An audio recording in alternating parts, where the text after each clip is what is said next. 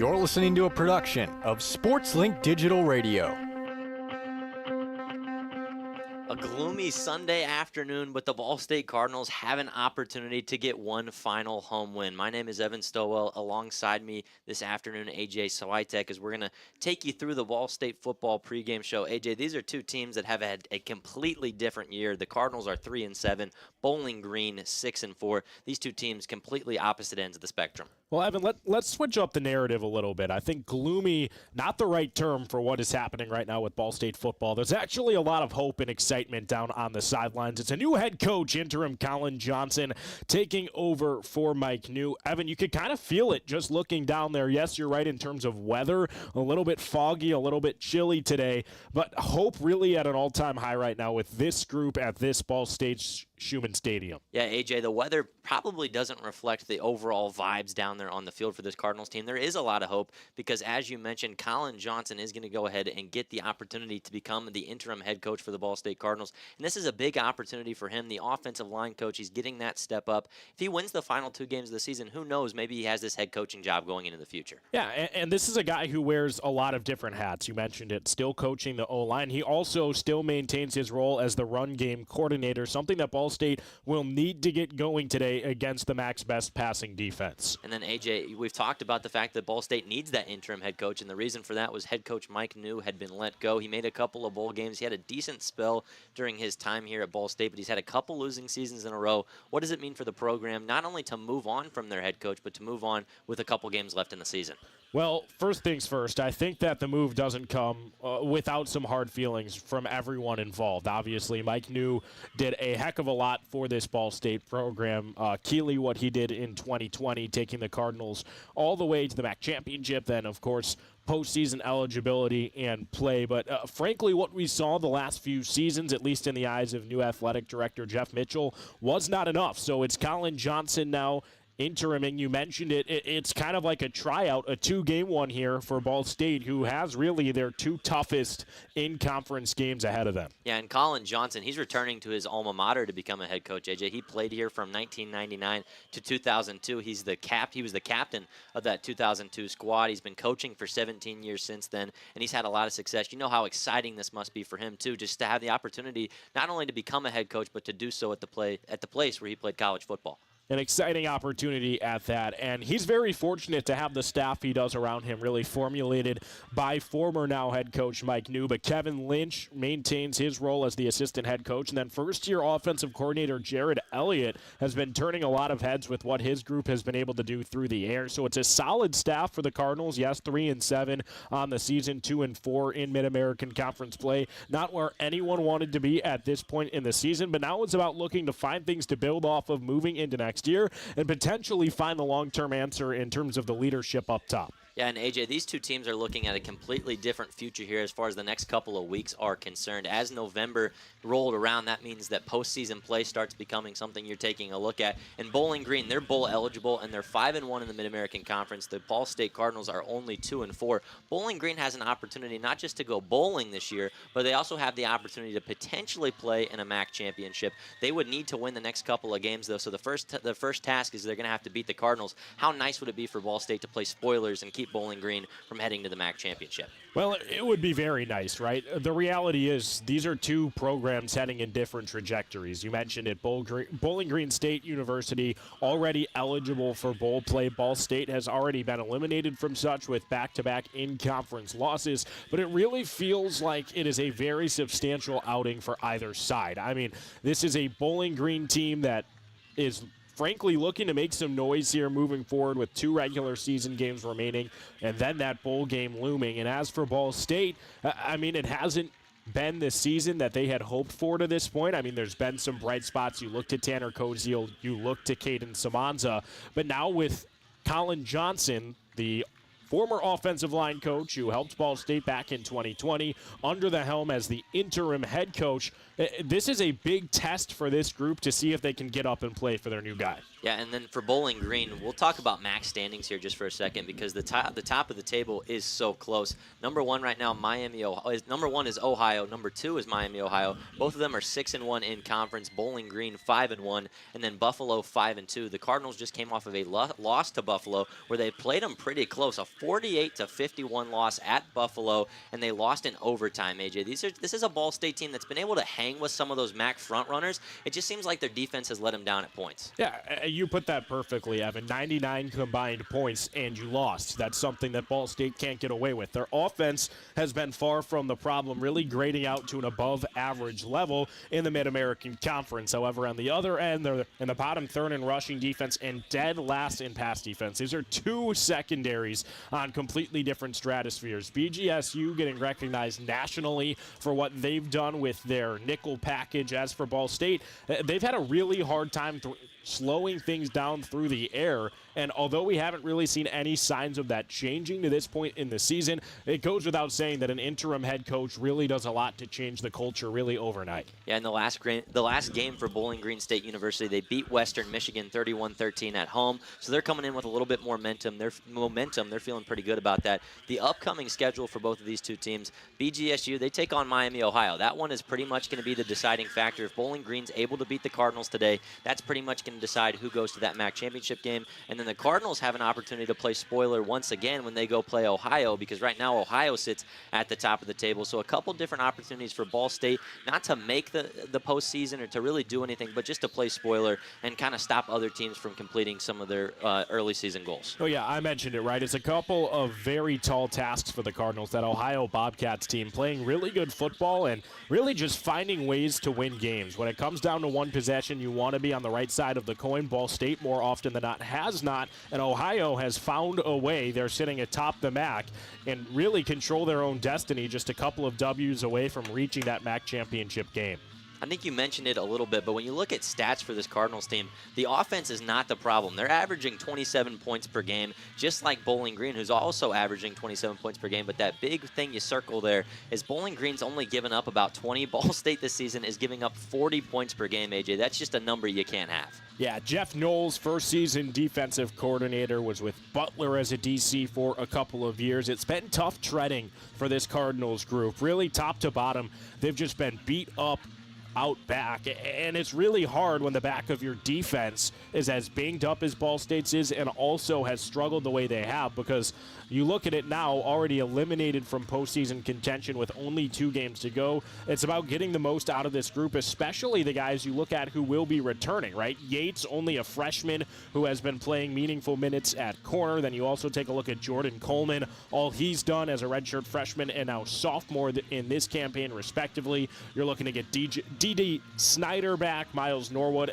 The back of this defense is a young group who is still finding their footing, but in order to ensure that there isn't roster turmoil and turnover, they've got to earn these jobs moving forward. So there's still a lot to play for a Ball State defense that has not played up to their standard in their 100th season. Yeah, and in a press conference earlier this week, Ball State President Jeff Mearns pretty much put it this simply. The Ball State Cardinals fired Mike New in the middle of the season because they're worried about recruiting. They're worried about the transfer portal and the way that things are going in college athletics these days. These last 2 games are an opportunity for the Cardinals to prove to some of their players and also potential recruits why they should still go to Ball State. It's hard these days to mention college football and college athletics at that without the mention of the transfer portal. It's just a very real aspect that we're witnessing not only in the Mid-American Conference, but really all the way up through the Power 4. There's just so much turnover, so many guys who are going into programs and leaving programs on one side and the other. So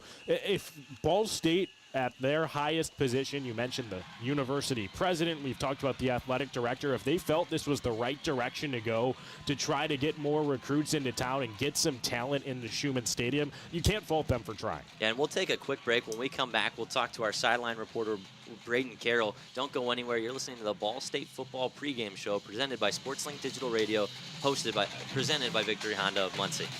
American Pest Pros is the official pest control partner of Ball State Athletics. We protect your home or business and guarantee year-round protection from insects and pests. Ask about our Ball State special, available to all Cardinal fans. Our pest control program is the safest and most effective in the industry. Even if you tried a different service and it didn't work, we'll fix your problem, guaranteed, or your money back. Visit AmericanPestPros.com. That's AmericanPestPros.com.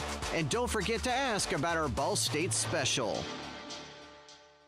Ball State fans, who needs batteries? Your locally owned Battery Masters have batteries for cars, boats, golf carts, cell phones, watches, key fobs, Papergo toys for kids, and more. Bring your rechargeable batteries back to life for drills, shavers, dustbusters, and more. All Ball State fans receive a free battery checkup. Just mention Charlie Cardinal. Battery Masters is conveniently located on the corner of Walnut and Centennial, next to Mini Trista. Check us out online at batterymasters.com. Go Cards!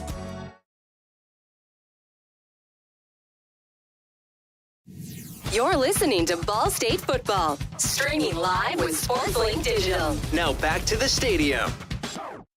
Yeah, welcome back here to SportsLink Digital Radio, presented by Victory Honda of Muncie for the Ball State Cardinals football pregame show. We'll throw it down to our sideline reporter, Brayton Carroll, who has a little bit more about these Ball State seniors. 14 student athletes will be honored today in thanks for their final game at Stadium. A list with Ball State stars top to bottom. Ethan Crow, Keon Newsom, Dom Mucciolo, Braden Sloan. I could go on. The Cardinal Walk today usually takes place 2 hours before kickoff, was pushed back an extra 15 minutes to give the players and fans more time to take in the moments before Senior Day. It's a special occasion and a national one, to say the least. Thank you for that, Braden and AJ. A final opportunity for these seniors to play here at home in Muncie. What does that mean for this group? Well, you mentioned the Cardinal Walk. On our way in, we got entangled in that. We weren't ready for the change time. A big thanks to the play-by-play today, who's currently producing, Jordan Climbs, keeping us safe. We were in a vehicle throughout the Cardinal Walk, but I'll tell you, we found ourselves out of position on the way in today, like a couple of noobs, Evan. But, you mentioned Senior Day. It's always so big, but it feels like it means the most monumentous in football with how big this roster is top to bottom. He mentioned he could keep going. There was 15 unnamed seniors there. Not everyone going to see the field, but it's really important to mention how influential of a group this has been for Ball State. Now, the true seniors who have been here since that 2020 season, the redshirt ones dating all the way back to 2019, they've really seen the development of this Ball State football program, who is celebrating their 100th season on the field today. Yeah, and AJ, just because we have a couple of minutes, let's talk about some keys to the game for Ball State. What do they need to do to take down Bowling Green? Well, I've alluded to it a little bit, but this Bowling Green State University defense is a no-fly zone. To help out a young quarterback, you have to get the rushing attack going. This Ball State rushing offense ranks 10th of 12 in the Mid-American Conference, averaging just under 115 rushing yards a game. That metric is not going to work if Ball State wants to play spoiler at home. They need to attack the ground early and often and win in the trenches, both offensively and defensively, to stand a chance against a really good Falcons team. On the other side of things, what do the Falcons need to do to take down the Cardinals? Well, we talked about the Cardinals kind of looking to avoid the BGSU strengths. For the Falcons, it's continuing what they've been doing and playing into those aforementioned strengths. They've got the best passing defense in the Mid-American Conference. They're allowing just north of 20 points per game. If they're able to hold Ball State to that number, I have a hard time believing that the BSU defense can do the same to Bowling Green's offense. So really,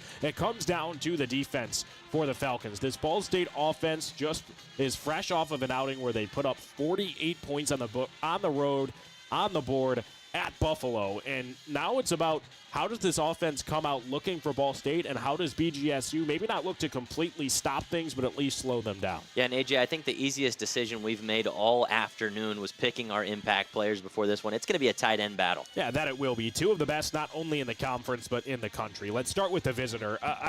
Harold Fannin Jr. is arguably the best tight end in the country. He stands at 6'4", 230 pounds. The junior from the birthplace of football, Canton, Ohio, 1,170 receiving yards. That's 4x anyone else on BGSU's squad. On the other side, Tanner Koziel, very special as well, a true safety blanket target for Samanza. Yeah, and AJ, we're going to go ahead and take a quick break. When we come back, we'll have Jordan Climbs and you on the call. The Ball State Cardinals host Bowling Green State University. Don't go anywhere. You are listening to SportsLink Digital Radio, presented by Victory Honda of Muncie. For the best stories, access, and coverage of Ball State sports, follow SportsLink on social media platforms Twitter, Facebook, Instagram, and Snapchat. Search @BSU SportsLink. American Pest Pros is the official pest control partner of Ball State Athletics. We protect your home or business and guarantee year-round protection from insects and pests. Ask about our Ball State special, available to all Cardinal fans. Our pest control program is the safest and most effective in the industry. Even if you tried a different service and it didn't work, we'll fix your problem, guaranteed, or your money back. Visit AmericanPestPros.com. That's AmericanPestPros.com. And don't forget to ask about our Ball State special.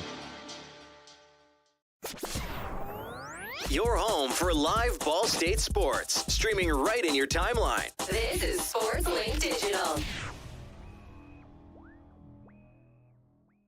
Ball State fans, who needs batteries? Your locally owned Battery Masters have batteries for cars, boats, golf carts, cell phones, watches, key fobs, pay-per-go toys for kids, and more. Bring your rechargeable batteries back to life for drills, shavers, dustbusters, and more. All Ball State fans receive a free battery checkup. Just mention Charlie Cardinal. Battery Masters is conveniently located on the corner of Walnut and Centennial, next to Mini Trista. Check us out online at batterymasters.com. Go Cards!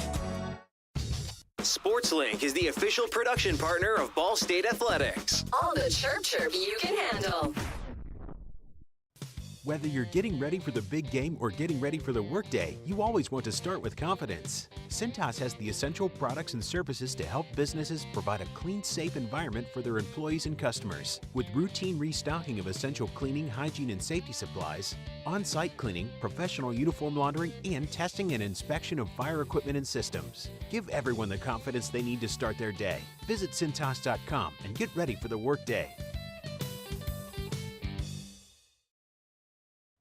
Whether you're getting ready for the big game or getting ready for the workday, you always want to start with confidence. Cintas has the essential products and services to help businesses provide a clean, safe environment for their employees and customers. With routine restocking of essential cleaning, hygiene, and safety supplies, on-site cleaning, professional uniform laundering, and testing and inspection of fire equipment and systems. Give everyone the confidence they need to start their day. Visit Cintas.com and get ready for the workday. The Hampton Inn of Muncie is the official partner of Ball State Athletics. Ask about our Ball State special, available to all Cardinal fans. The Hampton Inn is one of Muncie's finest hotels. Come enjoy our free breakfast, free Wi-Fi, and fresh Hampton beds waiting for you. Less than a mile away from Ball State campus.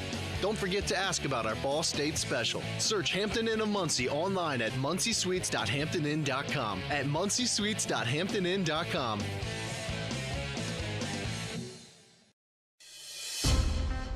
You're listening to a production of SportsLink Digital Radio.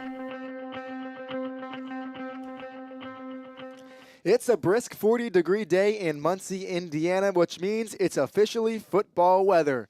Within the cloudy November air, we are set for a senior day battle from Schumann Stadium, where the Ball State Cardinals are set to host a high-flying MAC opponent in the Bowling Green Falcons. This Battle of the Birds gives the Cardinals one last shot to soar in front of their home fans, while the Falcons are fighting for their spot in the upcoming MAC championship game. We welcome you to Schumann Stadium. Jordan Climbs joined by AJ Switek, Braden Carroll on the sideline, and we have Evan Stowell producing this game as well. AJ, the final home game for Ball State on the year, senior day, a lot of excitement for the Cardinals, out of bowl contention, so a lot of people can look at this one and feel like there's not that much that is important to it. We're here to tell you otherwise. Still so much to go on in this game. Again, it's senior day, a beautiful day, and everyone just loves watching some football, right, AJ? Yeah, well, let's put it this way. 3 weeks from now, everyone would give anything to watch some college football, right? The reality is you wait all year long for this. You can't take any of the games for granted, whether if you're 3-7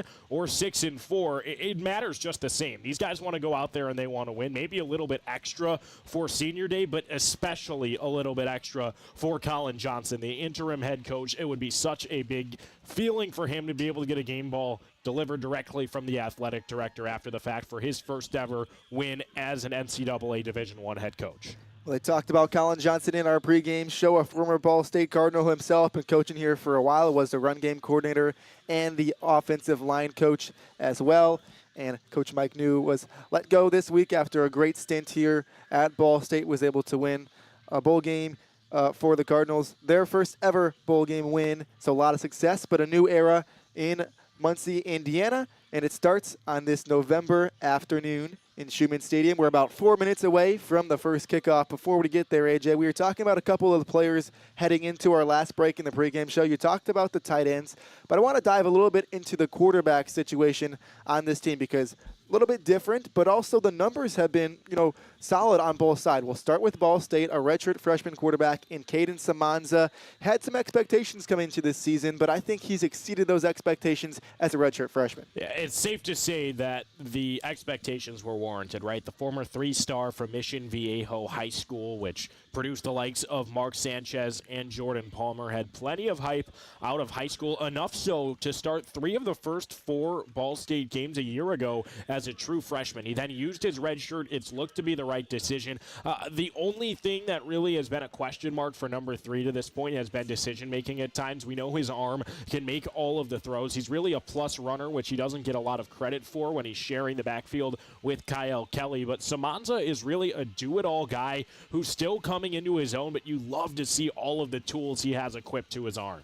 And on the Bowling Green side, they have a great quarterback at the helm as well in Connor Bazelak. Yeah, totally different story. This is a true senior, 6'3", 225, Dayton, Ohio native. Just so smart with the football. 13 touchdowns to 4 interceptions. Good for a 145.8 QBR. Jordan, he's completing 68.2% of his passes. When Bazelak lets the ball go, you know that he's trying to find an open option. He's not one to really throw the 50-50 ball, trust his arm more than the defense. He's a very smart distributor of the football, and I think that the name game manager has been given the wrong connotation nowadays. Not everyone can manage a game, but Connor Bazelak can. Well, you're managing a game, especially when you have a running back as good as the Falcons do in Terrion Stewart. He's been so great this year for the Bowling Green Falcons. Had 150 yards last game, 824 yards in the season. This guy is just a bowling ball. He will not go down. He's consistently breaking tackles. We'll hear more and talk more about him as the game goes on. But we were mentioning something in the pregame show. We want to give the stripes to the tight end in this game. And, AJ,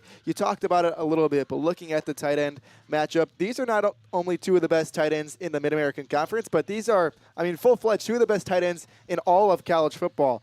Looking at Tanner Koziel and Harold Fannin for the Bowling Green Falcons. Fannin second in the nation in receiving yards per game this year, and Koziel is not too far behind there. He's 4th in the nation in receptions this year with 79. He averages just under 8 receptions per game, Tanner Koziel does. So these are 2 tight ends that both squads are going to go to a lot. We're going to see a lot of big man action, and I love a good tight end, AJ. How can you not? Bowling Green State University loves a good tight end. They run heavy package more than anyone in the Mid-American Conference, really almost exclusively run out of 21 personnel. And you mentioned it, Tanner Koziel and Harold Fannin Jr. are the first options in their offense. Not something you see often in the modern game of football, but these are 2 guys now who have really confirmed the fact that their career is not done at the FBS level. I think both Koziel and Fannin are likely anticipating hearing their names called in April. I know that there have been plenty of scouts in attendance for Ball State, both during games and practices this season, due to Tanner and his unteachable 6'7", 240-pound frame. And on the other side, Fannin really projects as more of a true receiving weapon at tight end. But you look at what Todd McShay has these guys at. These are 2 top 6 tight ends in the NFL draft, according to a really reputable analyst. That is something alone that makes this game a spectacle that's must-see TV, and in this case, must-listen radio. Well, you talk about the scouts that are here for this game, and of course scouts at every game trying to get things and see what everyone looks like, but the scouts specifically for the tight ends, I could say probably for certain there's never been this many scouts at Ball State or Bowling Green specifically scouting the tight end position with 2 guys who are such studs in Koziel and Fannin all in one game. We got a lot of fun to come. The coin toss did happen, and so we are just moments away from the first kickoff from Schumann Stadium. Again, Jordan Climbs joined by AJ Switek, Braden Carroll patrolling the sidelines, and Evan Stowell, our producer for today, was already on our pregame show, and you'll see him again at halftime. But we got time until then. It will be the Cardinals to receive the opening kick. starting on the right side of the field. We will be working from right to left. And Bowling Green will be kicking from left to right.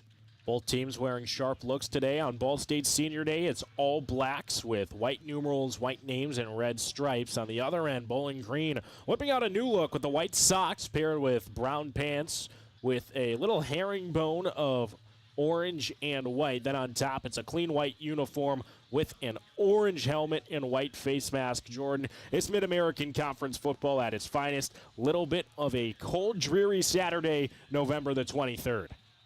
Well, here we go. It's Zach Long kicking away from left to right, and the dangerous Malcolm Gilly back deep for the Cardinals. Let's get some action underway. The kick is up, and Gilly can receive it. No, lets it go over his head into the end zone for a touchback, and so the Cardinals will start with the ball, and we get to see the first look at this Cardinal offense. All eyes on Caden Samanza. Let's see how first-year offensive coordinator looks to get him involved in this offense early today. We've seen trickery out the gates. We've seen really anything under the sun from this Ball State offense. They keep teams on their heels on the opening drive. I'd like to see number 3 air it out. Samanza first in the MAC in pass yards per game this year. He lines up in a shotgun with Sloan lined up to his right hip. Going to pass on first down, looks quickly to Koziel, and he gets to the 25-yard line on the near side on the quick out route. A good gain on the first down play. They'll give him maybe about 1 or 2 yards. But like we said, we're going to see a lot of these tight ends early. We saw Koziel right off the bat. I actually like that play call. Maybe it doesn't show up on the stat sheet, about 1.5 yards, but get Samanza into the flow of the game, get his leading receiver also acclimated, and now it kind of opens things up on 2nd and 9. Koziel going to pass again, and the shotgun has time. Throws over the middle, and it is deflected at the line of scrimmage. Could not get to Koziel, who was coming across the middle of the field, would have had room to run, but it was knocked down by a big man on the D-line. Big Dontrez Brown up the middle. The defensive tackle stands at 6'3", 300, used every bit of that frame. The senior from Fremont, Ohio, really just stopped a first down. Justin Bowick was running open over the middle. Samanza had him on a timing route, but the defensive tackle had different plans, got a club to it, and it will quickly be 3rd and long for the Cardinals backed up inside their own territory. It is 3rd and 9 from the Cardinals, 25-yard line. Samanza steps up in the pocket, going to take off and go. Pressure is there, puts the nose down, tries to dive forward. Needed to get to the 40 or 35-yard line and only got to the 34, so 1 yard short. And they will send out the punting unit for the Ball State Cardinals. A quick 3 and out. Decisions. I do think it's the right call here, however, to bring out the punting unit. Jordan Samanza tried to do it himself, didn't like what he saw downfield, but I like how he kept those eyes there until the last possible instant, really gave his guys as long as humanly possible to get a chance to get open.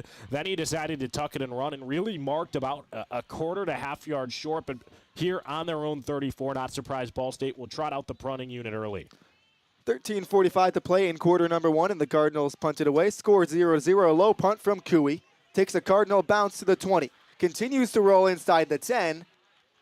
And stops at the 8-yard line. Now to the 7, where the Cardinals down it. So a great punt by Brian Cooey after a 3 and out from the Cardinal offense. And now we get the first look at this Bowling Green Falcons offense. Well, before we pivot to that, let's give the special team some love. You called it a Cardinal bounce. That may have been an understatement. That thing was a line drive that took its first bounce at the BGSU 35, but it had the right spin on it to wind up all the way inside the 10. Call it the 7-yard line where they'll set up on the near hash. Great field position for the Cardinals defense, who really get to play with, instead of their backs to the wall, they really get to be the aggressor here and try to set and implicate their tone on their opening set. We'll see what tone the Falcons can put out there. Ball on the 7-yard line of Bowling Green, backed up deep. Handoff goes to Stewart up the middle, trying to find some room. Can go nowhere. Gets back to the line of scrimmage right up the middle and nowhere else to go. Brought down by a crew of Cardinals for no gain on the first down run. Yeah, good job wrapping up the middle there. It looked like Riley Tolsma, the graduate student, got there first. The first-year transfer from the D2 Hillsdale College, where he spent 4 seasons, has quickly blossomed into a full-time starter here for Colin Johnson's crew. So now 2nd and 10, still at the Bowling Green 7-yard line. Falcons moving from left to right. Stewart was lined up in the backfield. That was Patterson. He motioned out. Now quick throw to Johnson, far side out of the backfield. He has room in the flat and is tackled by George Udo on the far side sideline at the 12-yard line. A gain of, they'll say, about 4. That was some really, really creative play calling. 3 running backs in the backfield, one to either hip of Bazelak, then one as a single setback behind him. Then you get motion going from right to left. It gets room for the legs to churn before the ball is even delivered. Helps get about halfway to the stick, so it'll be 3rd down and 5 here as it looks like they go to a spread look. From the Falcons' 12-yard line, 12:24 to play in quarter number 1. We are still scoreless. Bowling Green moving from left to right. Bazelak lined up in the shotgun. He's going to pass. Looks over the middle of the field. He has his receiver, and it is caught by Harold Fannin, the star tight end. 2nd in the nation in receiving yards per game this year. We see him early. We see him move the chains right off the bat in that 3rd down conversion. Soft coverage from the Cardinals, who did a good job on 1st and 2nd down to leave themselves in a solid spot, 3rd and 5. Jordan Coleman just a little late to crash down from his free safety spot, left an open man running, who ultimately got a few after the catch. Call it 1st and 10. From the 20-yard line of the Falcons, Bazelak stands in the shotgun. Has Stewart in the backfield. Fakes the run to him. Going to throw near side on the out route. He has his receiver open, and it is Rakeem Smith. The first time we've seen him today on a quick out route. They'll give him 6 on the near side. Some good timing. Able to find number 16.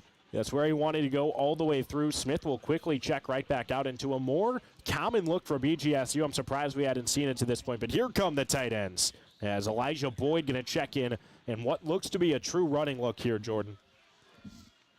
And it's Bazelak under center.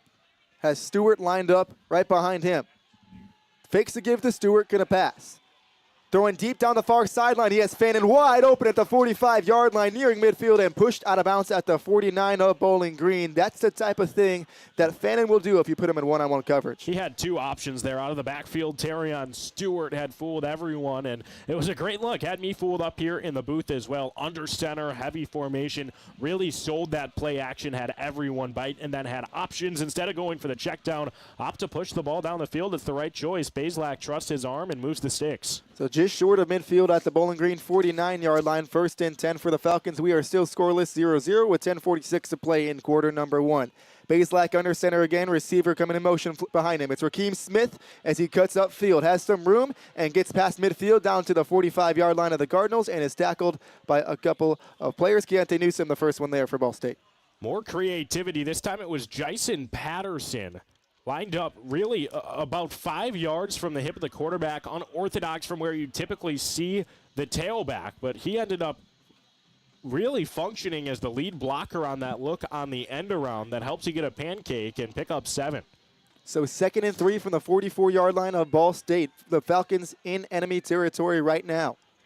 Bazelak in his shotgun has Patterson lined up to his left hip. Fakes to give to Patterson, going to look to pass. Throws near side, has a wide open Johnson. Johnson puts a move down on Stemler, but Stemler able to wrap him up just short of the 6. Needed the 41 for the first down. He gets to the 42, so it'll be 3rd and 1. That is phenomenal open field tackling from Stemler. Left one-on-one. If he misses that look, it's probably a pickup where you see the wideout maybe rumbling all the way to the end zone. They left number 21 on an island. He had the answers and now forces 3rd down. 3rd and 1 from the 42-yard line of Ball State. This could be 4-down territory for the Falcons, but first, 3rd down, 9:26 to play in quarter number 1. We are still scoreless as it is Bazelak in a shotgun and has Stewart lined up behind him. The give is to Stewart. The big man bounces off a couple of tackles, excels forward, able to get the first down with the 2nd effort.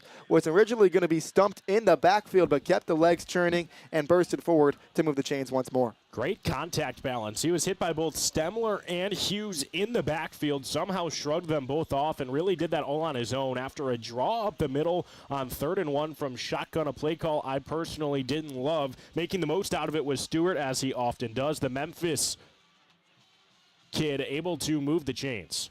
So 1st and 10 from the 39-yard line of the Cardinals. 8:44 to play in the first quarter. Bazelak hands it off to Stewart. No, throws far side on the screen pass. Has the receiver Johnson. Puts a stiff arm on Udo, and he's able to near another first down on the far side play with the screen pass. And they're going to say a first down, so they move the chains. Ball spotted at the 28-yard line of the Cardinals. Malcolm Johnson there on the catch. I mean, it looks methodical. Ball State having a hard time stopping these early down plays from the Falcons. This time it's just a simple, quick hitter that's able to move the sticks as now they're knocking on the door of the red zone. Call it the Ball State 28. and draining clock on the way. 8:09 to play in quarter number 1 for the Falcons on offense. The handoff goes to Stewart, right side. Has some room, cuts it upfield at the 25-yard line, and is able to fight for more yards and get to the 20-yard line. That's 2 yards short of the line to gain, so 2nd and 2 from there, but a good run by Stewart. Partner, it's going to be a long day if Ball State continues to let Terrion Stewart bounce off of initial contact. Something he's been so good at all year, Terrion Stewart, averaging 5.84 yards per carry this year. That would be the highest in Bowling Green history. Beat me to it. 7.5 to play in quarter number 1. We are still scoreless as Bazek in the shotgun. Flips it forward, has his tight end. Flag comes down as it is Jacob Harris who rumbles forward for a first down inside the 10 to the 9-yard line, but hold everything. There's a flag right where the quarterback was standing. I think that's going to be a holding on the interior offensive line. It looked like Jake Burns held on for a moment too long. Holding, number 65, offense. 10-yard penalty from the previous spot. Remains first down. Hey, Jay, you're right. It was a holding on Jake Burns, the right guard for the Bowling Green Falcons, so that backs them up. Now it's 2nd and 12. And he stuck his arms up in the air like he hadn't done anything, but it's really hard to get away with it when you're holding onto a shoulder pad like that right in front of the line judge, going to get called every single time. So what was a really nifty play call ultimately moves things backwards, as now again it's 3 setbacks alongside Bazelak. From the 30-yard line, handoff goes, nope, Bazelak going to keep it on the keeper far side, gets to the 20-yard line inside the red zone, down to the 19-yard line, right where the ball was originally spotted. And so now it's going to be 3rd and 1 from the 19. A great play by Bazelak that tricked everybody. What a fake. I mean, it had both of us looking the wrong direction. He really sold that give up the middle to Stewart. Instead, it was a triple option where he's moving to the left, had the option to flip things to Patterson, kept it himself. Right decision, 3rd down and inches from the 19, upcoming. Under center is Bazelak, has the big back Stewart in the backfield, but Bazelak going to keep it himself. Goes up the middle and plows forward for a first down with some help of his big offensive lineman. So they move the chains as now the ball spotted at the 17-yard line of the Cardinals with 6.5 to play in quarter number 1. We are still scoreless. I'm loving this physicality established by the visitor on their opening possession, starting inside their own 10, now all the way down inside the Ball State red zone. And you mentioned that size and physicality up front. It's really hard to stop a QB keeper, period, right now with the state of football. Even tougher when you have Alex Pageant snapping the football. 6'6", 330 inflicted his will on that one. So 1st and 10 from the 17-yard line of the Ball State Cardinals, as now whistles blowing a timeout taken by Bowling Green as the play clock was down to 5 seconds. The first timeout for Bowling Green at 6:04 to play in quarter number 1. But this might stall a really good drive for Bowling Green right now. They've been able to move the ball down the field at will, picking up a couple of third down conversions on the way. This is a big moment for Ball State's defense. They were gifted a field position they could only dream for, starting a drive inside of the opponent's own 10, forcing them to drive all the way down the field, and that's exactly what the Falcons have done. They've taken matters into their own hand and pushed things to the red zone. Jordan, this feels like a very monumental moment early in the game between a very stout Bowling Green State University offense and a Ball State defense that entering today has plenty of question marks, but they have a chance to flip that narrative if they could force 3 and get their offense back on the field. And it's a defense that has gotten better throughout the years. We saw it in the Vanderbilt game. Bend but don't break defense. The offense moving down the field. We'll see if the Cardinals can get to stop in the red zone. But before then, we'll take a timeout with the Falcons, who just took a timeout in the field. We'll be back in a matter of moments. But until then, don't go anywhere. You're listening to SportsLink Digital Radio, presented by Victory Honda of Muncie. American Pest Pros is the official pest control partner of Ball State Athletics. We protect your home or business and guarantee year-round protection from insects and pests. Ask about our Ball State special, available to all Cardinal fans. Our pest control program is the safest and most effective in the industry. Even if you tried a different service and it didn't work, we'll fix your problem, guaranteed, or your money back. Visit AmericanPestPros.com. That's AmericanPestPros.com. And don't forget to ask about our Ball State special.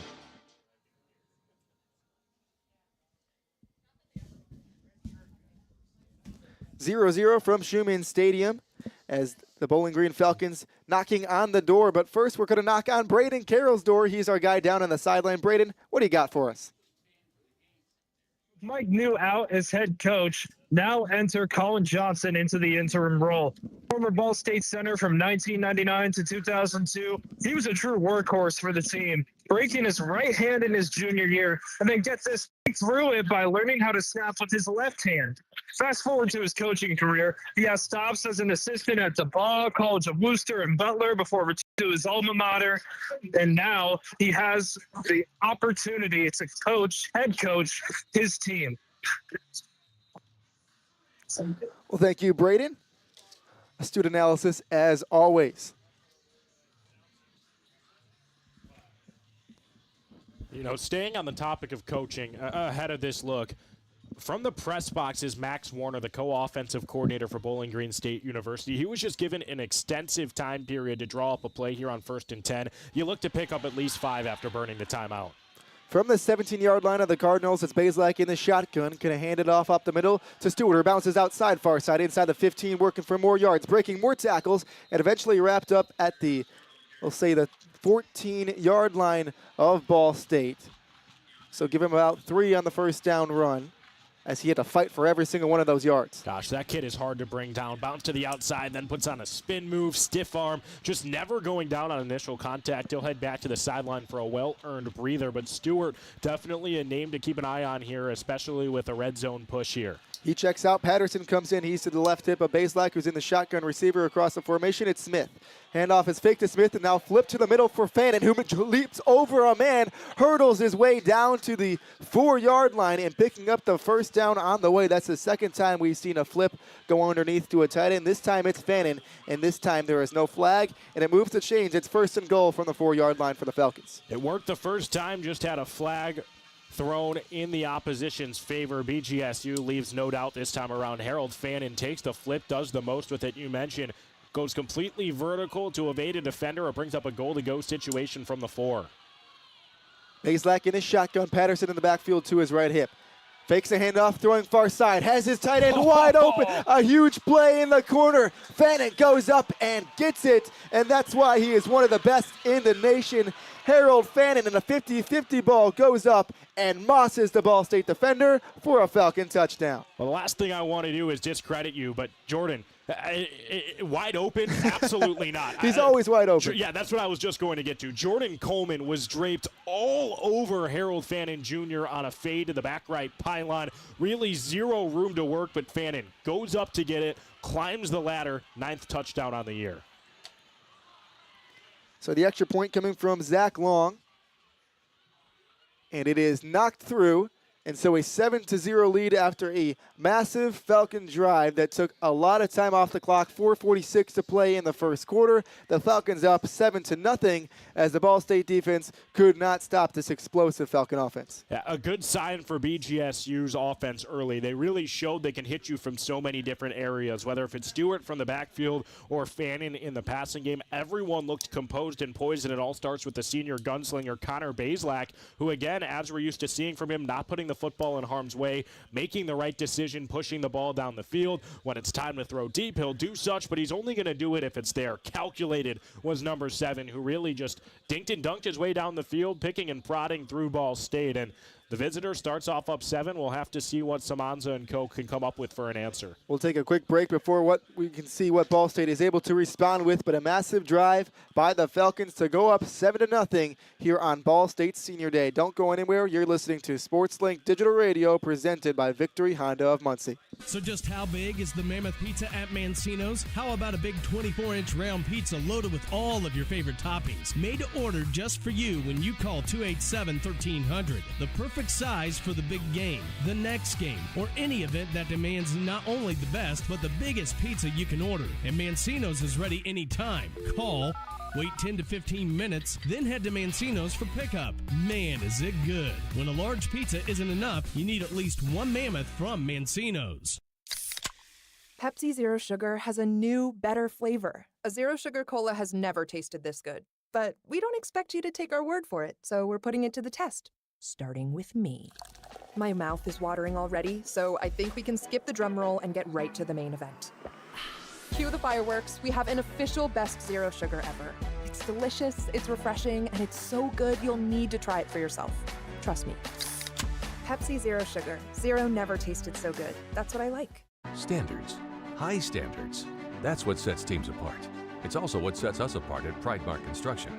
We're not alone in holding our standards high. Ball State University is among those who do. That's why we're proud to sponsor the Ball State Athlete of the Week. High standards in everyday performance is everything in sport, as well as business. Join us in our pursuit of excellence. Join Pridemark Construction for your next building project and in our support of Ball State University's Athlete of the Week. Hey, this is Tanner Koziel, junior tight end here with Ball State Football. Thanks for tuning in to SportsLink Digital Radio presented by Victory Honda of Muncie. This is your home for all things Ball State football. Koziel, one of the best tight ends in the nation, but it was the other tight end and also one of the best in the nation in Harold Fannin, who capped off a big Bowling Green drive that went 8 minutes and 44 seconds with a 4-yard touchdown grab in the right corner of the end zone, where he went up and got it on a 50-50 ball, what he's been doing all year. That's why he's one of the best in the nation. It's 7-0 in favor of the Bowling Green Falcons with 4:46 to play in quarter number 1. As we're set for the kickoff, we'll see what Ball State can do on its second possession of the afternoon. Long sends it from left to right. Gilly back deep. Lets this one go over his head again, and so another touchback for the Ball State Cardinals. This is a big moment for this Ball State offense. The defense has to be gassed. They were just on the field for a 93-yard drive. I'd like to see some first downs strung together here from Jared Elliott's group. After going 3 and out to start the day, you get the sense that this is a pivotal moment, right? Down by 7, the defense just watched so much time dribble away. You've got to help them out by giving them some time to breathe and trying to put together an extended drive here. First and 10 for the Ball State 25-yard line after the touchback. Samanza in the shotgun has Sloan lined up directly behind him. The give goes to Sloan. Sloan trying to find some room, runs into a wall of men and gets maybe 2 yards on the first down run. Got to the 27-yard line, right in between the hashes. That's what it's going to be about today. If Ball State wants to hang around and try to knock off one of the MAC's best, they've got to find some room in the trenches. Not there, but I like to see them at least getting the run game involved. After 3 straight dropbacks for Samanza led to a 3 and out, they get Sloan into the pace of the game. He goes back to the sideline, and here is a big moment. 2nd down and 9, Samanza's going to be in the shotgun. And now whistles blow, flags fly in. That's definitely a false start, Jordan. It looked like everyone had started moving before Ethan Crow, the center, snapped the football. We'll see what the call is. It is 2nd and 9, and a Cardinal down on the field as well. Looks like Christian Abney, their tight end.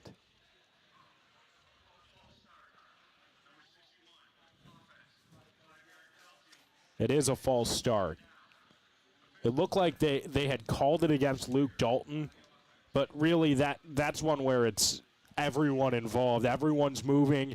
The football gets snapped with so much velocity behind it because the center realized he was off on the snap count. That's just the kind of mistake that can't happen, especially at a moment in a game where you're struggling to move the football early. Now going to put yourself behind the sticks at 2nd and 14 as really all attention is on Christian Abney, who's still down on the field, and you have to hope all is well with him. Well, it's a 7-point lead for the Falcons after a big Bowling Green drive to start off things for the Falcons. We'll take another quick break as Abney's still down on the field for the Cardinals. We'll be right back here on SportsLink Digital Radio, presented by Victory Honda of Muncie. American Pest Pros is the official pest control partner of Ball State Athletics. We protect your home or business and guarantee year-round protection from insects and pests. Ask about our Ball State special, available to all Cardinal fans. Our pest control program is the safest and most effective in the industry. Even if you tried a different service and it didn't work, we'll fix your problem, guaranteed, or your money back. Visit AmericanPestPros.com. That's AmericanPestPros.com. And don't forget to ask about our Ball State special. Ball State fans, who needs batteries? Your locally owned Battery Masters have batteries for cars, boats, golf carts, cell phones, watches, key fobs, pay-per-go toys for kids, and more. Bring your rechargeable batteries back to life for drills, shavers, dustbusters, and more. All Ball State fans receive a free battery checkup. Just mention Charlie Cardinal. Battery Masters is conveniently located on the corner of Walnut and Centennial, next to Mini Trista. Check us out online at batterymasters.com. Go Cards! Hey, this is Caden Samanza, redshirt freshman quarterback for Ball State football. You're listening to SportsLink Digital Radio presented by Victory Honda of Muncie. Second and 14 for Ball State. A 7-0 lead for the Bowling Green Falcons as there was an injured Cardinal on the play. He's now off the field. It was Christian Abney. We'll go back down to the field, though. We have Braden Carroll tell us a little bit more about the All-Century team. Thanks, guys. During that break, the PA announcer was announcing the All-Century team. Just a few members, and, man, it is stacked. The quarterback, Nate Davis, a star from the 2006 to 2008 years. Timmy Brown, a Eagles Hall of Fame running back. Willie Snead, a wide receiver. There are sure to be many more names. So much history in the 100 years of Ball State footballs, and so many fantastic names. Well, thank you, Braden. Always good to recognize some old faces and people that have built this program into what it is today. Again, as he said, the 100th year of Ball State football in this 2024 season for the Cardinals, and so a lot to celebrate for Ball State throughout this whole year to bring back old faces. We see a couple of them probably in the stands today, as it's a good crowd tonight for a brisk day in November. Trying to show up for the Cards in their last home game of the 2024 campaign. And the Cardinals offense trying to show out on the field. Went 3 and out on the first drive, AJ. Now 2nd and 14 after a false start penalty on the 2nd and 9 play. So the ball at the 21-yard line of Ball State. This is vital for the Cardinals to pick up a first down and try to drive down the field. The pre-snap movement really going to nip the Cardinals in the butt here. They wanted to establish a rushing attack. We've only seen one give, a pickup of 2 for Braden Sloan. Now on 2nd and 14, trailing by 7 on home on your senior day. It's hard to imagine Ball State can go back to the run, so it's a passing situation they forced themselves into. The redshirt freshman's going to have to show up and deliver a strike. It is Samanza alone in the backfield, 2 receivers each side of him. Gets the snap, throws quickly far side, has Koziel open in the flat, evades 1 tackle and dives to the 25-yard line, right near where the original line of scrimmage was, and gets back to the 26-yard line. A 3rd and 9 play coming from there for the Cardinals. Yeah, called a pickup of 5, and maybe not perfect, but it helps Caden Samanza at least make this a more manageable look on 3rd and long. It's always better to at least be within the sticks. He's going to have to get creative. Can't go to a flat here. 3 and out, not an option for the team rocking their All Blacks at home. It's Pemberton in the backfield with Samanza. Samanza throws quickly far side. Has a receiver open. It's caught by Pickett right at the line he needed to get to. Needed the 35, got the 36. So move the chains for the Cardinals on the far side of the field. It was Pickett who brought it in and scampered out of bounds. That's what I've been waiting to see from Caden Samanza. The rhythm, the timing. That's what you look for a quarterback at the next level. That's a next level throw. Just left it where only his guy could get it. And the ball leaves Samanza's hand well before the receiver's even into his break. Threw it to a spot on the sideline on the money. Moves the sticks. Perfect stuff to open up the playbook on first down. Samanza looking to pass again. Has pressure coming. And he will be taken down in the backfield. Nearly got that one off, but Dontrez Brown had other plans. He gets a sack, his 2nd sack of the year. We get another look at it on the board. Dontrez Brown was involved. I want to say, however, that's Devontae Miles, the sophomore, who just got his 1st sack on the year. So it was Miles, and so good call on that, AJ.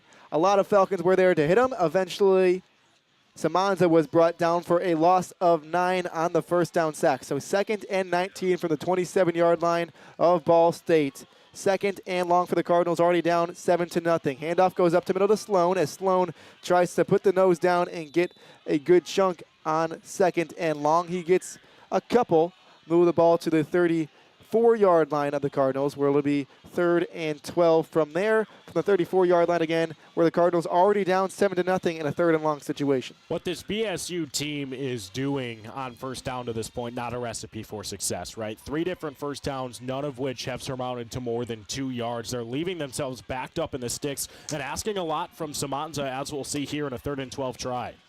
He's got Pemberton lined up in the backfield. Now he moves forward. Alone is Samanza and looking to pass in 3rd and long situations. Throwing deep down the middle of the field. Has Pickett open, and it goes over his head. Just a little bit too much air under that ball. Pickett was standing at the 20-yard line when that one hit the turf. So 4th and 12 after they could not convert on the long pass. The Cardinals forced a punt, and it looks like a lineman down for Ball State. Can't get a number on him at the moment. But again, 4th and 12. The Falcons already up 7-0 with 1:35 to play in the first quarter. And another loss for the Cardinals, at least at this moment, with a big offensive lineman down. As you said, tough to ID who that is from our vantage point. Seriously in a lot of pain. And Samanza, revisiting that third down play, felt the pressure and maybe let it go a little bit too early. Had he just waited a tick, you mentioned it, the receiver was running open behind the defense for what could have been a huge pickup. Instead, Samanza tried to do it all with his arm, left it long. We will see the Falcons taking the field yet again for offense to try to pour on to their already 7-point lead. But the big storyline here, Ball State just surmounted a single first down and saw 2 injuries to go alongside it. 2 big men up front. Christian Abney has yet to re-enter the game, the primary blocking tight end, and now it looked like someone on that right side of the offensive line went down, and he's still being attended to by the training staff. So again, 4th and 12 for the Cardinals after this injury. Already up 7-0 are the Falcons. Have an explosive offense. We saw it on the first drive. Again, it was an 8-minute and 44-second drive that went a long way down the field, 93 yards for a touchdown, capped off by the star tight end in Harold Fannin. As we continue to await the injury here, we'll take a quick timeout and come back in around 60 seconds for more Ball State action taking on the Bowling Green Falcons. You're listening to SportsLink Digital Radio presented by Victory Honda of Muncie. Whether you're getting ready for the big game or getting ready for the workday, you always want to start with confidence. Cintas has the essential products and services to help businesses provide a clean, safe environment for their employees and customers. With routine restocking of essential cleaning, hygiene, and safety supplies, on-site cleaning, professional uniform laundering, and testing and inspection of fire equipment and systems. Give everyone the confidence they need to start their day. Visit Cintas.com and get ready for the workday. The Hampton Inn of Muncie is the official partner of Ball State Athletics. Ask about our Ball State special, available to all Cardinal fans. The Hampton Inn is one of Muncie's finest hotels. Come enjoy our free breakfast, free Wi-Fi, and fresh Hampton beds waiting for you. Less than a mile away from Ball State campus. Don't forget to ask about our Ball State special. Search Hampton Inn of Muncie online at munciesuites.hamptonin.com. At munciesuites.hamptonin.com.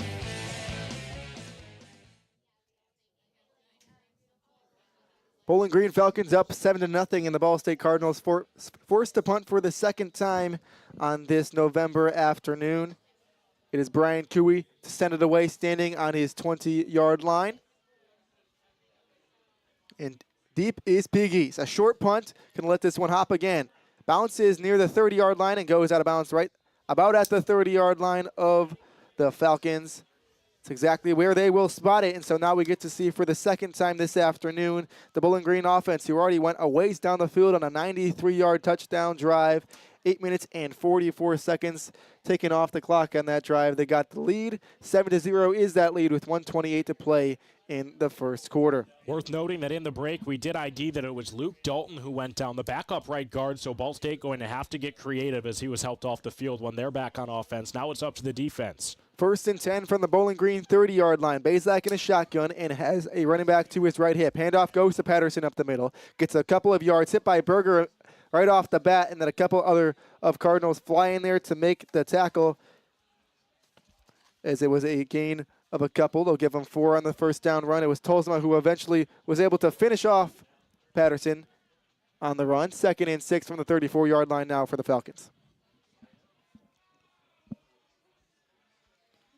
Quickly to the line of scrimmage. Bazelak in the shotgun again. Has Patterson again to his right hip. 2 receivers out to his right and 1 out to his left. Fannin lined up on the right side as well. The star tight end we saw already score 1 touchdown.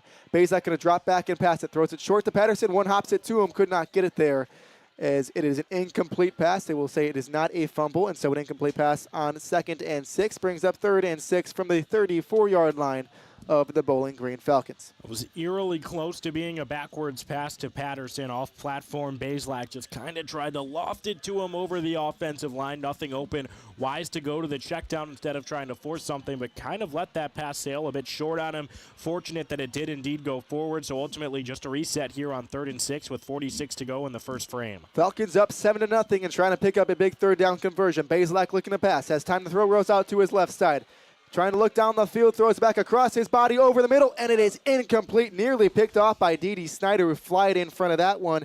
Intended for Malcolm Johnson, the wide receiver. Incomplete. That brings out the punting unit for the first time today for the Bowling Green Falcons. A great stop for the Cardinals. And that's just perfect defense from D.D. Snyder. So much time for Connor Bazelak, who rolled out to his left, uncomfortable, trying to throw across body, but really sticky coverage across the board. Jordan Coleman was left one-on-one with Harold Fannin Jr. He did his job, and then guarding Finn Hogan, it looked like, was Ty Baldwin. Across the board, this Ball State defense just did their job and are going to force a punt, really highlighted by what D.D. Snyder did to force that pass breakup. And the first time we've seen the punter, John Henderson, today for the Bowling Green Falcons. He boots it away up the middle of the field.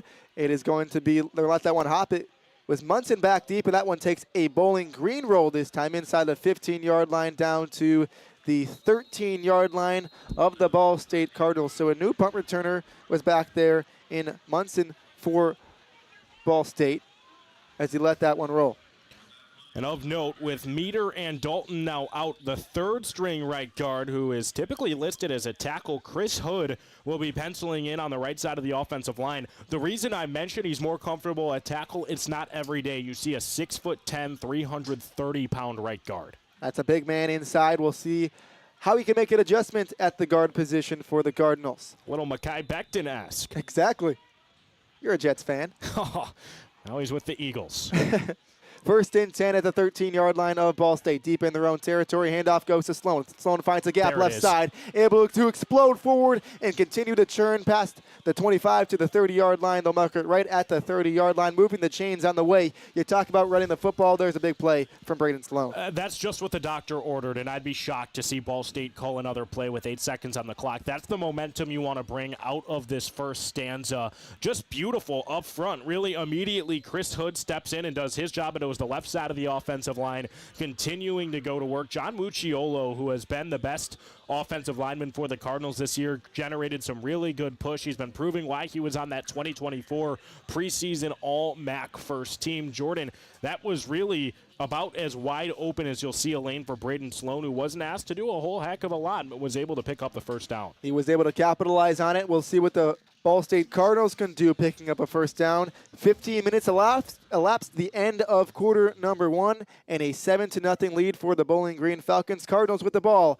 After the break, we'll be back for more second quarter action. Don't go anywhere. You're listening to SportsLink Digital Radio, presented by Victory Honda of Muncie. For the best stories, access, and coverage of Ball State sports, follow SportsLink on social media platforms Twitter, Facebook, Instagram, and Snapchat. Search @BSU SportsLink. American Pest Pros is the official pest control partner of Ball State Athletics. We protect your home or business and guarantee year-round protection from insects and pests. Ask about our Ball State special, available to all Cardinal fans. Our pest control program is the safest and most effective in the industry. Even if you tried a different service and it didn't work, we'll fix your problem, guaranteed, or your money back. Visit AmericanPestPros.com. That's AmericanPestPros.com.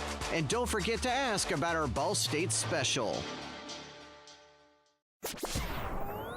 Your home for live Ball State sports, streaming right in your timeline. This is SportsLink Digital.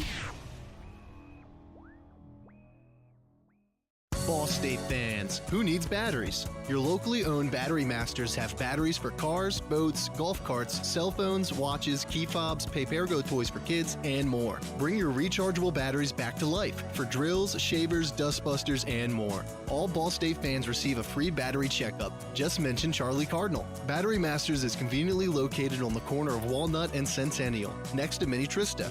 Check us out online at batterymasters.com. Go Cards! SportsLink is the official production partner of Ball State Athletics. All the chirp you can handle.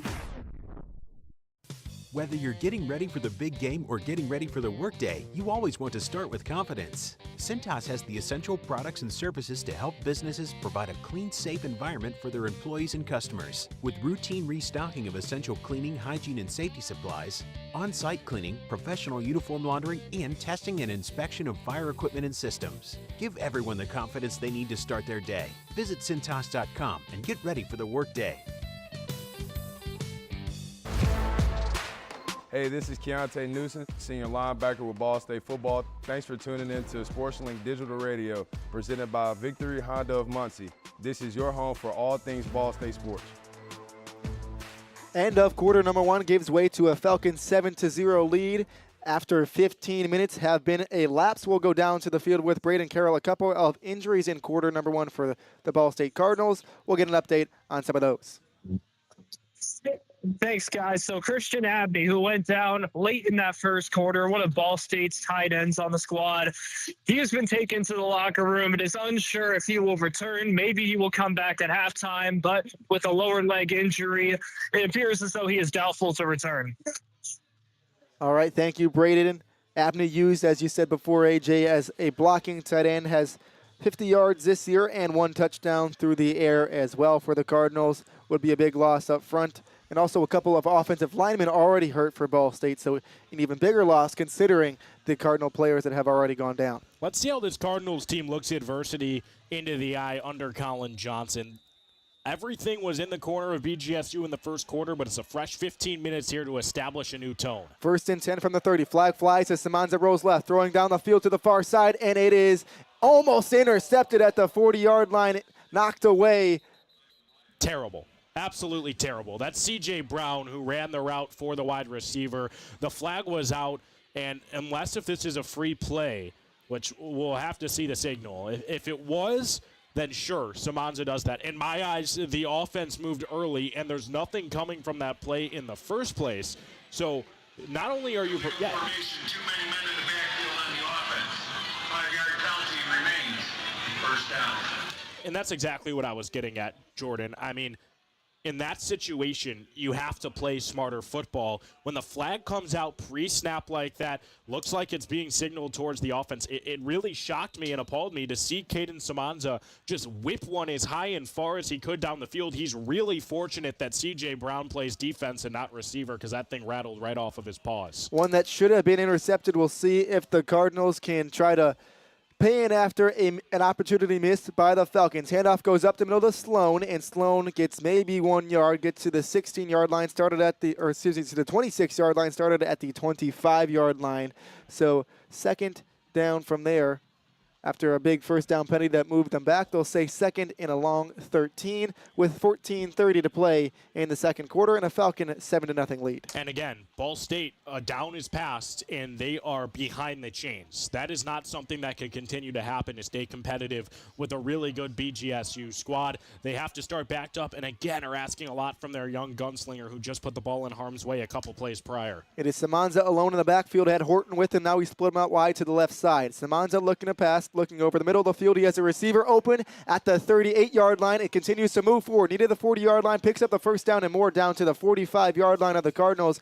A big play on 2nd and long to find his open receiver and move the chains. And that was Patel filling in for Christian Abney. We don't see him often, the 3rd tight end for the Cardinals.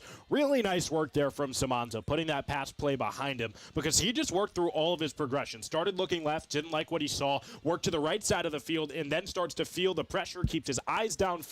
At the last moment, his safety valve in the tight end goes on a little check release route on the streak, wide open over the middle. Caden Samanza moves the chains big time here. Now let's see if this team can establish a presence on first down, something that's been lacking in this contest. Cardinals nearing midfield at the 45-yard line. Handoff goes to Pickett on the end around, and he gets blown up in the backfield, tackled at the 42-yard line. A loss of 3 on the reverse play for the Cardinals, a play that has worked a lot for Ball State, getting the ball to Cam Pickett in the open field. This time it was sniffed out by the Bowling Green defense. Just nothing going to this Ball State first down offense. They're right back to a 2nd and 13 situation. Samanza's bailed them out a couple times. This is just not a recipe for success. I find it really hard to believe that Ball State is happy with how their offense has looked to this point. So 2nd and 13 from the Cardinal 42-yard line, and Samanza goes down.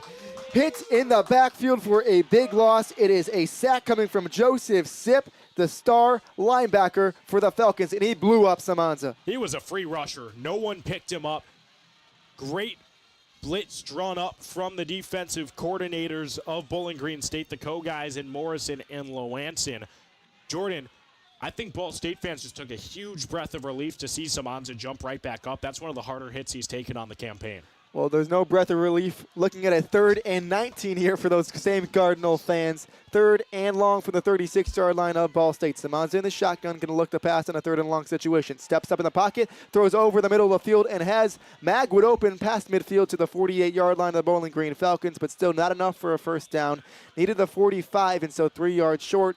Ball State already down 7-0 with 11:55 to play in the second quarter. Looks like, at least for now, they're going to try to go for it here on 4th down. It's the kind of situation you force yourself in with negative plays on both 1st and 2nd down, but Simonza did a good job to find time, move his way up the pocket, and then ultimately hit the open man. Now we'll see if this is a bluff or if they're really going to try to go 5 wide here on 4th and 3 near midfield. Well, now they bring Pemberton into the backfield with Simonza, and he is going to throw the ball. Rolls to his right side, trying to find some room. Down the sideline, and it is incomplete, in and out of the hands of, looked like Malcolm Gilly on the near side sideline. Had a chance to haul it in, could not get it. A turnover on down for the Cardinals. They gambled and could not win it. So already down 7-0, and the Falcons going to pick up almost in plus territory for their 3rd drive of the afternoon. And Jordan, look at the near sideline. Caden Simonza is furious, just letting his guys hear it right now after that play that he made on his own, rolling out to the right. I don't know if that's vocal leadership or more so just telling your guy what to do, but I haven't really ever seen Simonza fired up like that. And now look, he's being taken aside one-on-one with the coaching staff. That's really the first time I've seen his emotions flare like that after a play. I've never seen him ticked off like that. Well, like I said, it went through the hands of Gilly. It would have been a tough catch for him to make on the near side sideline. Unfortunately, could not haul it in. And so maybe some frustrations coming from that. Maybe somebody ran the wrong route. A lot of bodies were in the same area, which is never something you want to do as an offensive coordinator. You want to run routes where people go to different areas of the field. Either way, the play did not go in the way of the Ball State Cardinals. So a turnover on downs. We'll see the Bowling Green Falcons offense back out on the field after this short break. 11:20 to play in quarter number 2, and the Falcons with a 7-point lead. You're listening to SportsLink Digital Radio, presented by Victory Honda of Muncie. Whether you're getting ready for the big game or getting ready for the workday, you always want to start with confidence. Cintas has the essential products and services to help businesses provide a clean, safe environment for their employees and customers. With routine restocking of essential cleaning, hygiene, and safety supplies, on-site cleaning, professional uniform laundering, and testing and inspection of fire equipment and systems. Give everyone the confidence they need to start their day. Visit Cintas.com and get ready for the workday. The Hampton Inn of Muncie is the official partner of Ball State Athletics. Ask about our Ball State special, available to all Cardinal fans. The Hampton Inn is one of Muncie's finest hotels. Come enjoy our free breakfast, free Wi-Fi, and fresh Hampton beds waiting for you. Less than a mile away from Ball State campus. Don't forget to ask about our Ball State special. Search Hampton Inn of Muncie online at munciesuites.hamptonin.com. At munciesuites.hamptonin.com. Hey, this is Ethan Crow, 5th-year center for Ball State football. You're listening to SportsLink Digital, presented by Victory Honda of Muncie. The Cardinals could not convert on 4th and 3 inside Bowling Green territory for the first time of the afternoon, but a turnover on downs gave the Falcons the ball at the 48-yard line of Bowling Green.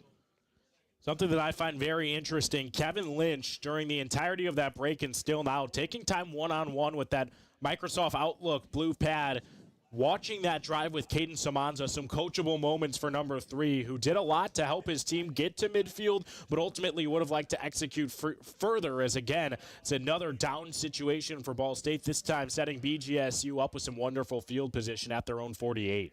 1st and 10, faking the handoff, looking to pass. But Tolsma is there and brings down Bazelak in the backfield, tackles him down at the 41-yard line of Bowling Green. A 7-yard loss on the sack from Tolsma. Jordan, that's his second today. Riley Tolsma has been flying around for this Ball State defense. Number 40, just a really nice effort in one-on-one situation. maybe you don't expect him to have the advantage over the big left tackle, Tunde Fadakasi, but he did, and big time to help move BGSU backwards, something that both offenses now have done to grow a bit stagnant after the opening drive TD from the Falcons. So ball at the 41, 2nd and 17 after the sack with 10:40 to play in the second quarter. 7-0 lead for the Falcons. Throwing down the field, and wide open is Johnson on the near side, going to the corner, and it is incomplete. Ball was put a little bit too outside for Johnson and got both paws on it, but could not hold in. Wow, was he wide open. Just perfectly ran to the opening in that cover 2 zone. There was, oh man, getting another look at the replay here. Just, there's a chance for that ball to be caught, yes, but that needs to be a better delivery from Baselak, who had all day to throw and 10 yards of separation within the nearest defender and is wide out. So after the incompletion on second down, it's 3rd and 17 from the 41-yard line of Bowling Green. A long ways to go as Baselak going to look to pass. Now steps up to his left, throws back over the middle of the field, and nobody home for Baselak. Just had to get that one out of his hands. Did not want to take another sack. And so the Ball State Cardinals defense, after a sack on the first down play, able to hold strong and able to force a second straight punt for this Falcons offense. Jordan, I want to point out that the Ball State secondary, very fortunate that the front was able to get the kind of push they did, because Malcolm Johnson was behind the defense unaccounted for. Nobody there, but in just enough time, the Ball State defensive line gets in the eyes and face of Baselak, who couldn't locate the man downfield. Ball State just caught a break. That could have been another 6. So we get to see John Henderson again, and Munson standing back deep for the Cardinals. He's going to let that one bounce at the 30 or 28-yard line. That one takes another good bounce for the Falcons, rolling near the 10 at the 10-yard line, and it is down exactly at the Ball State 10-yard line. Another good punt for John Henderson and this Bowling Green special teams unit with 10:16 to play in quarter number 2. It is a 7-0 lead in favor of the Bowling Green Falcons. The Cardinals with the ball trying to get some points on the board for the first time this afternoon on Senior Day. We'll see Samanza and the offense in just 1 second, but before then, we'll take another quick break here on SportsLink Digital Radio, presented by Victory Honda of Muncie. So just how big is the Mammoth Pizza at Mancino's? How about a big 24-inch round pizza loaded with all of your favorite toppings? Made to order just for you when you call 287-1300. The perfect size for the big game, the next game, or any event that demands not only the best, but the biggest pizza you can order. And Mancino's is ready anytime. Call, wait 10 to 15 minutes, then head to Mancino's for pickup. Man, is it good. When a large pizza isn't enough, you need at least one Mammoth from Mancino's. Pepsi Zero Sugar has a new, better flavor. A Zero Sugar Cola has never tasted this good. But we don't expect you to take our word for it, so we're putting it to the test. Starting with me. My mouth is watering already, so I think we can skip the drum roll and get right to the main event. Cue the fireworks. We have an official best Zero Sugar ever. It's delicious, it's refreshing, and it's so good you'll need to try it for yourself. Trust me. Pepsi Zero Sugar. Zero never tasted so good. That's what I like. Standards. High standards. That's what sets teams apart. It's also what sets us apart at Pridemark Construction. We're not alone in holding our standards high. Ball State University is among those who do. That's why we're proud to sponsor the Ball State Athlete of the Week. High standards in everyday performance is everything in sport, as well as business. Join us in our pursuit of excellence. Join Pridemark Construction for your next building project and in our support of Ball State University's Athlete of the Week.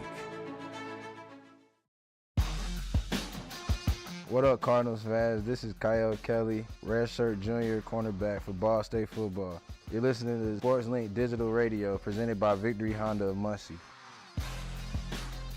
Ball State's defense gets another good stop, a sack to start it off on the first down play, and forced a punt on a 3rd and 17 situation with an incomplete pass. And now the Cardinal offense with the ball again, have not scored. Score is 7-0 in favor of the Bowling Green Falcons. The Falcons scored on their first possession of the afternoon, and since then it's been nothing doing for the Bowling Green Falcons. And let's revisit the last time Ball State was on offense, right? 4th down, manageable, midfield, don't get it.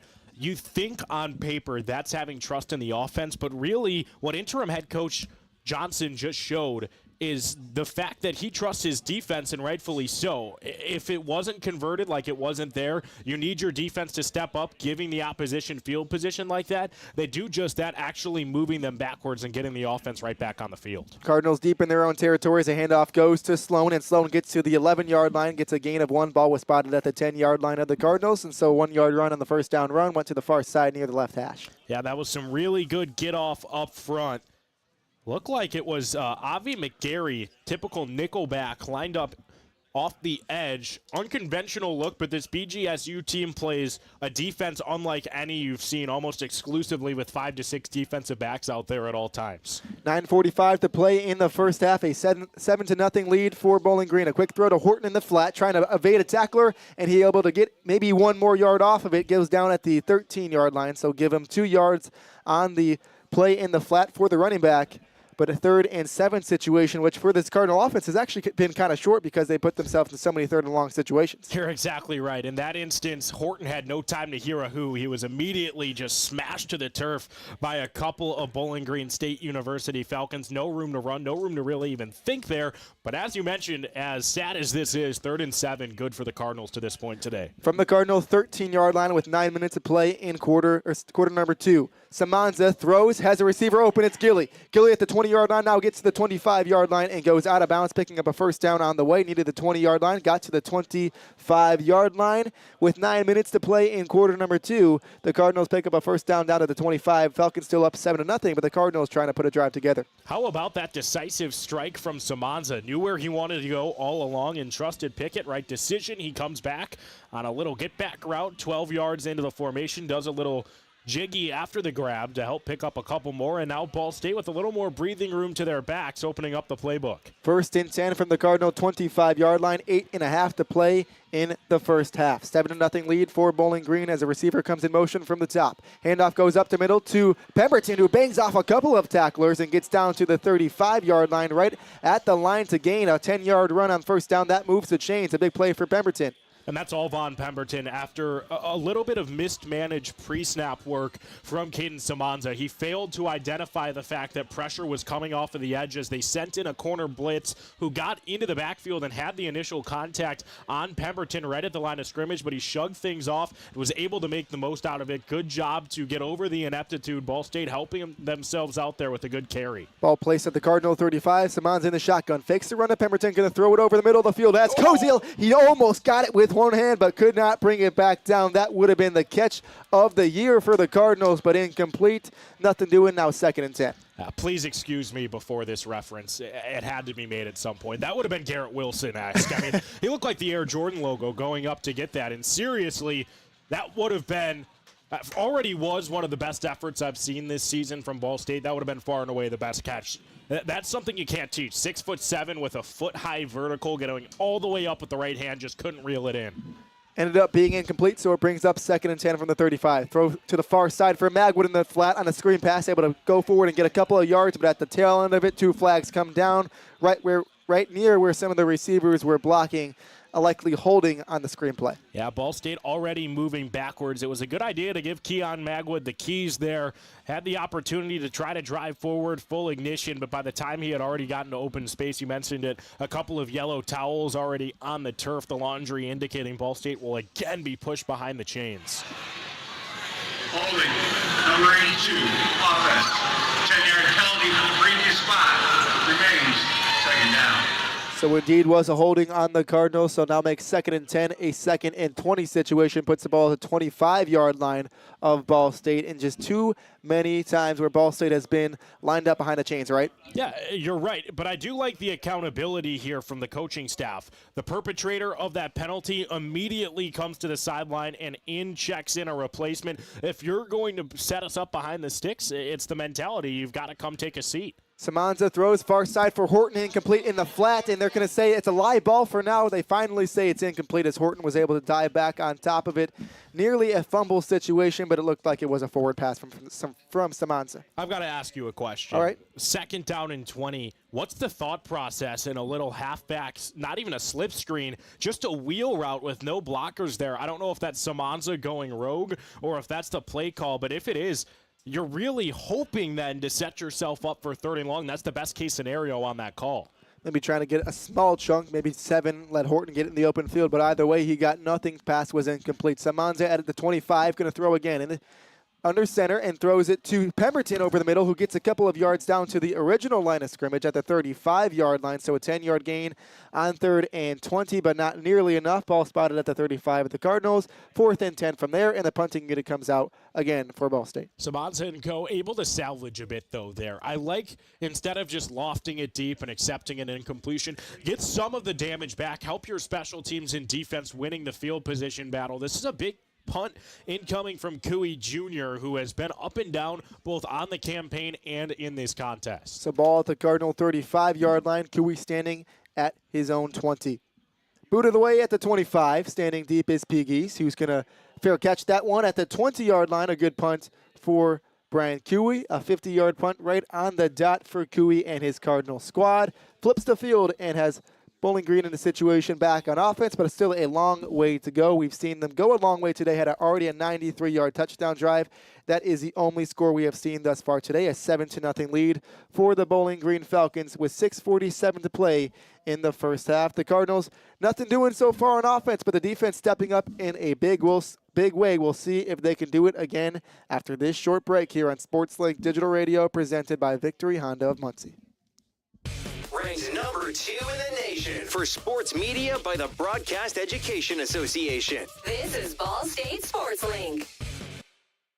Victory Honda of Muncie. We're not just another car dealership, and here's why. We stand behind every car we sell and are dedicated to helping our customers save time and money. All our pre-owned cars undergo a rigorous 182-point inspection and come with a 90-day warranty to ensure that you're getting a Victory quality vehicle. Plus, you'll get 2 years of complimentary oil changes and tire rotations. We're part of a top 15 dealership group and have an enormous selection of vehicles with access to inventory at over 45 locations. You always get more for your trade and the best possible rates with us. We have an excellent relationship with hundreds of lenders. Our exclusive Car Doc maintenance and membership program will help you save hundreds of dollars in the process of maintaining your vehicle. Lastly, our state-of-the-art body shop and certified technicians perform high-quality repairs and paint work on most vehicle makes and models. Victory Honda of Muncie. We're not just another car dealership. The best stories in Ball State sports, plus live broadcasts right in your timeline. Follow us at BSU SportsLink. The Hampton Inn of Muncie is the official partner of Ball State Athletics. Ask about our Ball State special, available to all Cardinal fans. The Hampton Inn is one of Muncie's finest hotels. Come enjoy our free breakfast, free Wi-Fi, and fresh Hampton beds waiting for you. Less than a mile away from Ball State campus.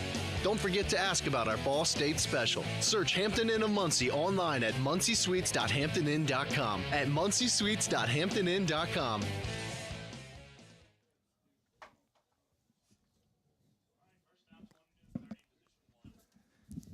Falcons back with the ball. 7-0 is the lead for Bowling Green with 6:47 to play in the second quarter. Ball spotted at the Falcons' 20-yard line after a big 50-yard punt from Brian Cooey and the special teams unit of the Cardinals. Bazelak under center has Stewart lined up directly behind him in the backfield. 2 receivers out to the right side and nobody out to the left.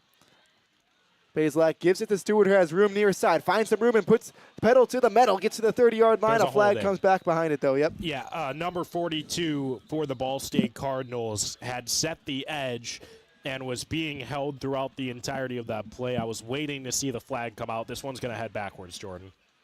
You saw it immediately, AJ, and so a big break for this Ball State defense. It was going to be a big run by Stewart, who was in the open field.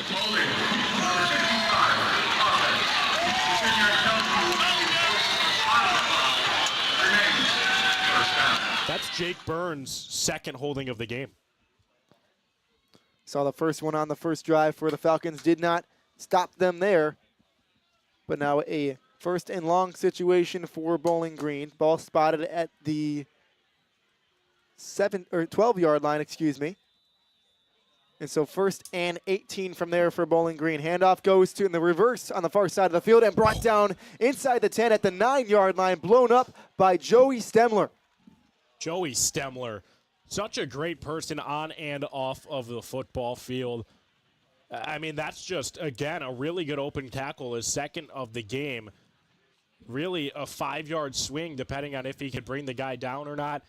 Maybe a hip drop, but that's legal at this level. Used every bit of his body weight to just wreath him down, and the score remains 7-0, and the downage remains 2nd and 20. 2 negative plays, a penalty on first down, now 2nd and 20 after a 2-yard loss on 1st and 18. Bazelak fakes a run, looking to pass, has time in the pocket, throws near side, has Johnson wide open at the 25-yard line, cuts it towards the middle of the field, nearing the 30 to the 29-yard line, 1 yard short of the line to gain. So going to be 3rd and 1 after a huge pickup of 19 on 2nd and 20. That's a missing assignment from DJ Fields. He has to be in that clouded coverage, shaded over to the middle, and was just guarding grass. No one was near him. If he had his body in the right spot, the redshirt freshman would have been there to potentially make a play on the football. Instead, 2nd and 20 turns 3rd and 1. Need 1 yard. Ball spotted at the 29-yard line. Line to gain is the 30-yard line. Bazelak under center, changing the play at the line of scrimmage. 2 receivers out to the right side, 1 to the right, or 1 to the left, and Stewart in the backfield. Handoff goes to Stewart, hitting the backfield, breaks the tackle, trying to surge forward, but the Cardinals stop him. A loss of 3 on the 3rd and 1 run, and the ball might have come out. The Cardinals say they have it. It did. And they do. The Cardinals forced a fumble on the 3rd and 1 play and set up the offense in plus territory. A huge play for the Ball State Cardinals, already down by 7, trying to put their first points on the board today. And that's one when the silent film comes on, Jordan, and we're reviewing the session. So much credit, and rightfully so, is going to be given to D.D. Snyder. How about not giving up on that play, running all the way in to come up with the football from the secondary after Stemler had missed the initial tackle. Then running in was Nathan Reichert. He was able to strip things free. D.D. Snyder wound up with the football, and Ball State has flipped the script of this game on its head. Going to be close to see whether that ball came out or not. Looks like they're not going to go to a long review here, though, as saying it's Cardinal football. Ball spotted at the 25-yard line of Ball State. The best field position that the Cardinals have had all day. The second time only they have been in Bowling Green territory. The first time was a turnover on downs at the 48-yard line of Bowling Green. Now at the 25-yard line of the Falcons. 1st and 10 from there. 4:55 to play in quarter number 1. Handoff goes backwards. And now a throw from Pickett, the receiver, who throws an interception. Room on the far side goes the DB for Bowling Green. Gets to the 30-yard line, now to the 40, and runs out of bounds. Ball State trying some trickery, and lets their wide receiver throw the pass. Came across on reverse, and then throws it directly to Oladokin, who had room to run from there. It would have been a big play if it was not a bad throw from Cam Pickett, the wide receiver for the Ball State Cardinals. And AJ, a little bit frustrated about that one. Yeah, that's way too cute, Jordan. You force the turnover. The defense does everything right. And then you do that. I don't understand it. Wide receiver pass on first down in plus territory, just a head scratcher. And you mentioned it, the play was there, the man was open. That makes me wonder, what are you seeing in practice when Cam Pickett leaves it 15 yards short? Just a real head scratcher. So 4:44 to play. Ball State, 1 play in that drive at the best spot they have been all afternoon.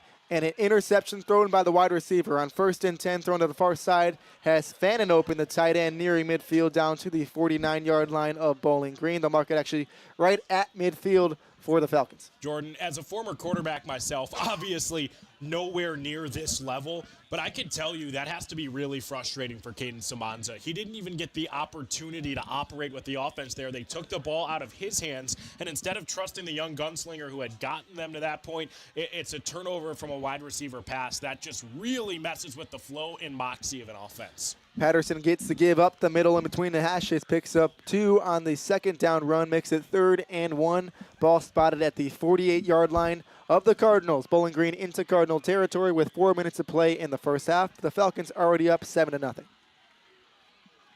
And talk about a momentum swift, right? I mean, the first turnover of the game in favor of Ball State. They're going to set up shop inside Jackson Corville's range, and then it's a turnover. Now Bowling Green likely hoping to have the final possession of this half if they convert this 3rd down and 1. Last time it was 3rd and 1. The Cardinals forced a fumble. We'll see what happens this time. 3rd and 1 from the 48-yard line of Ball State. Handoff is faked, and now Bazelak going to pull it and keep it himself. Diving forward to the 45-yard line, picking up the first down on the way. Bazelak, the quarterback, keeps it himself and gets the job done. He got drilled going to the down.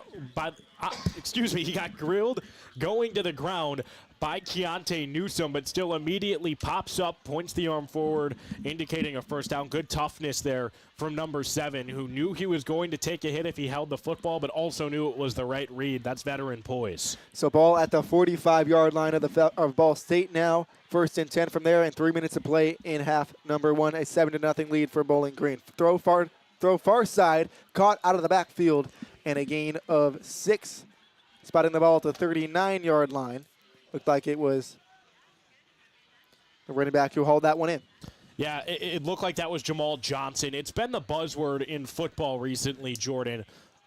The opportunity to double up. Bowling Green's going to get the ball out of the half. Now if they can milk this clock down, they can score twice without Ball State even seeing the football, and really can talk about putting this game away already with a 7-point lead. Flags fly right as that one was snapped. You were originally, or right away, saying false start. We'll see what the call is here in a second.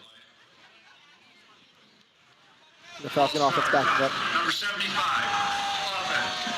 5-yard penalty remains. Second down. So called on number 75, Nate Pabst, the left guard, 6'5", 310 junior from Springsdale, Ohio. And so with 2:38 to play in the first half, ball going to be placed at the 44-yard line of Bowling Green. A 2nd and 9 situation from there for the Falcons, who are up 7-0 on this cloudy afternoon. Handoff goes to Stewart. Has room on the near side. Breaks the tackle. Stays on his feet to the 35-yard line. Now down to the 30-yard line. Rumbles even further into Cardinal territory. And he was hit a couple of times on the way, but refused to go down. And he moves the chains in the way. Stewart continued to prove that size not the entire factor for a power back. He only stands at 5'9", but continues to shake off tackles. What could have been a minimal gain turns into a first down. That's a difference maker from a difference maker on this offense. I mean, that's just the perfect way to describe Terrion Stewart, who ran right behind the block of Nate Pabst. Good recovery after jumping early.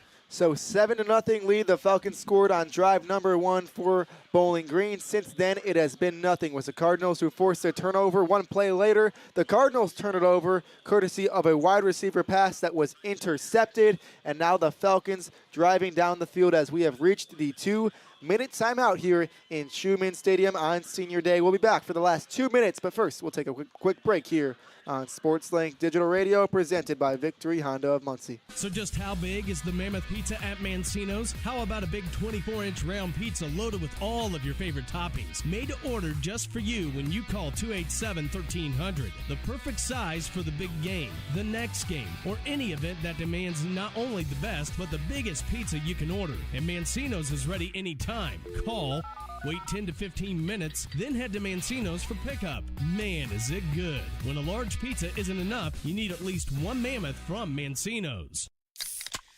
Pepsi Zero Sugar has a new, better flavor. A Zero Sugar Cola has never tasted this good. But we don't expect you to take our word for it, so we're putting it to the test. Starting with me. My mouth is watering already, so I think we can skip the drum roll and get right to the main event. Cue the fireworks. We have an official best Zero Sugar ever. It's delicious, it's refreshing, and it's so good you'll need to try it for yourself. Trust me. Pepsi Zero Sugar. Zero never tasted so good. That's what I like. Standards. High standards. That's what sets teams apart. It's also what sets us apart at Pridemark Construction. We're not alone in holding our standards high. Ball State University is among those who do. That's why we're proud to sponsor the Ball State Athlete of the Week. High standards in everyday performance is everything in sport, as well as business. Join us in our pursuit of excellence. Join Pridemark Construction for your next building project and in our support of Ball State University's Athlete of the Week. Hey, this is Ty Robinson, redshirt junior wide receiver for Ball State football. You're listening to SportsLink Digital, presented by Victory Honda of Muncie. 2 minutes to play in half number 1, a 7-0 lead for the Bowling Green Falcons, and deep in Cardinal territory at the moment at the 30-yard line of Ball State, again with 2 minutes to play and already a 7-0 lead. It's been a Ball State defense that has played exceptionally well today for their standards, allowed the Falcons to score on drive number 1, and since then it's been a couple of punts and a turnover for this Cardinal defense, but the Cardinal offense has yet to help out their defense. Still 0 points on the board for Ball State. It's a donut for the Cardinals, who now look to shift gears into slowing down the Falcons. Really have to feel like for this defense, forcing 3 would be a major win here. A defense that allows just over 40 points per game this year, only allowed 7 so far in the first half and only 2 minutes to play in it. It's Bazelak under center at the 30-yard line, 1st and 10 from there, and 2 minutes to play. A Falcon 7-0 lead.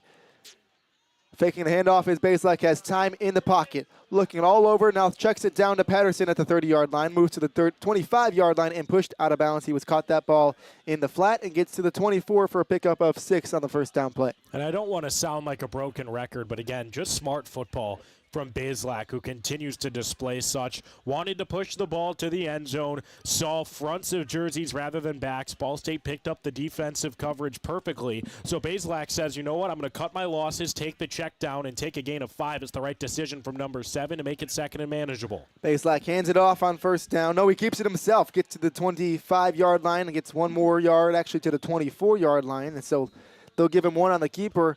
One that almost tricked the Ball State defense, but was able to find them. It certainly tricked me. And now a big 3rd down play upcoming for the Cardinals at a timeout taken. Ball State wisely uses their timeout, trying to keep some time on the clock for their offense. And good news for Cardinals fans. May have fooled us up here in the booth, but certainly did not fool Riley Tolsma. He stayed on the edge all the way through, one-on-one with the quarterback, brought him down for a minimal gain. And this will be a big-time 3rd and 5 outside of this timeout. It's the difference between BGSU being able to run down the clock, waltz into the half with a guaranteed 0 on the Ball State scoreboard, or if Ball State can try to string something together and get a tally on offense. This is probably the biggest play of the game to this point. 1:45 to play in half number 1. The Falcons up 7-0. Ball spotted at the 25-yard line. The line to gain is the 20-yard line. It's 3rd and 5 for the Falcons. The Cardinal defense has played well today. Only allowed 1 touchdown in the first half so far, and have been pretty solid on 3rd down. We'll see what happens on this 3rd and 5 from the 25-yard line of Ball State. Bazelak in the shotgun, running back to each of his hips. Bazelak going to pass, looks over the middle of the field, and is tipped at the line of scrimmage. He had Harold Fannin wide open with nobody within 5 yards of him, and it was knocked away by the Cardinal defensive front. Yeah, the Cardinal defensive front just saved a touchdown. Drew Hughes getting a hand on that football is the difference between Fannin walking in for 6 and the Falcons trotting out the field goal unit. The pony package, best formation in football right now in terms of conversion rate. It's what BGSU went to. They had 2 split backs behind Bazelak. Guys were open, Fannin wide open at that, but just a really good effort up front, going to force an FG try. A 43-yard field goal try for Zach Long. That one has plenty of distance, and the accuracy is precise as well. So a 43-yard kick for Zach Long gives the Falcons a 10-0 lead with 1:36 to play in the first half. But we will get another look at this Cardinal offense, who turned it over after just 1 play in plus territory on a wide receiver throw that was intercepted by Ola Dokin. And we'll see how this Cardinal offense can respond. You talked about it, AJ. Samanza had to be frustrated. He never had a chance to even do anything on that drive because it was a wide receiver throw that was intercepted. Ball was at the 25-yard line of Bowling Green, so well within Corville's field goal range. But the interception led nothing on the scoreboard for the Cardinals. But now 1 more chance before the end of half number 1 to try to punch it into the end zone, or at least put some sort of points on the board. Samanza's looked very promising in his redshirt freshman campaign, but it's really hard to get a true read on how he's performing in a contest when you're only letting him drop back to pass 13 times in the first half. This is his chance in the 2-minute drill to call the offense how he likes it and try to get some points on the board, get some momentum in the corner of the Cardinals out of the break, especially knowing that the Falcons will get the ball out of the half. So 1:36 to play in the first half. A 10-0 lead for Bowling Green. And the kickoff coming from right to left. It is Gilly standing deep for the Cardinals. This one a short kick, and he will field it at the 7-yard line. Has room to run at the 20-yard line now, at the 25, spinning, and gets to the 30. A couple of players there for Bowling Green. They tackle him at the 31-yard line. They'll mark it just at the 31. A good play by Gilly on the kick return, something he's been great at the whole season. The first time we've seen him return one this afternoon. And so it puts the Ball State offense at the 31-yard line with 1 minute and 30 seconds to play in the first half to try to go down and score some points. Hard to believe, but with only 90 ticks on the clock, that was actually the first return to play either on a punt or kick in this one. It sets Ball State up with some favorable field position, plenty of time to work, no reason to rush. We'll see what Samanza can string together. Cardinals downtown with down 10 with a minute and a half to play. Samanza in the shotgun has Sloan standing directly behind him. Samanza going to throw. Far side has Gilly on the out route. Caught at the 33-yard line, and he's tackled right at the 34-yard line. A gain of 3 on the first down pass. The clock continues to tick to 1:15 to play in the first half. Samanza barking out orders. Cardinals going no huddle. We'll see how the communication holds through. 2nd and 7. Samanza going to pass again. Throws over the middle, and it is blocked at the line. A scrimmage was looking for Sloan underneath at the 35-yard line. Didn't have too much room from there, so maybe a better situation for the Cardinals. That one was blocked because now the clock is stopped, but still had to pick up this long 3rd and 7. Yeah, I'm going to be honest with you, Jordan. I don't think the Cardinals want the clock stopped right now. Anthony Hawkins batted that one down. Now if you can't pick up the first down with all 3 timeouts in their pocket, Bowling Green State University can get the ball back themselves. But before all that, a 3rd and 7 for the Cardinals. Ball at the 34-yard line of Ball State. Samanza alone in the backfield, bobbled the snap, but now takes off. Going to throw over the middle of the field. It is caught by Pickett. He's got the first down and more nearing midfield and down to the 48-yard line of Ball State, just short of midfield. But the bigger thing, he picked up the first down. Clock stops at 58 seconds to play in the first half. Now it continues to tick as Samanza going to throw again. This time over the middle. It is tipped again at the line of scrimmage. He had Koziel open for about a 5-yard hitch route over the middle of the field. It was knocked away.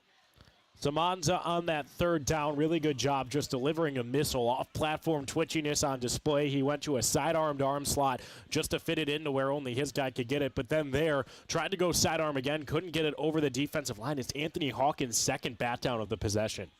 So 52 seconds to play in half number 1. Samanza and the Cardinal offense at the 49-yard line, their own 49-yard line. Samanza in the shotgun. Going to pass again on 2nd and 10.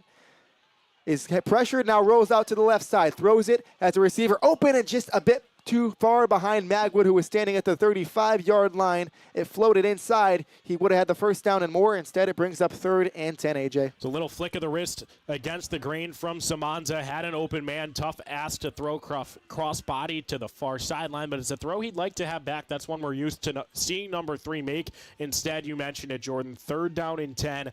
Big-time spot here for the Cardinals. If they pick up some good yardage, could foresee it being 4-down territory. Cardinals just short of midfield at the 49-yard line with 44 seconds to play in the first half. The Falcons 10-0 lead. Samanza in the shotgun, looking to pass once more. Has time, now rolls out to the right side.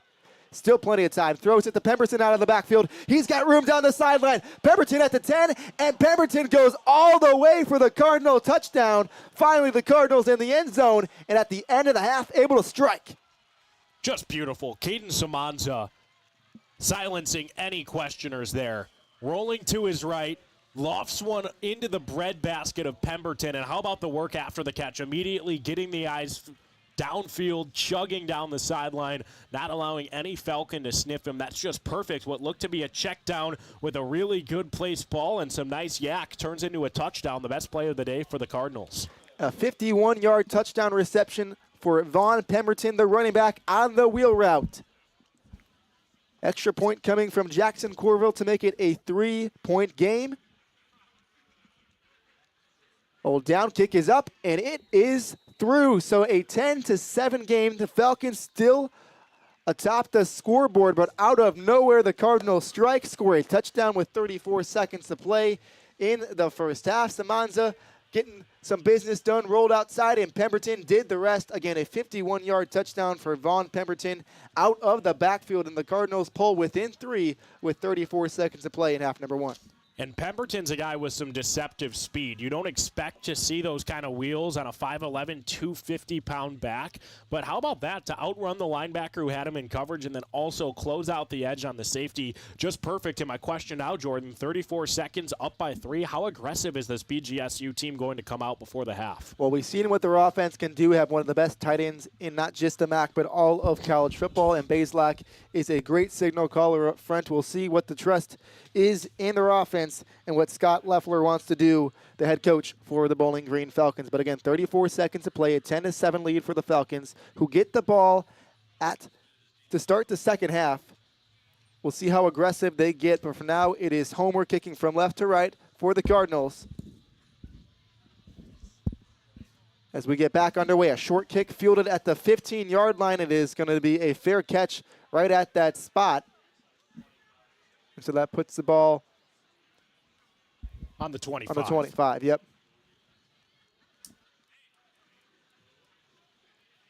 Good heads-up fair catch there from the big man, too, getting back and making sure to wave the arm under it. Not only does it not chug off any time, Jordan, but it will set up shop at the 25 rather than deeper where that ball had been pinned. Yeah, Peagies was there, looked for a second like he was going to try to take it out, but as you said, the big man back there just with a nice special teams play was able to fair catch it. A conversation happening from the referees, though, trying to get some things figured out here. 34 seconds to play in half number one. A 10-7 lead for the Falcons. Have the ball supposedly at their own 25-yard line, but still a huddle by the referees. Have any idea what they're talking about, AJ? My best guess is this is a conversation about the game clock. If it should be at 34, maybe just a tick off at 33, but it will be spotted at the 25 due to where things were fair caught. And based on the fact that it's the referee who is leading this conversation, you'd guess it has something to do with the clock operation. There was a fair catch signal on the play.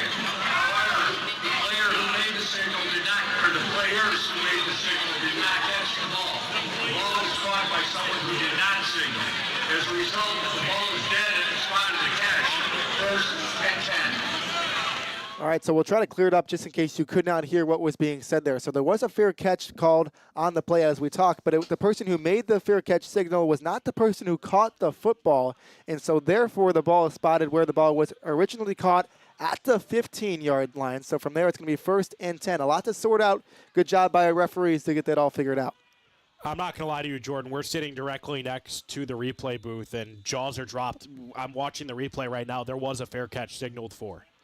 Either way, it was a first and 10 from the 15-yard line, 30 seconds on the clock, and the Falcons just content to take it to the half with a 3-point lead. But it was the Cardinals who struck at the end of half number one on a big 51-yard touchdown play from Vaughn Pemberton, passed from Caden Samanza, that keep the Cardinals in the game on Senior Day. We're in for an exciting half number two in a game that a lot of people thought the Cardinals would not be able to hang in. Well, they're hanging in and then some, only down by 3 at the half. We'll see Bowling Green get the football to start off half number two, but before then we'll see the halftime show with AJ Switek and, of course, the wonderful Evan Stowell. We'll take it to them in just 1 second. Before that, we'll take a quick break here on SportsLink Digital Radio presented by Victory Honda of Muncie. Ranked number 2 in the nation for sports media by the Broadcast Education Association. This is Ball State Sports Link.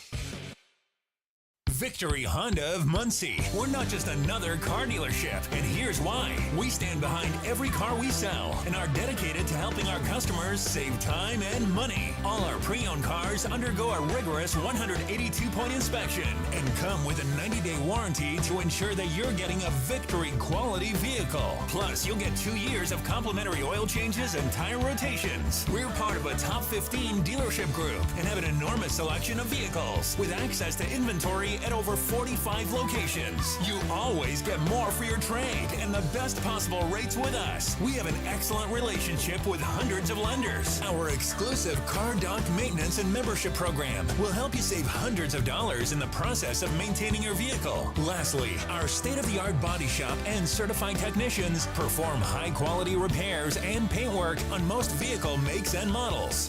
Victory Honda of Muncie. We're not just another car dealership.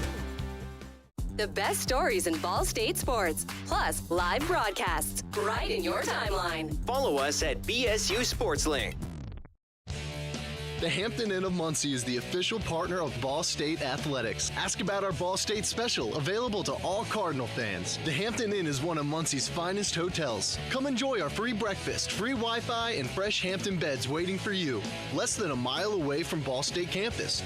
Don't forget to ask about our Ball State special. Search Hampton Inn of Muncie online at munciesweets.hamptonin.com. At munciesweets.hamptonin.com. From the bell tower to your smartphone, anywhere in the world. Never miss Ball State sports with SportsLink Digital. So just how big is the Mammoth Pizza at Mancino's? How about a big 24-inch round pizza loaded with all of your favorite toppings? Made to order just for you when you call 287-1300. The perfect size for the big game, the next game, or any event that demands not only the best, but the biggest pizza you can order. And Mancino's is ready anytime. Call Wait 10 to 15 minutes, then head to Mancino's for pickup. Man, is it good. When a large pizza isn't enough, you need at least one mammoth from Mancino's. So just how big is the Mammoth Pizza at Mancino's? How about a big 24-inch round pizza loaded with all of your favorite toppings? Made to order just for you when you call 287-1300. The perfect size for the big game, the next game, or any event that demands not only the best, but the biggest pizza you can order. And Mancino's is ready anytime. Call, wait 10 to 15 minutes, then head to Mancino's for pickup. Man, is it good. When a large pizza isn't enough, you need at least one mammoth from Mancino's. Pepsi Zero Sugar has a new, better flavor. A Zero Sugar Cola has never tasted this good. But we don't expect you to take our word for it, so we're putting it to the test. Starting with me. My mouth is watering already, so I think we can skip the drum roll and get right to the main event. Cue the fireworks. We have an official best Zero Sugar ever. It's delicious, it's refreshing, and it's so good you'll need to try it for yourself. Trust me. Pepsi Zero Sugar. Zero never tasted so good. That's what I like. Standards. High standards. That's what sets teams apart. It's also what sets us apart at Pridemark Construction. We're not alone in holding our standards high. Ball State University is among those who do. That's why we're proud to sponsor the Ball State Athlete of the Week.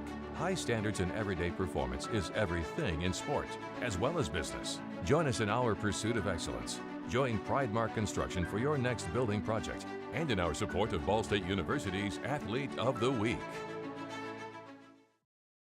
Whether you're getting ready for the big game or getting ready for the workday, you always want to start with confidence. Cintas has the essential products and services to help businesses provide a clean, safe environment for their employees and customers. With routine restocking of essential cleaning, hygiene, and safety supplies, on-site cleaning, professional uniform laundering, and testing and inspection of fire equipment and systems. Give everyone the confidence they need to start their day. Visit Cintas.com and get ready for the workday. The Hampton Inn of Muncie is the official partner of Ball State Athletics. Ask about our Ball State special, available to all Cardinal fans. The Hampton Inn is one of Muncie's finest hotels. Come enjoy our free breakfast, free Wi-Fi, and fresh Hampton beds waiting for you. Less than a mile away from Ball State campus. Don't forget to ask about our Ball State special. Search Hampton Inn of Muncie online at munciesweets.hamptoninn.com. At munciesweets.hamptoninn.com. Indiana's top sports media school in 2024 by the Indiana Association of School Broadcasters. This is Ball State Sports Link. Welcome back to Schumann Stadium. Evan Stowell alongside me, AJ Switek for the Ball State football halftime report. AJ, that was a tale of two quarters there for the Ball State Cardinals. They started off really slow offensively in the first, and they really didn't have a great second quarter offensively, but they were able to get that big play right before the half and make this a 10-7 ball game. Bowling Green leads the Cardinals. Well, all it takes to start one fire is just a little spark, Evan. The throw down the sideline, absolute money. Vaughn Pemberton did the rest, and it's hard not to be optimistic if you're a Ball State Cardinal fan. 7 unanswered points, bring that into the break, build off of it, and we'll see what this group wants to come out with, how they're going to impose their will fresh off of the first halftime message of Colin Johnson's tenure. And, you know, AJ, I know you were a little bit distraught there in the second quarter when you saw that interception by a wide receiver trying to get the ball thrown out of the backfield. Did you like the way the Ball State Cardinals offense looked in this game? Honestly, this is the first time this season where we've seen the Ball State defense play better than the offense. Yeah, you answered the question for me there. The defense has really been what's the driving force of this still being a contest. This is a Bowling Green State University team that lost a one-possession game with over 100,000 fans in attendance at Penn State. This is a legit football team who's looking to make noise in the postseason. And a Ball State Cardinals team at 3-7, only trailing by a mere 3 at the half. That's a big win that has been surmounted solely by this defense. Yeah, Harold Fannin Jr., the main target there for Bowling Green. He had a productive first quarter, but the Cards were able to kind of limit his productivity in that second. How do you like the way they guarded him there in the first half? The Ball State defense was doing a really good job of pinning Fannin, right? There was never a time he was left alone. Normally getting attention from a linebacker and a safety over the top is the right decision when you have a receiver who has 4 times the receiving yards of anyone else on the team. And we look at the other impact player, Tanner Koziel. Can't really say the same for his impact. Just a mere 2 catches for 6 yards. He's actually been outgained by the third stringer Patel. We have got word that Christian Abney will return into the contest as well. But for Ball State, the offense really outside of one explosive play has not been where they'd like it to be tonight. How about the quarterback play for both of these teams? For Bowling Green, Connor Bazelak, what did you like from him there in the first half? I think my favorite part of what both quarterbacks did in the first half was playing mistake-free football. Keeping the offense on the field, not letting things flip due to a turnover. The lone turnover in half one was a fumble on a halfback give up the middle, but both Bazelak and Samanza were efficient. Bazelak just under 69% completion, call it 68.8. Samanza 11 for 19 himself, and again, the only turnover on Ball State's side of things, the one time they tried to get nifty, giving the look to Cam Pickett, who threw his likely first and only career interception. AJ, you're right. That should be his only career interception. I don't think we'll see him tossing the rock anytime soon. But on the other side of things, for the Cardinals' running game, they didn't use that very much there in the first half. Only 4 rushes for their leading carrier, Braden Sloan. Do you like the way that Ball State is continuing to use Caden Samanza in just the drop-back offense, or do you want to see more of a plethora of an attack? Well, they put themselves in a really hard situation because this Ball State offense has struggled the way they have on first and second down. It makes it really hard to get into running situations when you're lined up at 3rd and 8, because then fans are up in arms when you do the halfback draw up the middle, right? So it's easy to point at the fact there's 10 total carries for the Cardinals in the first half for really minimal gains. But at the same time, they haven't been in running downs. This Ball State team needs to find success on first and second down in the second stanza of this contest to find some success and waltz out with winning on their mind. So coming out of the halftime break, Bowling Green State will have the football. What do they need to do to get this offense working again? Because it seems like they've really kind of grinded to a halt there in the second quarter. I feel like they went away from what was working. On that 93-yard drive, it was letting Bazelak have full confidence in himself to make the right decisions. They gave him many progressions where he had to look to 3 or 4 guys before getting rid of the football. That's not something you often see in a trust of a gunslinger here in the Mid-American Conference, but it worked on that touchdown drive. Then they kind of shied away from it, went to more quick hitters and runs up the middle. I'd like to see Bazelak in control of this offense out of the half, trying to put 7 on the board. We will take a quick break here on SL Digital Radio, presented by Victory Honda of Muncie. When we come back, we'll talk to our sideline reporter, Braden Carroll. The Ball State Cardinals trail at home against the Bowling Green State University Falcons. Don't go anywhere. You are listening to Ball State Football. Ranked number 2 in the nation for sports media by the Broadcast Education Association. This is Ball State Sports Link. Victory Honda of Muncie. We're not just another car dealership, and here's why. We stand behind every car we sell and are dedicated to helping our customers save time and money. All our pre-owned cars undergo a rigorous 182-point inspection and come with a 90-day warranty to ensure that you're getting a Victory quality vehicle. Plus, you'll get 2 years of complimentary oil changes and tire rotations. We're part of a top 15 dealership group and have an enormous selection of vehicles with access to inventory at over 45 locations. You always get more for your trade and the best possible rates with us. We have an excellent relationship with hundreds of lenders. Our exclusive Car Doc maintenance and membership program will help you save hundreds of dollars in the process of maintaining your vehicle. Lastly, our state-of-the-art body shop and certified technicians perform high-quality repairs and paintwork on most vehicle makes and models. Victory Honda of Muncie. We're not just another car dealership. The best stories in Ball State sports, plus live broadcasts right in your timeline. Follow us at BSU Sports Link.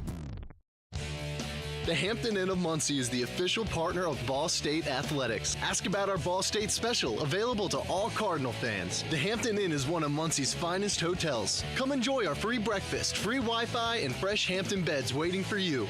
Less than a mile away from Ball State campus.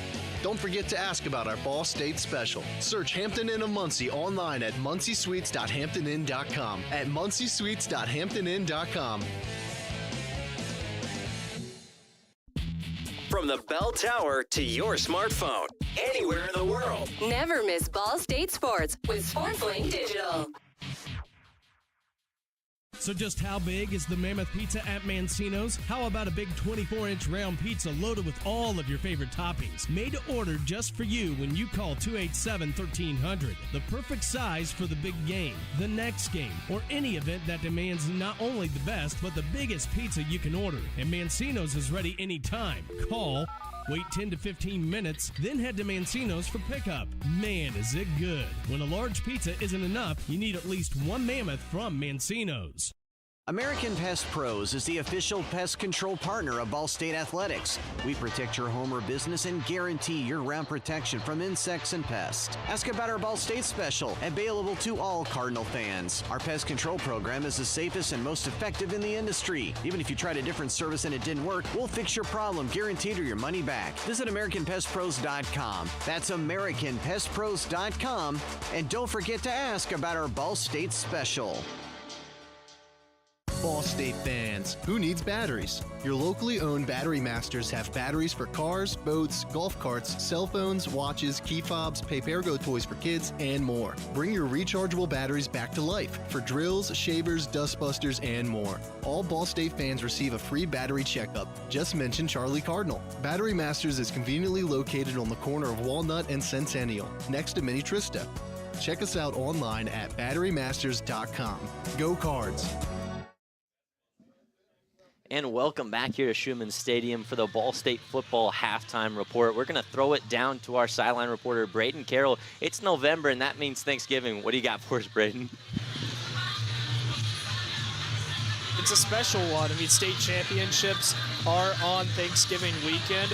You know, East Noble, they're in the 4A state championship. Chris Hood's alma mater, our star offensive lineman. Everybody loves Thanksgiving. Personally, I don't know about you, Stowe, and I don't know about you, AJ, but I love me some Thanksgiving food. I kind of want to hear, what's your guys' go-to side? Yeah, thanks, Braden. I love turkey, but my favorite side's got to be that mac and cheese every year. My mom makes a great mac and cheese, so that's always fun. What about you, AJ? Well, I feel like that's an interesting development over the last 5 to 10 years, right? The course that's kind of come with mac and cheese becoming a Thanksgiving staple. Because I'll tell you, I don't think the Pilgrims were eating mac and cheese. I mean, I'm more of a traditional guy. I love some mashed potatoes. I love some gravy. And what is a plate without a dinner roll? And now, AJ, I have something to throw back at you with that. What is a plate without a little bit of cranberry sauce? No one's eating that anytime other than Thanksgiving. That is the only time of year where you're going to eat that. Do you throw that on your Thanksgiving meal, or is that something you leave off the plate? I'm going to be honest with you. No one's eating that, period. The cranberry sauce in my Thanksgiving just stays in the dish. But I want to run something by you here, Evan. For viewers at home, I'm sorry that we're even talking about this, but my personal Thanksgiving this year, my family has shifted from Thanksgiving food to Italian. Can you believe that? I can't believe that. Are you eating ham instead of turkey? What's going on over there? We're going to have wedding soup, some vodka pasta. Not a whole lot of Thanksgiving food on the docket this year, which is disappointing for a turkey truther like myself. When it's made right and juicy, turkey really can do the job. And what's the pie game looking like? We going to pumpkin pie and apple pie? What do you guys have on tap for that? You know, I love a good pancake up front on the offensive line almost as much as I love a French silk pie. There's nothing like it. French silk, banana cream, my top two in the pie game. We talk about that offensive front line for the Cardinals, which is that offensive line. A little banged up there in that first half. What can they do in the second half with a couple of backups just to continue to protect Caden Samanza? Do you think they should shift the way they're using their tight ends, have them drop back in more of a pass blocking role? What do you want to see here in the second? They're going to have to bring the stuffing up front, right? It's about getting big, providing the plate with plenty of gravy and some open holes for the running game to slip through. I mean, I'll tell you what, I want to see Braden Sloan sprinting like he smells that turkey down the field, and he's going to get a big old bite of it. Now, AJ, I want to hear what you have to predict for this second half. What do you think is going to be the final score here? It's really hard to ask that before the game, but I'm going to ask you that here in halftime. With what you've seen, what's going to be the outcome of this one? One thing's for certain. Thanksgiving's not today, so we won't see any food as much as it's now on my mind. But 10-7 as it stands, as much as I want to pick the Ball State Cardinals, we're students here. Give me the Bowling Green State University Falcons 24-14. Well, AJ, there's something for us all to be thankful for, and that's good old-fashioned Saturday college You're football. Exactly right. We have more of that around the corner. About 3 minutes till the second half is back underway. Jordan Climbs, AJ Switek take you the rest of the way. Don't go anywhere. Bowling Green leads the Ball State Cardinals 10-7 here on SportsLink Digital Radio, presented by Victory Honda of Muncie. For the best stories, access, and coverage of Ball State sports, follow SportsLink on social media platforms Twitter, Facebook, Instagram, and Snapchat. Search @BSU SportsLink. American Pest Pros is the official pest control partner of Ball State Athletics. We protect your home or business and guarantee year-round protection from insects and pests. Ask about our Ball State special, available to all Cardinal fans. Our pest control program is the safest and most effective in the industry. Even if you tried a different service and it didn't work, we'll fix your problem, guaranteed, or your money back. Visit AmericanPestPros.com. That's AmericanPestPros.com. And don't forget to ask about our Ball State special. Your home for live Ball State sports, streaming right in your timeline. This is SportsLink Digital. Ball State fans, who needs batteries? Your locally owned Battery Masters have batteries for cars, boats, golf carts, cell phones, watches, key fobs, pay-per-go toys for kids, and more. Bring your rechargeable batteries back to life for drills, shavers, dustbusters, and more. All Ball State fans receive a free battery checkup. Just mention Charlie Cardinal. Battery Masters is conveniently located on the corner of Walnut and Centennial, next to Mini Trista. Check us out online at batterymasters.com. Go Cards! SportsLink is the official production partner of Ball State Athletics. All the chirp you can handle. Whether you're getting ready for the big game or getting ready for the workday, you always want to start with confidence. Cintas has the essential products and services to help businesses provide a clean, safe environment for their employees and customers. With routine restocking of essential cleaning, hygiene, and safety supplies, on-site cleaning, professional uniform laundering, and testing and inspection of fire equipment and systems. Give everyone the confidence they need to start their day. Visit Cintas.com and get ready for the workday. American Pest Pros is the official pest control partner of Ball State Athletics. We protect your home or business and guarantee year-round protection from insects and pests. Ask about our Ball State special, available to all Cardinal fans. Our pest control program is the safest and most effective in the industry. Even if you tried a different service and it didn't work, we'll fix your problem, guaranteed, or your money back. Visit AmericanPestPros.com. That's AmericanPestPros.com. And don't forget to ask about our Ball State special. Ball State fans, who needs batteries? Your locally owned Battery Masters have batteries for cars, boats, golf carts, cell phones, watches, key fobs, pay-per-go toys for kids, and more. Bring your rechargeable batteries back to life for drills, shavers, dustbusters, and more. All Ball State fans receive a free battery checkup. Just mention Charlie Cardinal. Battery Masters is conveniently located on the corner of Walnut and Centennial, next to Mini Trista. Check us out online at batterymasters.com. Go Cards!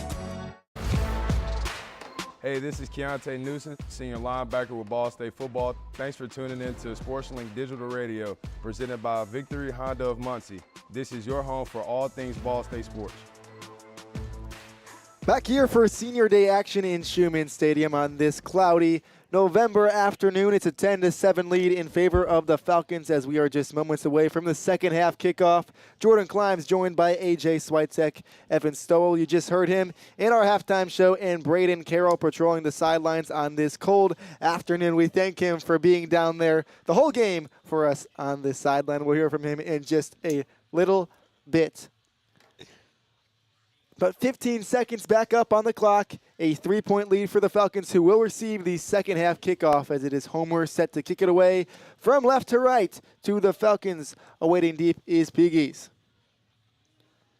Send off by Homer, and we kick off the second half of play here from Schumann Stadium. Fielded at the 10-yard line up the middle. Has some room to go to the 25-yard line and continues to stay and move his feet. Gets to the 30-yard line, and that they'll put it at the 31-yard line, they'll say. And so 14:52 to play in quarter number 3, I should say. A 3-point lead for the Falcons. They start with the ball at the 31-yard line of the Falcons. Good job to keep the legs churning. Let's see if we can get some momentum for BGSU. They'll have a scripted drive out of the half.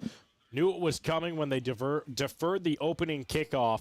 Based on what they've seen, we'll see if it switches up the game script at all. My guess, it probably won't. Expect to see the ball in Bazelak's hands early and often. First and 10 from the 31-yard line of the Falcons. Bazelak stands in the shotgun. He hands it off on the first down play to Stewart. Stewart breaks the tackle in the backfield and is able to pick his way forward for a couple of yards up the middle, nearing the left hash, and gets to the 34-yard line. So a gain of, they'll say, about 3 on the first down run. 2nd and 7 upcoming. Brought down by Eric McLean after the initial contact. The freshman able to wrap up for a minimal gain. So 2nd and 7, 14.5 to play in the third quarter. A 10-7 lead for the Falcons, who have the football at the 34-yard line of the Falcons. It's Bazelak in a shotgun, has a running back to his left hip and a receiver across the formation. Handing off to that receiver, moves upfield, has some room. It's Johnson, the running back. He puts a shoulder down to the 40-yard line, fights for more yards, picks up the first down, and gets to the 48-yard line. A big truck by the small man in Johnson. That's what I like to call calculated creativity, right? That's a play that's not going to ever go for negative yardage, but if you catch the defense sleeping like they did there, it can be a big pickup. You motion a running back from out wide, and then while he's in motion, give him a little pop pass, works perfectly, moves the sticks. So many weapons on this team as another running back checks in. It's Patterson standing to the left hip of Bazelak. At the 43-yard line of Bowling Green, 13.5 to play in quarter number 3. 1st and 10 for the Falcons. Up 3, it's 10-7. A man across in the formation from right to left as Bazelak was looking to throw a flag, flies in, play stopped. A false start signaled.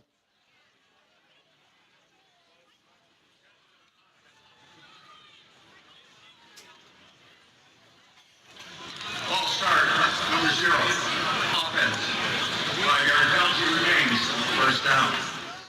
False start called on Harold Fannin, the starts at end 6'4", 230 junior from Kenton, Ohio. He was set up to be the lead blocker there on the swing route. Just got moving a bit early.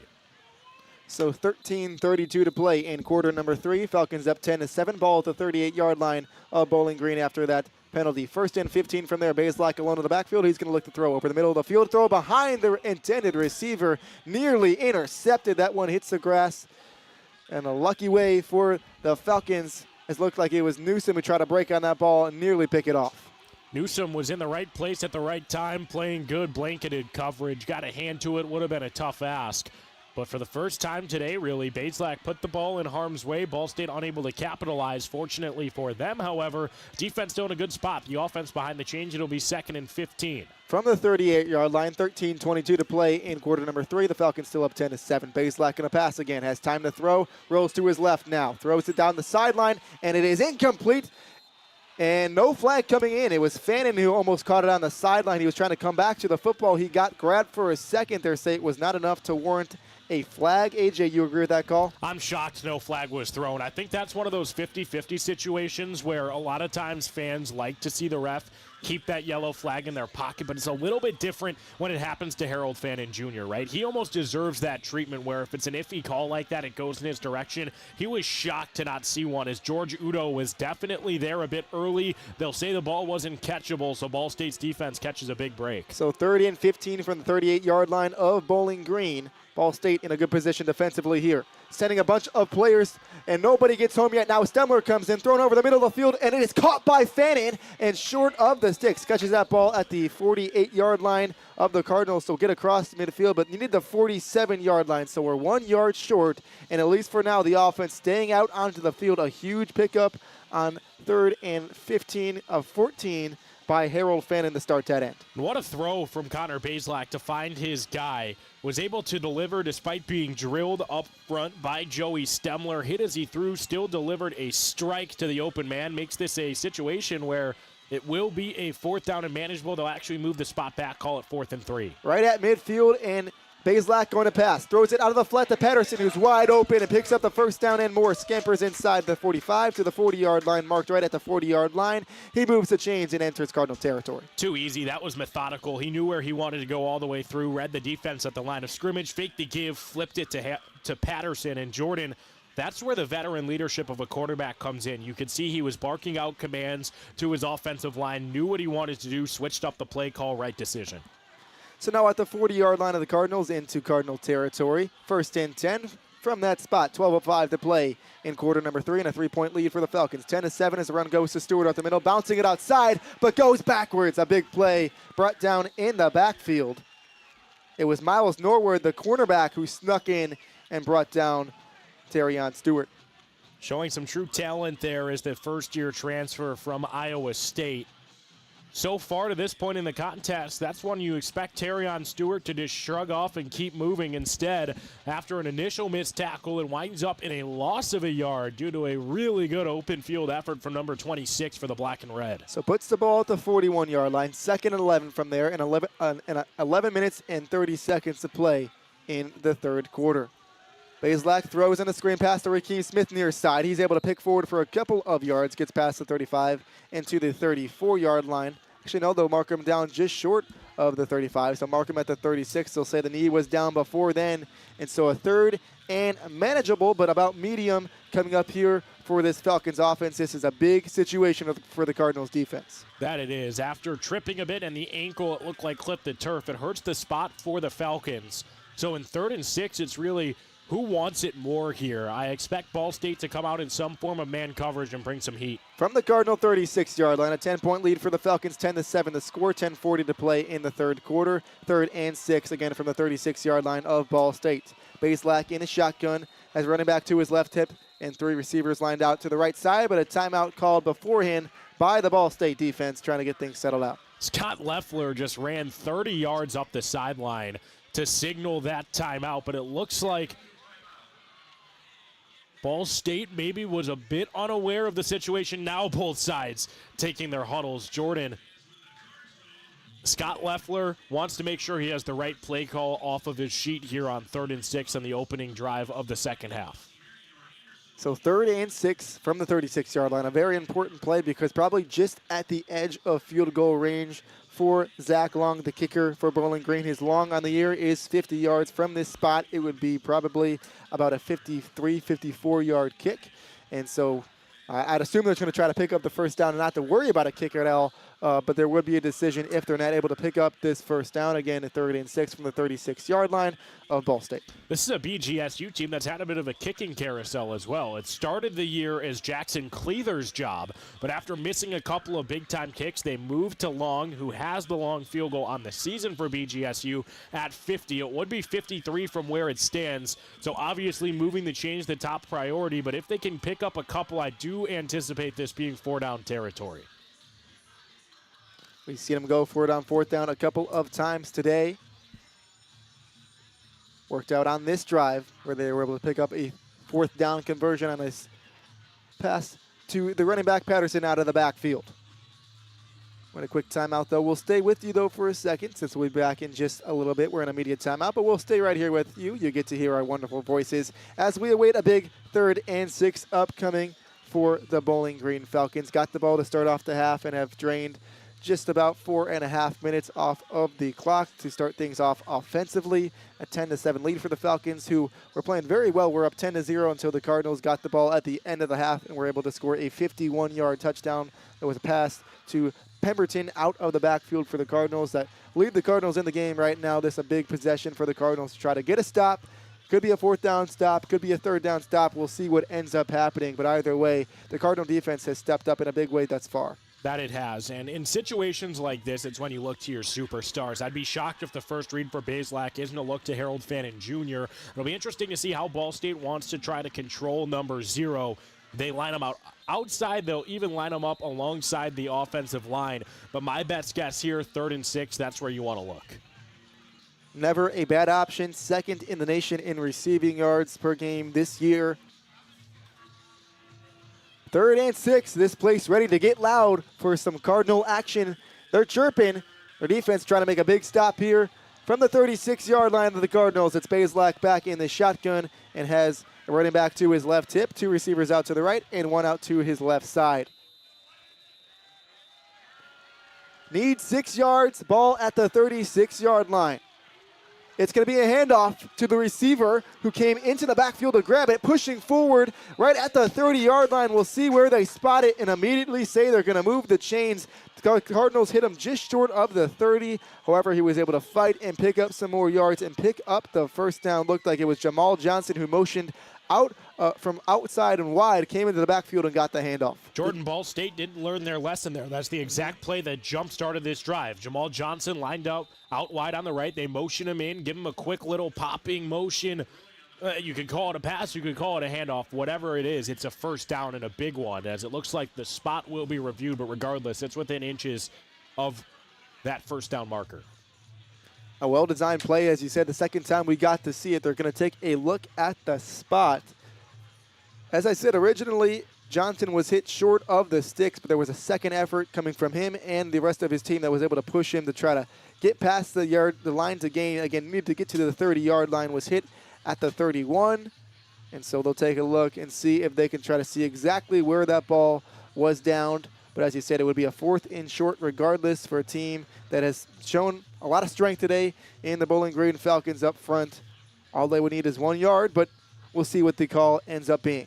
They've shown a lot of strength today, and they've shown a lot of strength this season on 4th down. Actually, the best in the MAC when it comes to 4th down efficiency. Enter the day 11 for 18, converting 4th downs more than 61% of the time. They've only helped that metric. Jordan, you have to imagine Bowling Green operating right now on that sideline, no matter what the call is, the offense coming back out. Well, hard not to trust this offense with the amount of star-studded power that is all over it. Of course, Bazelak has kept some at the quarterback position. Stewart is just a bowling ball when it comes to him running the football. It's hard to tackle him. He runs people over.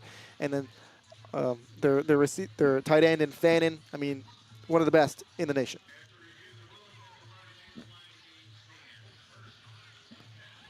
So they took a look at it, and they say the ruling that the first down happened, it does stand, and so they give the first down to the Bowling Green Falcons. So ball at the 30-yard line of the Cardinals. The Falcons pick up a first down. It's 1st and 10 with 10 minutes and 2 seconds to play in quarter number 3. A 10-7 Falcon lead. Have to give a lot of credit to a big man. They don't often get the love, but Reed Wolschlager, the right tackle, the reason that's a first down, he was really pushing Jamal Johnson, almost rugby-esque, just getting that extra yard by initiating his lower half into him, pushing for just enough for the first down. So from the 30-yard line of the Cardinals, Bazelak looking to pass. Throws it short on the slip screen, has the tight end Fannin wide open at the 20-yard line, rumbles inside the 15 and down to the 10-yard line of the Cardinals. They'll spot it at the 12-yard line. They'll say he was down just short of the 10-yard line. But either way, a big play by Fannin, the tight end on a slip screen. You don't see that often. A lot of times you see the running back on a script screen, but getting Fannin to open field, I mean, you can't really beat that. You took the words out of my mouth. I think I could count on one hand how many tight ends in the nation have a slip screen called for them. That's typically to a speedy wideout, maybe a halfback, but when you have a weapon like Fannin, he can do it all, and he shows it there with a first down. 1st and 10 from the 12. Bazelak fakes a handoff, throws it to Fannin in the near side on a screen pass, and he's able to stiff arm his way forward to the 10-yard line, picking up about 2 or 3 yards. And that's exactly why those screen passes could have been a loss of 1, turns into a pickup of 2 to a stiff arm of Stemler and a little bit of rumbling after the fact. So they gave him 2. It's 2nd and 8 from the Cardinal 10-yard line with 9 minutes to play in the third quarter. A 10-7 lead for the Falcons and knocking on the door of more points. It's Bazelak under center with Pedersen lined up behind him. Fannin crosses formation from right to left. The fake goes to the running back, and now Bazelak looking to pass. Pressure coming, rolls out to the left side, and he is taken down. The Cardinals get the sack. Who else? It's Tolsma again. Wow, have yourself a day, Riley Tolsma. Another sack on what has been domination from number 40. Oh, man, just rumbling off of the right edge. Came from the blind side of Bazelak. Never saw him. Able to sneak by number 7. And rattle him down from behind. Makes it a 3rd and 16 on a big-time play because Bazelak, if he had a moment extra, had a guy streaking open towards the back pylon. It's sack number 3 for Riley Tolsma today. 3rd and 16 from the 18-yard line of the Cardinals. Bazelak going to throw, looking far side to the end zone, and it is incomplete. Good defense by Ty Baldwin on the far side, as he was looking for Fannin, the guy who already caught one 50-50 ball touchdown. This time can't haul it in. That's not good defense. That is phenomenal defense from Ty Baldwin. One-on-one with the best tight end, probably the best weapon in your conference. He has more weight to him, more muscle, more mass, more size. Doesn't matter. Able to rip it free from his grasp. Ty Baldwin just saved a touchdown and forces the field goal unit on for the Orange and Brown. Going to be a 36-yard field goal for Zach Long, who already made one today. That last one was from 43. This one, again, a 26-yard field goal. He sends it up, and it is through for 3. So the Falcons go up 13-7 after getting the ball to start off the second half of play, a drive that almost took half of the third quarter.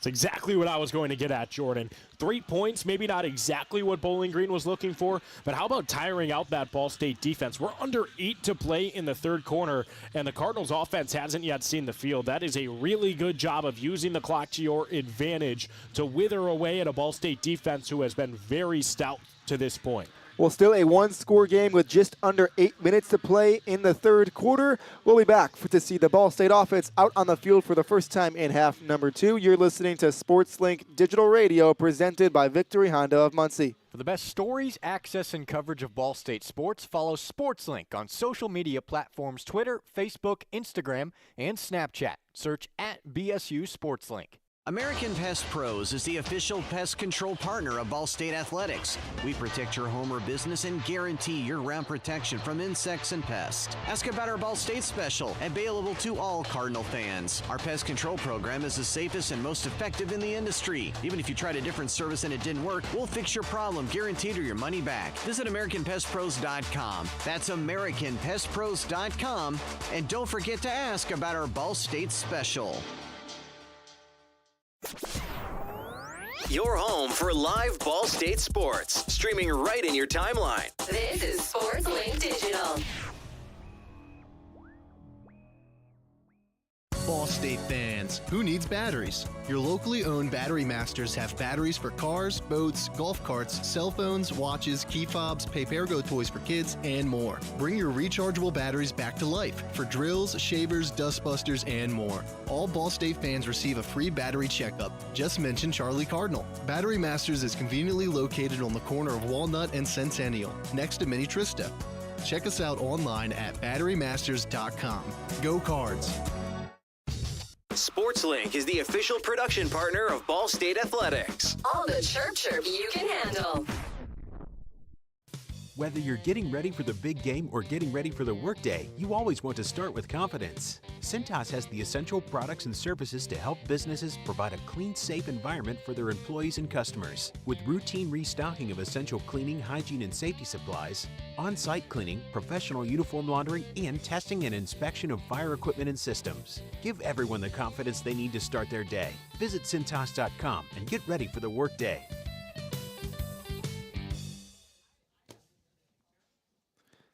So the Ball State defense able to hold on a big play. It was Tolsma who got a sack earlier on and forced a field goal from the Falcons to make it a 13-7 lead. Bowling Green still over the Cardinals in this one, but the Ball State Cardinals getting the football for the first time in the second half of play. The defense playing very well for the Cardinals, a defense that has allowed just over 40 points per game this year, only allowed 13 points midway through quarter number 3. How about this Ball State team sticking around on their senior day? Hope seemed to be lost. They were trailing 10-0, score 7 points into the half. Now the defense with a big stand after being on the field for over 7 minutes.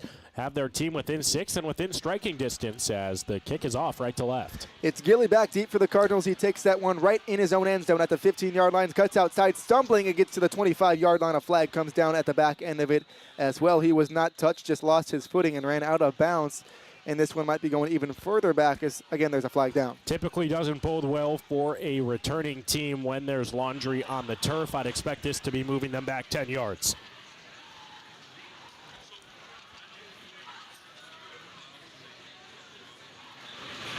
During the return, holding, number 17, return team.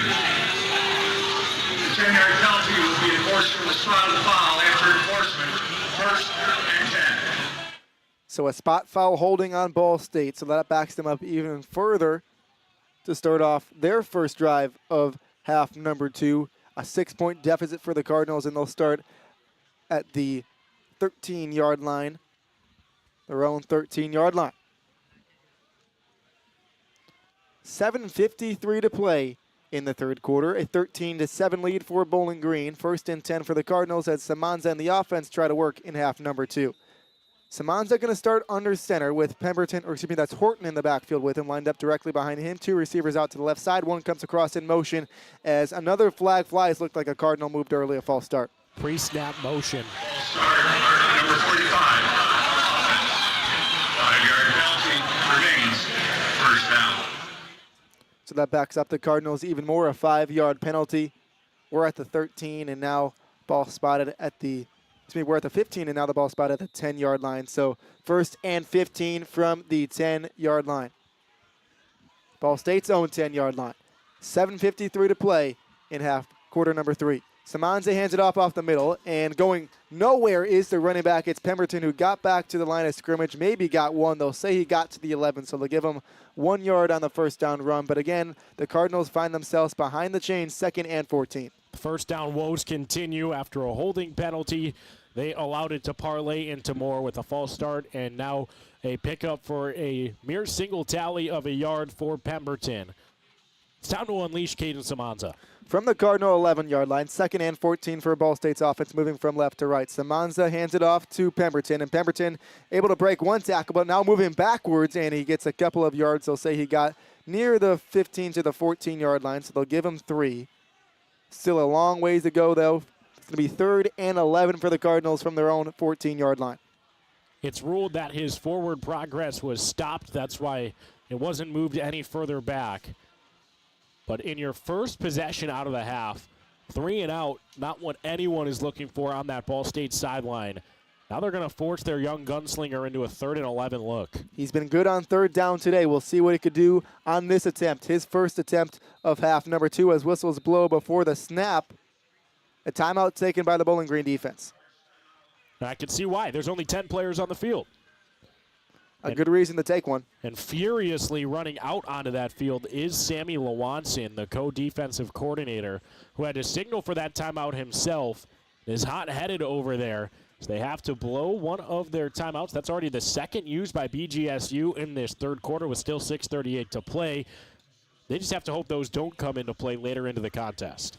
Well, the Cardinals trying to pick up a long first down first. It's going to be 3rd and 11 from the Cardinals' 14-yard line, backed up deep in their own territory with 6:38 to play. But before then, we'll take a quick break here on SportsLink Digital Radio, presented by Victory Honda of Muncie. American Pest Pros is the official pest control partner of Ball State Athletics. We protect your home or business and guarantee year-round protection from insects and pests. Ask about our Ball State special, available to all Cardinal fans. Our pest control program is the safest and most effective in the industry. Even if you tried a different service and it didn't work, we'll fix your problem, guaranteed, or your money back. Visit AmericanPestPros.com. That's AmericanPestPros.com. And don't forget to ask about our Ball State special. Ball State fans, who needs batteries? Your locally owned Battery Masters have batteries for cars, boats, golf carts, cell phones, watches, key fobs, pay-per-go toys for kids, and more. Bring your rechargeable batteries back to life for drills, shavers, dustbusters, and more. All Ball State fans receive a free battery checkup. Just mention Charlie Cardinal. Battery Masters is conveniently located on the corner of Walnut and Centennial, next to Mini Trista.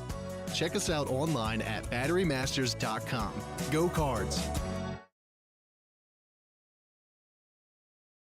For the best stories, access, and coverage of Ball State sports, follow SportsLink on social media platforms Twitter, Facebook, Instagram, and Snapchat. Search @BSU SportsLink. American Pest Pros is the official pest control partner of Ball State Athletics. We protect your home or business and guarantee year-round protection from insects and pests. Ask about our Ball State special, available to all Cardinal fans. Our pest control program is the safest and most effective in the industry. Even if you tried a different service and it didn't work, we'll fix your problem, guaranteed, or your money back. Visit AmericanPestPros.com. That's AmericanPestPros.com.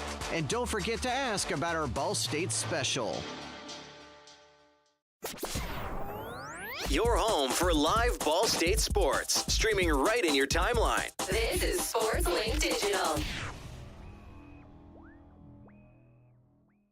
Ball State fans, who needs batteries? Your locally owned Battery Masters have batteries for cars, boats, golf carts, cell phones, watches, key fobs, pay-per-go toys for kids, and more. Bring your rechargeable batteries back to life for drills, shavers, dustbusters, and more. All Ball State fans receive a free battery checkup. Just mention Charlie Cardinal. Battery Masters is conveniently located on the corner of Walnut and Centennial, next to Mini Trista. Check us out online at batterymasters.com. Go Cards!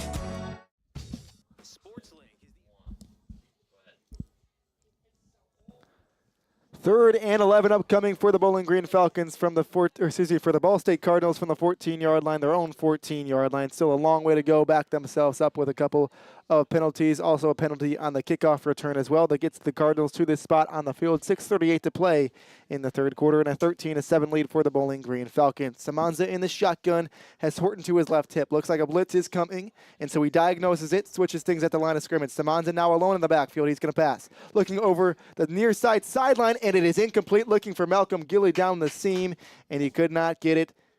Ball was going to be caught at the 45-yard line, but could not locate it, and so it's going to be a punt coming for the Ball State Cardinals. It's really sticky one-on-one coverage from Ja'Cory Benjamin, the senior from Mobile, Alabama, a hot spot for talent. Was left on an island one-on-one. They sold out on the blitz, showed it before the fact. Samanza knew pre-snap where he wanted to go with the football, tried to attack the backup right side corner, but Benjamin was up to the task, and the Cardinals go 3 and out.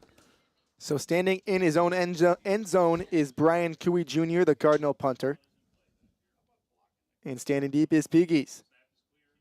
Cooey sends it away at the 5-yard line. That one a high punt, driving Piggies back, catches that one at the 41-yard line. Evades a couple of tacklers, now getting near midfield, crossing midfield, going to the far side of the field, breaking another tackle, down the sideline to the 40, now to the 30, to the 25, and down the sideline. A flag comes down as Piggies rumbles inside the 10 to the 5-yard line, eventually pushed out of bounds. A huge return by Piggies, but this one might be coming back. A flag down at the 33-yard line. And that was an unnecessary block. It was behind the play. It looks like it's going to be around the 35-yard line. Jordan Piggies with one of his best returns of the season has to be frustrated that it's likely coming back. That flag hit the turf. Illegal block to the man. Number 21, return team. 10-yard penalty was enforced to the spot of the foul. After enforcement, 1st and 10. So you heard it there, a block in the back on the return. As AJ said, it was unnecessary. Piggies had plenty of room on the far side of the field to work. And, the Cardinals catch a break. Still good field position for the Falcons. Ball placed at I haven't spotted it exactly yet, but looks like it's going to be at the 41-yard line of the Cardinals. And so starting in Ball State territory, but could have been even better. The Cardinals catch a break. We'll see if their defense can hold again. Yeah, Bumfist just got a little too excited to try to get involved in what would have been a big punt return. Late after the fact, just got too grabby with Joey Stemler. That's going to get called all day long. So ball at the Cardinal 46-yard line. That's where the Bowling Green Falcons start off this offensive possession. Rolling to the left and throw it to Fannin. Fannin at the 40-yard line puts a stiff arm down and runs out of bounds at the 41-yard line. So Fannin, a gain of, we'll say, 6 on first down. It's a nice catch from Fannin. A bit of a low delivery from Bazelak. Not a problem for number 0, who reached down near his toes, got both paws to it, ultimately turned upfield, stiff-armed a man on his way out of bounds, picks up over half of what was necessary on first. From the Cardinal 40-yard line, 2nd and 4 with just under 6 minutes to play in the third quarter of play. A 13-7 lead for the Bowling Green Falcons as Bazelak in the shotgun. Fakes the handoff, actually throws it over the middle of the field now to Fannin. He catches it, and he breaks the tackle, stays on his feet, inside the 15-yard line, down the near side sideline, puts a stiff arm down, and eventually brought down inside the 5 at the 3-yard line. A good play by Horton to bring him down. Oh, no. As looks like Fannin is hurt after that play. Far and away the best player on either team is wraithing in a lot of pain down on the turf on the near sideline and around the 3-yard line. Beautiful rumble after the fact. Great closeout tackle from Willazon Yates. Saved the touchdown, but it also looks like it shook up Harold Fannin Jr., who had already made his mark to this point in the contest. Entered with 1,170 receiving yards. With that one now, Fannin up to 125 on the day and just 5 shy of 1,300 on the year. You just have to hope he's all right, Jordan. This is a scary situation to see a player of his class down on the field, fortunately back on his own feet.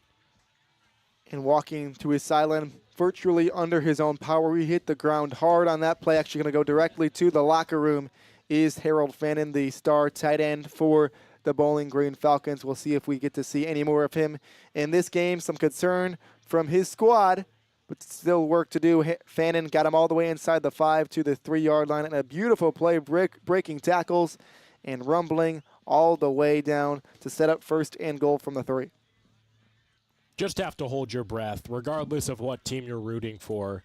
Harold Fannin Jr. is the kind of guy, not that you ever want to see anyone hit the turf, but especially with his accolades and what he's been working towards this year, you just really have to hope he's all right. Again, able to walk off the field under his own power straight to the Bowling Green locker room. We'll keep you updated on his status throughout the game if we get any updates up here from the booth. So 1st and goal from the 3 now for the Falcons, courtesy of Harold Fannin. Falcons already with a 6-point lead. Bazelak under center. Crossing the formation as a wide receiver. He gets the handoff, trying to go into the end zone. He falls forward, and a spot is going to be just short of the end zone, spotting it at the 1-yard line. It was Rakeem Smith who got the handoff, started out wide, and gets to the 1-yard line. I love the creativity in this rushing attack from Bowling Green State University. They know they could beat you up the gut with their 5 big men up front, but they also like to take things outside with motion. That's what happened there, nearly enough for a touchdown, but instead it'll really be 2nd and goal from about the 1-inch yard line. This is a favorable look out for this Falcons offense. Bazelak under center, could have keep it himself. Diving in towards the end zone. Is he in? No signal yet. It was a quarterback keeper. They're going to mark him short of the end zone, so they're going to say no touchdown for Bazelak, who kept that one himself. And so, yeah, they mark him short. A good stop by the Cardinal defense on 2nd down. Going to bring up a big 3rd down situation here, and a likely maybe a four down situation for the Bowling Green Falcons. Already up by 6 points, 13-7. It's going to be 3rd and goal from the 1-yard line for this Falcons offense with just over 4 minutes to play in quarter number 3. Bazelak actually lost a half yard. Now quick out of the huddle. Looks like he may want to do the same thing again. Bazelak hands it off to Smith, and Smith cuts forward. He's able to get into the end zone for a touchdown. The wide receiver crossing the formation and scoring a touchdown to put the Falcons up by 2 scores. Again, Rakeem Smith used in such creative ways, a true gadget guy in this offense. Got the give to the outside, cut between a couple tacklers, and puts a rest to Ball State's hope of a big-time stand. Now this Cardinals offense needs to show up to get back into the contest. A Cardinal offense that has seldom seen the field in half number 2. It's been all Falcons. Trying to put up actually going to go for 2 here. Makes sense, up 19-7, want to make it a comfortable 14-point lead. So it's Bazelak in the shotgun and has Johnson to his right hip. He motions out to the left side now. 3 receivers to the top. Johnson crossing back across the formation. Rolling out to the right side is Bazelak, throwing for Johnson. Johnson catches it. Johnson reaches into the end zone, and he gets into the end zone to score the 2-point conversion for the Falcons. So now Jordan, you got to look down at the field after the fact. That was a very dirty hit. Bazelak was just drilled after the play by a couple of Ball State defenders up front. That is just unacceptable. So the 2-point conversion will stand. It's going to be a 14-point lead for the Falcons, but you get a number on who hit Bazelak there? I don't want to speculate. There were a couple Cardinals in there. The result of the play is that the 2-point conversion was good. During the play, personal foul, roughing the passer, number 13 on the defense. The 15-yard penalty will be assessed on the kickoff. That's who I had thought it was in the backfield. Number 13 for the Ball State Cardinals, Brandon Berger. I mean, just a guy with great pedigree, but put simply, that's a dirty play, and it's very fortunate that Bazelak was able to hop back up after how much pain he appeared to be in on the turf. It was a very late hit that will be assessed to the kickoff. And Berger's had a great season this year. 5 sacks for him, 30 total tackles coming into this game, and an 8.5 tackles for loss, a situation for him. It looks like they might even be looking at a replay of this to see if they're going to eject Berger or not because of how dirty the hit may have been, but a situation where your defense has been playing well all afternoon. All of a sudden, the Bowling Green Falcons moving down the field. Just frustration for a defense that has been struggling this whole year, finally putting a good product out onto the field. And then, of course, once the Falcons scored, again, maybe letting some of that frustration out. But either way, a 21-7 lead for the Bowling Green Falcons with just over 4 minutes to play in quarter number 3. 4:01 to be exact to play in the third quarter, a 2-score lead for Bowling Green. Jordan, we are fortunate enough to be sitting right next to the replay booth. It actually looks like they're not reviewing the idea of an ejection. Instead, they're taking a second look at this two-point conversion and seeing if the ball actually did indeed get beyond the pylon before a foot stepped out of bounds. The ball also came loose at the end of it, so want to make sure that he had possession of that ball when he did reach past the line to gain into the end zone. So a lot to look at here. Again, it was a two-point conversion that they're looking at, so the touchdown, of course, will stand. So either way, it is a Johnson touchdown that happened earlier. It was Raheem Smith who scored that touchdown. And something important to keep in mind here, partner, if this is overturned, they can assess the roughing the passer to the two-point conversion and have a play from the 1-yard line. Here's the call.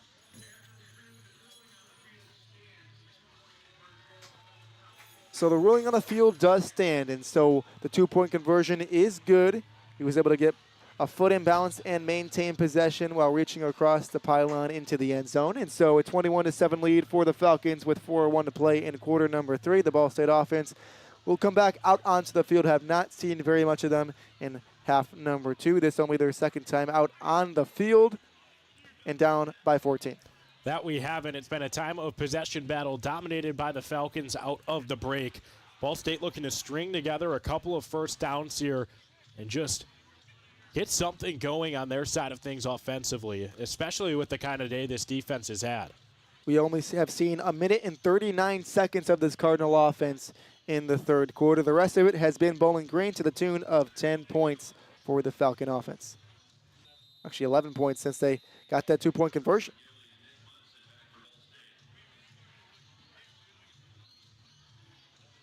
All right, so kicking off from right to left is Jake Long.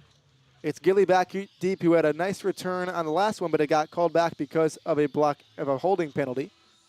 Long sends it away, a low kick towards Gilly. He lets that one trickle into the end zone, goes out of the back of the end zone, and so a touchback for this Cardinal offense. 21-7 the score with 4 minutes and 1 second to play in the third quarter. The Bowling Green Falcons with a 2-score lead over the Ball State Cardinals here on Senior Day. It's going to be 1st and 10 from the 25-yard line of Ball State. And following that roughing the passer, just something interesting to keep an eye on. When Ball State's defense does regain the field, Brandon Berger nowhere to be seen currently on the sidelines. We'll keep you updated on that situation as Samanza is currently under center. Both tight ends cross across the formation. Now Koziel comes back from left to right. Now the receiver from the top comes down. Samanza fakes the handoff, going to look to pass. Throws it over the middle of the field and has Pickett, and it is nearly picked off. It was Benjamin who was there. 3 DBs in the area as Samanza tried to force that one over the middle to Pickett for a big play. It was incomplete. That was some number 7 on number 7 action. It went from nearly an interception and nearly a deflection catch. Ja'Cory Benjamin in coverage had a chance at the pick, saw it go right off of his chest pads, and he's fortunate that Pickett couldn't come down with it after the fact. So once again, the Cardinals gain no yards on first down. 2nd and 10 after the incompletion from the 25-yard line of Ball State. Samanza in the shotgun, hands it off to Braden Sloan. Actually, it's Pemberton up the middle. Pemberton down the right hash, puts the nose forward and picks up 3. Gets to the 28-yard line, a gain of 3 on the 2nd and 10 run. Going to leave it at a 3rd and 7 situation for this Cardinal offense.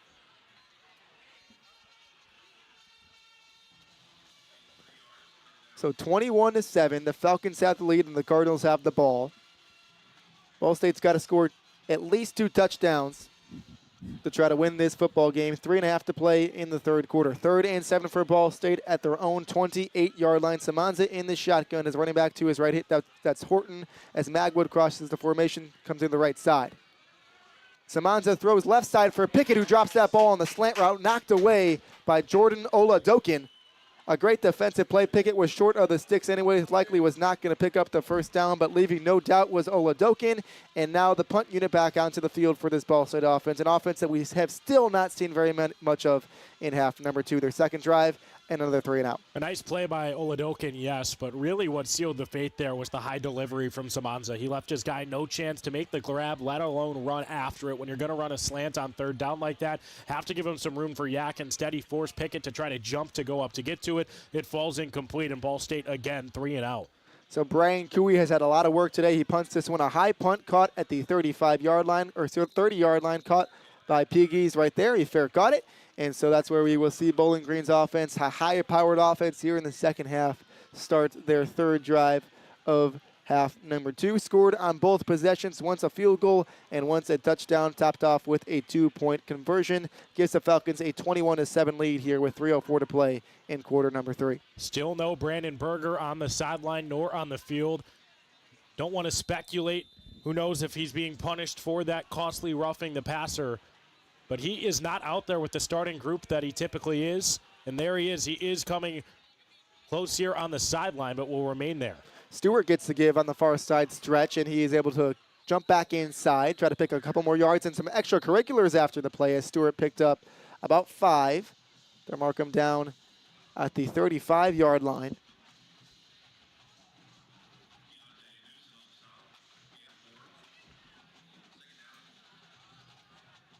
So second and a long 4, they'll say, from the 35-yard line. Bazelak in the shotgun, running back to his left hip, 2 receivers out to his left as well. Faking the handoff, going to throw it to the left. Missing a tackler is the wide receiver going down the near side. Has room to run at the 30-yard line. Now to the 20, to the 10. Raheem Smith takes it to the house, stretching this Bowling Green lead. And there's extracurriculars again near the line of scrimmage. A flag just got thrown because of a scuffle where it looked like a Ball State player ripped the helmet off of a Falcon. Frustration kicking in as Ty Baldwin recognized the play all the way through, missed the open field tackle. No one was there to help defensively. It's a one-play touchdown.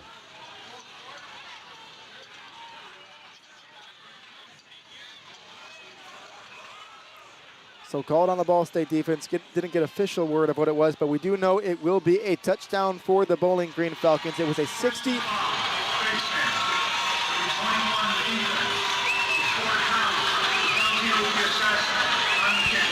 So it was a face mask penalty on Joey Stemler on the Ball State defense. So the penalty stands a 64-yard receiving touchdown for Raheem Smith, who caught that one on the screen pass and did the rest with his legs, showed his speed, and gives the Falcons now a 3-score lead. Also very important to note, it happened after the play, so it will be assessed on the kickoff as Ball State continues to pile on to what has been a forgettable third quarter. Jake Long out for the extra point attempt for the Bowling Green Falcons. And Long knocks it through.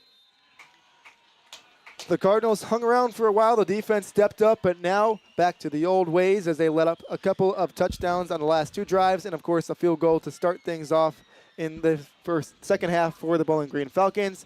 It has been a lot of points for Bowling Green in half number 2, and nothing for the Cardinals with 10-7 at halftime, now 28-7 with 2 minutes and 16 seconds to play in the third quarter. And Jordan, I'll be frank, it felt like it was getting to that boiling point where after the offense continued to look as stagnant as they did, something had to give. The Ball State defense finally makes that big error. First play touchdown going to work in favor of BGSU. And now it's go time. Down by 21 with just over 17 minutes total remaining to play. Ball State's got to be aggressive. Well, yeah, now Ball State, there is still a path to win this game, but a path only becomes a trail when enough people walk it. So we'll see what the Cardinals can do. They're trailing by a large margin right now and trying to come back and win this football game, but a long way to go with 2:16 to play in quarter number 3. Well, the message has got to be that tomorrow's a concept, but all we've got is right now. I mean, this is a team that is playing with their backs to the wall, aware that they could fall to 3-8 on the campaign and lose the first ever game of the Colin Johnson tenure in really convincing fashion. But this will help the Cardinals. It looks like the kickoff went out of play. Yeah, it was a short squib kick that went out of bounds at the 10-yard line, and so it'll give the Cardinals good field position. But something you can't do in this situation, right? Yeah, you're exactly right. That gives Ball State a breath of fresh air, maybe breathe in a little bit of hope for the Cardinals, who are going to get some favorable field position. With it going out of play, that means by rule they'll set up shop at their own 35. So still a 21-point lead for the Bowling Green Falcons, but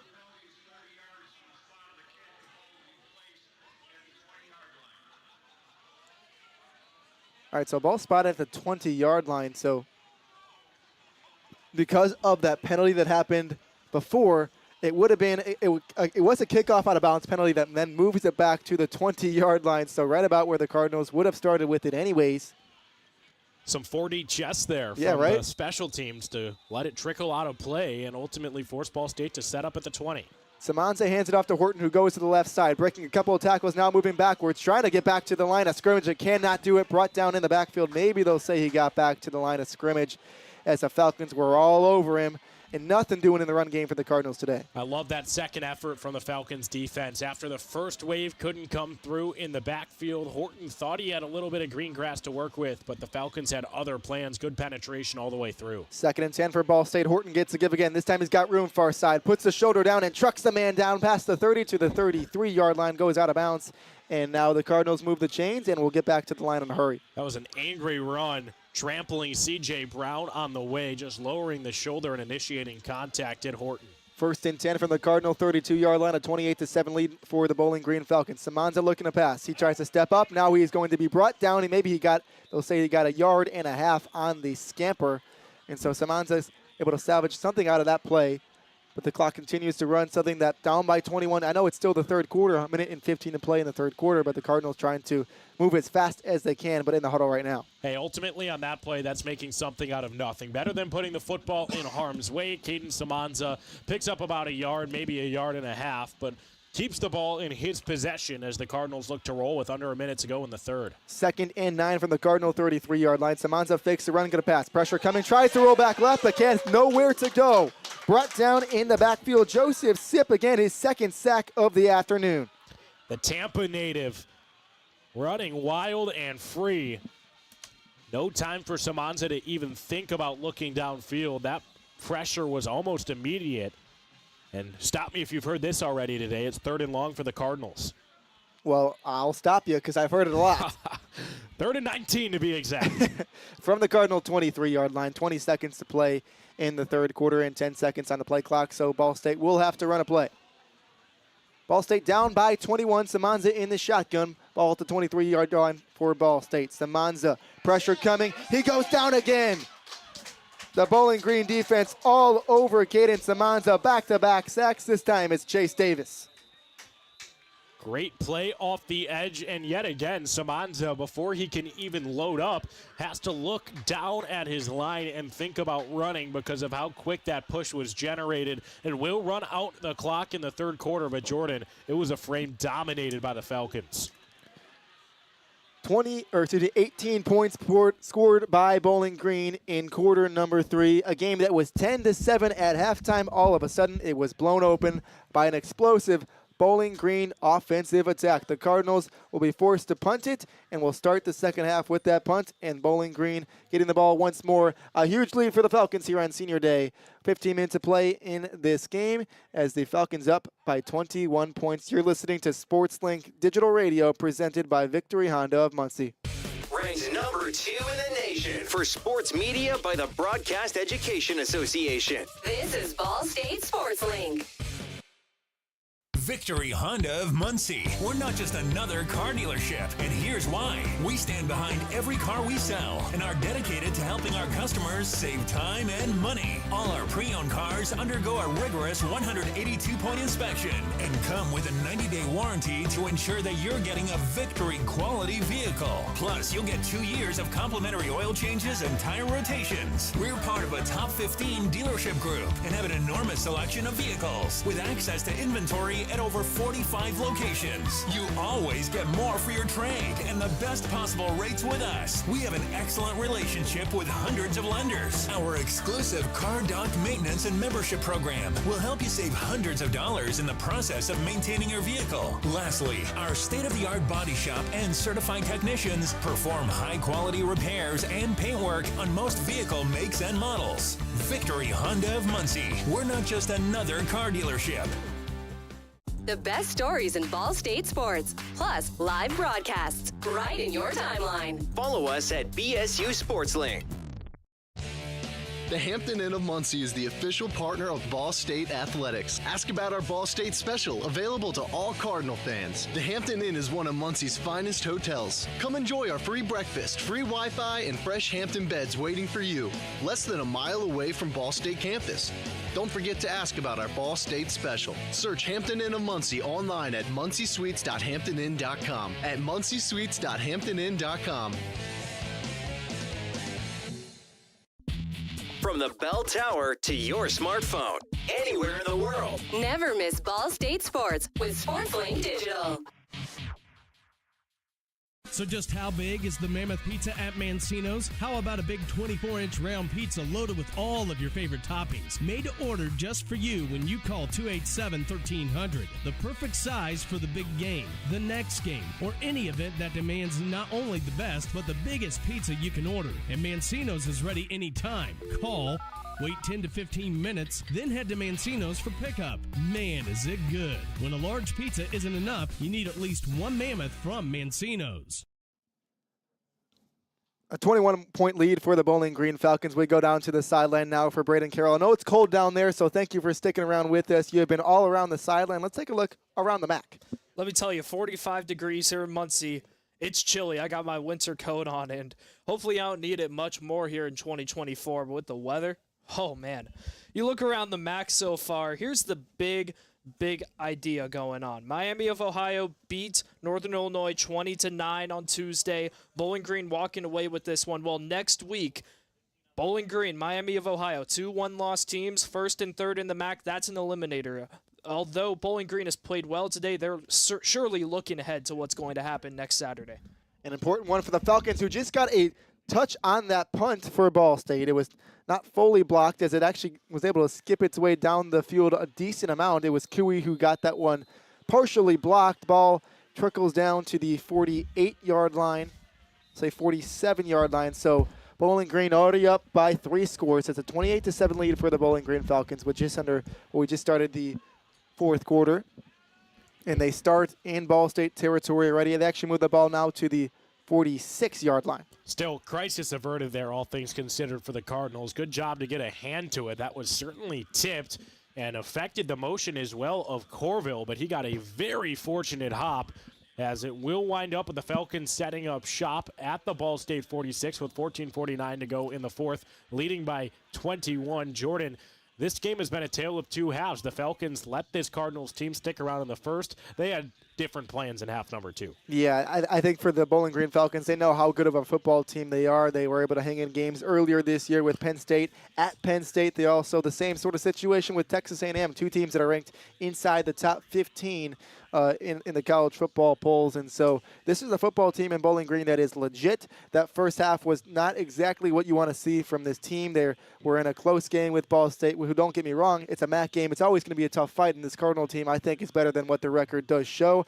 But the Bowling Green Falcons kind of took that one personally, only being up 3 at halftime, wanted to come back out in half number 2 and come out firing, and, well, that's exactly what they have done. Firing on all cylinders for the orange and brown. And really, I like how everyone's been able to eat, partner. It feels like that offense has gotten really more and more players involved as this game has chugged along. The way, Jay, as we wait for them to restart this game, Bowling Green again, the ball at the 46-yard line of Ball State. What is the message looking to Ball State right now, who, of course, is down big in this game? The defense out there trying to finish off, the senior day strong. So many seniors out here trying to do some big things. What if you're head coach, Ball State's interim head coach Colin Johnson, in the first game being a head coach, what are you telling the team right now? In the words of Aaron Rodgers, they're playing for pride at this point. It's about finding things to build on moving forward. This season hasn't gone to plan for the Ball State Cardinals, but I'll tell you, Jordan, when the going gets tough, the tough gets going, right? I mean, the turns of table on this season for Ball State, it's safe to say that after a convincing win to start the year against an FCS school, it's really been upward treading since, but now it's about finding something that you can carry into the finale and then eventually, as they'd hope, into that 2025 season. That's really what it's about for Ball State, finding building blocks and really trying to nail down the group that they want to return next season. Well, you got to be thinking that Ball State's saying our greatest glory is not in never failing, but rising every time that we fall. We'll see how they could rise in the fourth quarter. Bazelak hands it up off the middle to Patterson, and Patterson able to pick his way forward for a couple of yards, passing the 40 to the 39-yard line. A strong run on first down. They'll give him 7. Doesn't look like Ball State will get the poetic ending they had wanted to this senior day. Still plenty of bright spots to look at. This defense, outside of a play here and there, has had one of their better outings on the campaign. And while the offense hasn't found their footing, I feel like if you're looking to read between the lines, find a silver lining. When they've been getting things going on first and second down, making it third and manageable, Simonza's looked poised and he's performed well. It's 2nd and 3 for Bazelak in the shotgun. Hands it off to Patterson. No, he keeps it himself. Throws it to the near side sideline and skips it to Rakeem Smith, who was open, but it was a tough throw for Bazelak, who had pressure in his face. Yet another player open. Melkin Johnson, if he wanted to take a shot again, found himself behind the Ball State defense due to a miscommunication. If he pumped to that flat and decided to hit the go ball, this score could have been ran up very quickly. Instead, less aggressive look and probably the right decision from Bazelak, who knows he has a 21-point lead in his corner and wants to hold on to possession for as long as humanly possible here. That lead 28-7 in favor of Bowling Green. Ball at the 39-yard line of Ball State, 3rd and 3 from there. Bazelak looking to pass. In the pocket, has time. Now rolls out to his right side. Pressure coming, throws it, and it is incomplete. Just floated that one out of bounds. Had to throw that ball away as Brandon Berger was in his face. 4th and 3. In Cardinal territory, again at the Cardinal 39-yard line. Only need 3 yards for a first down. This definitely 4th down territory. And Brandon Berger, a familiar name for Bazelak, probably felt that pressure a little bit stronger than anyone else off the edge after the late hit earlier in this one came from number 13 for the Cardinals.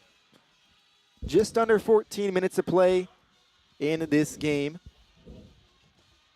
as it's 4th and 3 for the Bowling Green Falcons from the Cardinals' 39-yard line. Bazelak in the shotgun, gonna look to pass. Far side of the field, and it is incomplete. Was looking for Johnson over the middle of the field, but a flag comes down. It was Ty Baldwin trying to defend that one. Looked like he just got caught up in trying to get outside, and so he bumped into Johnson as he was trying to run his route across the middle of the field. The flag came in late, but I think it's the right call. It is a pass interference against Ty Baldwin. Bazelak left that ball a little bit behind, but in doing such, his receiver came back to the ball, ran into Baldwin, and that's pass interference by definition, as number 12 wasn't looking for the football one bit. So a free first down on the penalty. Not a bad play by Baldwin, but did get caught. 14 minutes of play in the 4th quarter of play. 28-7 the score. The Bowling Green Falcons have the lead and had the ball at the 32-yard line of the Cardinals. Handoff is faked and now thrown over the middle of the field, incomplete, right down the seam on the left hash. Was looking for Johnson again. Could not do it. It's very interesting to see this gunslinging approach. Already up by 21 here with 13:55 to play in the 4th. 1st and 10. The Falcons still coming out passing, not taking their foot off the gas even a bit. Sticking to their strength, although for this team, their strength is just about everything.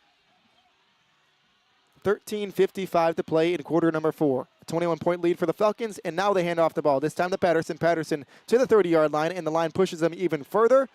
Pyle continues to move as he gets to the 28-yard line of Ball State. A gain of 4. That's inflicting your will and just wanting it more by this Bowling Green State University front. Things were wrapped up about a yard past the line of scrimmage, but all 5 big men up front get involved in pushing the pile to single-handedly pick up a few more yards. So 3rd and 6 for this Ball State defense. Ball spotted at the 32-yard line of Ball State. 28-7 the score in favor of the Falcons, who have the football. Again, 3rd and 6. Bazelak in his shotgun. Patterson to his left, tip. 2 receivers out to his right, 1 out to his left. Taking time out the play clock. Now going to run it with Patterson. Patterson hit right at the line of scrimmage and brought down at the 30-yard line. A loss of 1, a tackle for loss in the backfield. That brings it to the 30, forces a 4th down and a long field goal attempt. And what a tackle for loss that was. Right up the middle.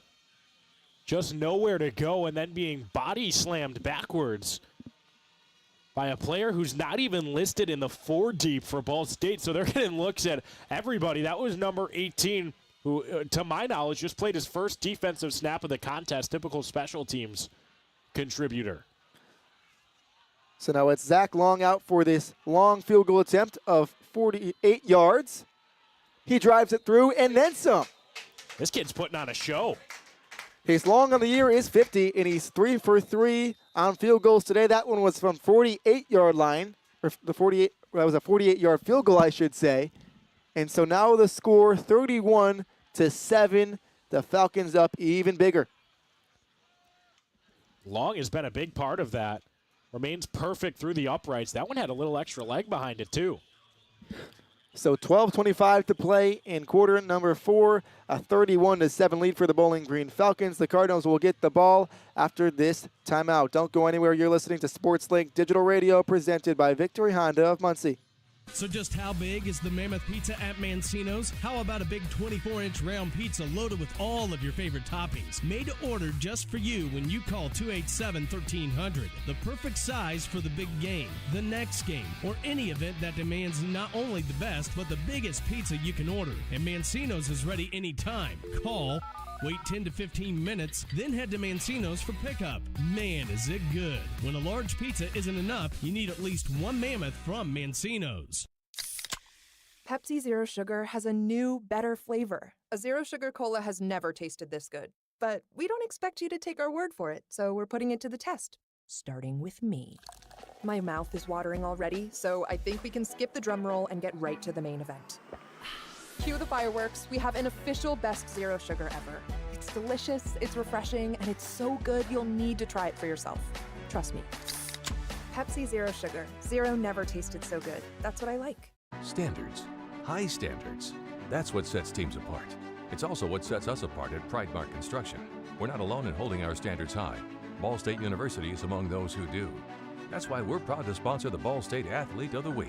High standards in everyday performance is everything in sport, as well as business. Join us in our pursuit of excellence. Join Pridemark Construction for your next building project and in our support of Ball State University's Athlete of the Week.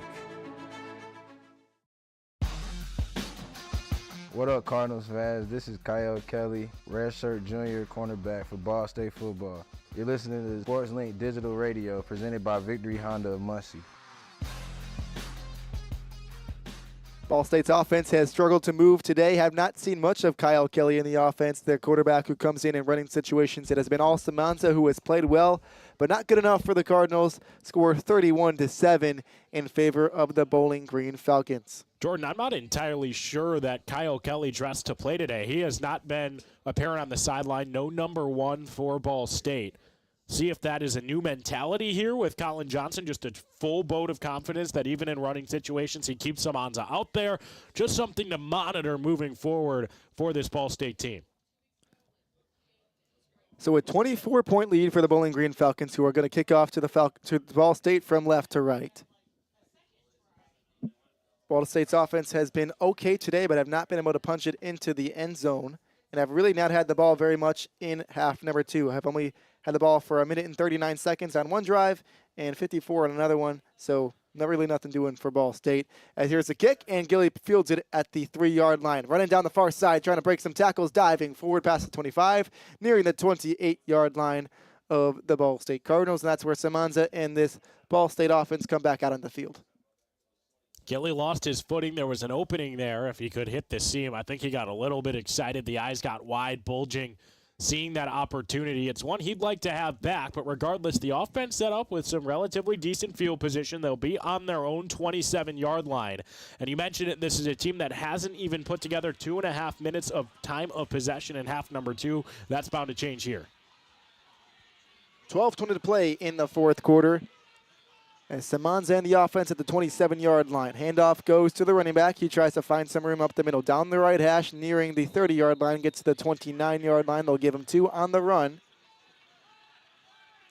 As we near 12 minutes to play in quarter number 4, Ball State to the line quickly. That was Horton on the give. Samanza had the option to keep it himself. Maybe would have had a little bit more Greenway had he done such. Horton gets to give again. This time he goes backwards. Goes back to where the original line of scrimmage was, trying to make a move and juke around a couple of Bowling Green players, but there was no way to go for Horton. As now it's going to be 3rd and 10 for this Ball State offense, who just continues to be behind the chains. Another 3rd and long situation for Ball State from their own 27-yard line. With that, Ball State now just averaging under 4 yards of play on the outing as opposed to Bowling Green State University's 5.5. So 3rd and 10 from the 27-yard line of Ball State. Cardinals down by 24. If they're going to try to come back and win, they need points now. Samanza in the shotgun. Get a pass. In the pocket, throws over the middle to Koziel, and Koziel cannot pull it in. It was thrown a bit too far inside. So an incomplete pass Good defensive play by Joseph Sipp Jr., the linebacker playing on the star tight end, and Tanner Koziel. A flag down, though, right near the line of scrimmage. That one came in well after the play. These two teams getting chippy. It always means a little bit more when action's at stake. Especially for Ball State in Senior Day, trying to leave the home field with some pride.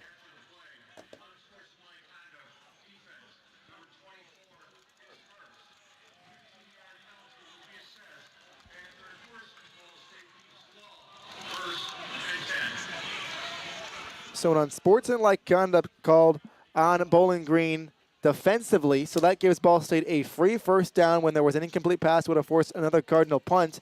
Now they get to continue this drive. 11-12 to play in the fourth quarter. Ball spot at the 42-yard line of Ball State after that penalty, 1st and 10 from there.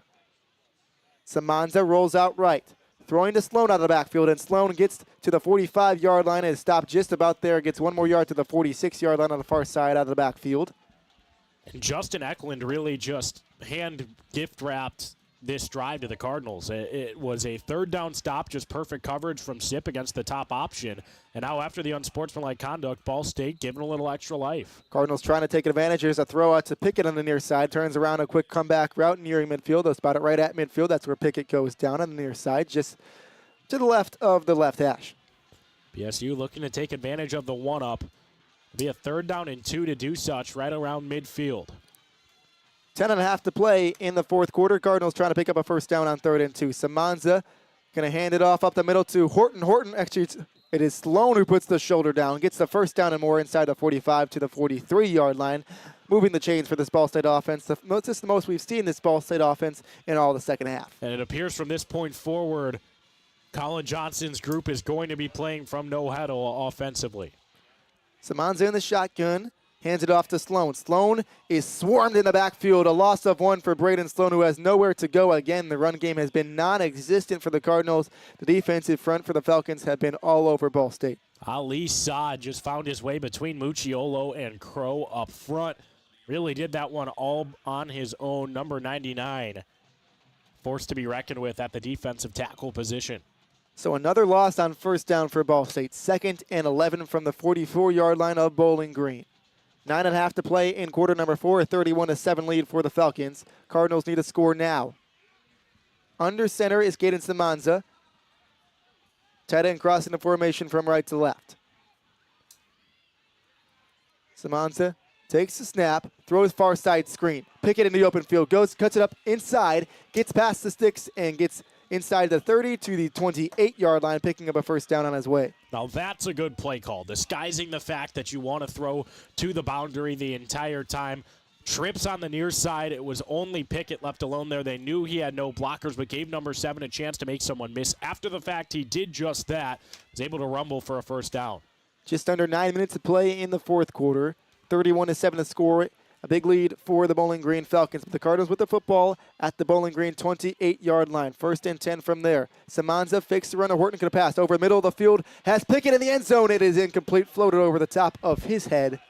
But a flag comes in the end zone. And so 15 yards will be awarded to the Ball State Cardinals on a pass interference defensively. It's Todd Bumphus's 2nd flag thrown against him today. Defense, number 21. 15-yard penalty to the previous spot. 1st and 10. Only good things happen when you push the ball down the field, Jordan. Trailing by 24, why not give your guy a shot? Maybe it's not caught, but in a case like this, a penalty nearly functions just the same. So now it puts the ball at the 13-yard line of Bowling Green. Ball State close to scoring its 2nd touchdown of the afternoon. 31-7 the score in favor of the Bowling Green Falcons. Samanza in the shotgun. As a running back to his right hip, 2 receivers out to his left, 1 out to his right. Whistles blow, and a timeout called by Ball State with still plenty of time on the play clock. 12 seconds to be exact, but maybe just did not like the play call at all. It looks like a miscue. I want to ensure that Samanza knows exactly what to direct to his group here ahead of this red zone try. So again, it'll be a 1st and 10 from the Bowling Green 13-yard line. 8:36 to play in quarter number 4. 31-7 is the lead for the Bowling Green Falcons, up by 24. as we will take a quick timeout with the Cardinals squad and come back to see if Ball State can try to punch it into the end zone for the second time of the evening. You're listening to SportsLink Digital Radio presented by Victory Honda of Muncie. So just how big is the Mammoth Pizza at Mancino's? How about a big 24-inch round pizza loaded with all of your favorite toppings? Made to order just for you when you call 287-1300. The perfect size for the big game, the next game, or any event that demands not only the best, but the biggest pizza you can order. And Mancino's is ready anytime. Call, wait 10 to 15 minutes, then head to Mancino's for pickup. Man, is it good. When a large pizza isn't enough, you need at least one Mammoth from Mancino's. Pepsi Zero Sugar has a new, better flavor. A Zero Sugar Cola has never tasted this good.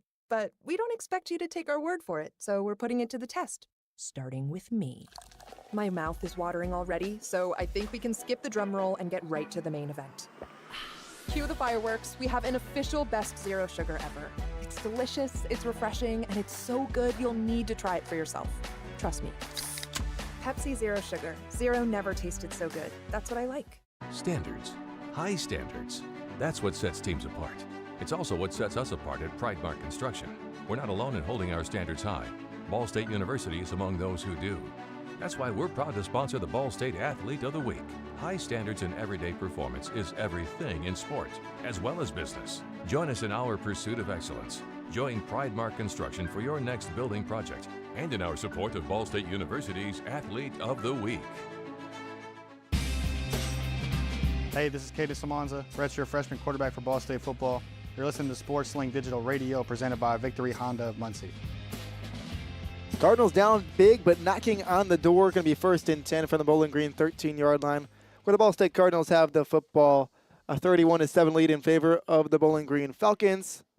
Cardinals trying to punch one in, salvage some pride here with 8:36 to go in the fourth quarter. I'd imagine we see at least one look to Tanner Kozio here. You got to think so. The big tight end can go up and grab it, give him a 50-50 shot. We'll see what the Cardinals decide to do. 1st and 10 from the 13-yard line of Bowling Green. Samanza in the shotgun, running back to his left hip. 3 receivers out to their left side.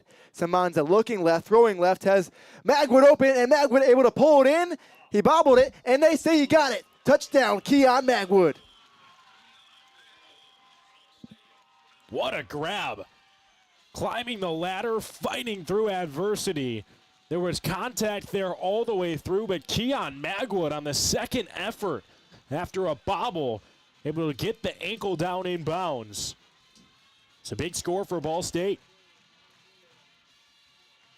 So pending the extra point, 31 to possibly 14. Actually, the Cardinals going to go for 2 here, down by a large margin. So ball at the 3-yard line. Samanza alone in the backfield as the Cardinals trying to get this 2-point conversion attempt. Horton crosses the formation as Samanza looking to throw. Steps up in the pocket, has pressure there. He is brought down for a sack on the 2-point conversion attempt. It was Jordan Oladokin. Darius McClendon. Excuse me, yeah, thank you. Darius McClendon in there. Cleans things up. But yes, Oladokin was in before. McClendon will get credited with the sack. That's what this Bowling Green State University defense has done well all season and all outing. It's the 2 waves of pressure. When it looks like someone's going to get someone out, no one giving up on the play. That's what generates a sack there. Jordan, Ball State walks away with 6 points despite looking to get 8. So 31 to 13, the score now after a failed 2-point conversion attempt for the Cardinals. But Ball State scores for the second time today on Senior Day. And it was Keon Magwood who was able to punch it in.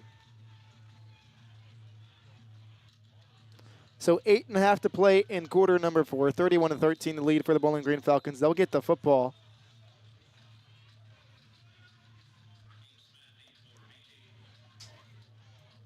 Trying to close out this game. The Falcons are, in Ball State fighting for every inch they can get.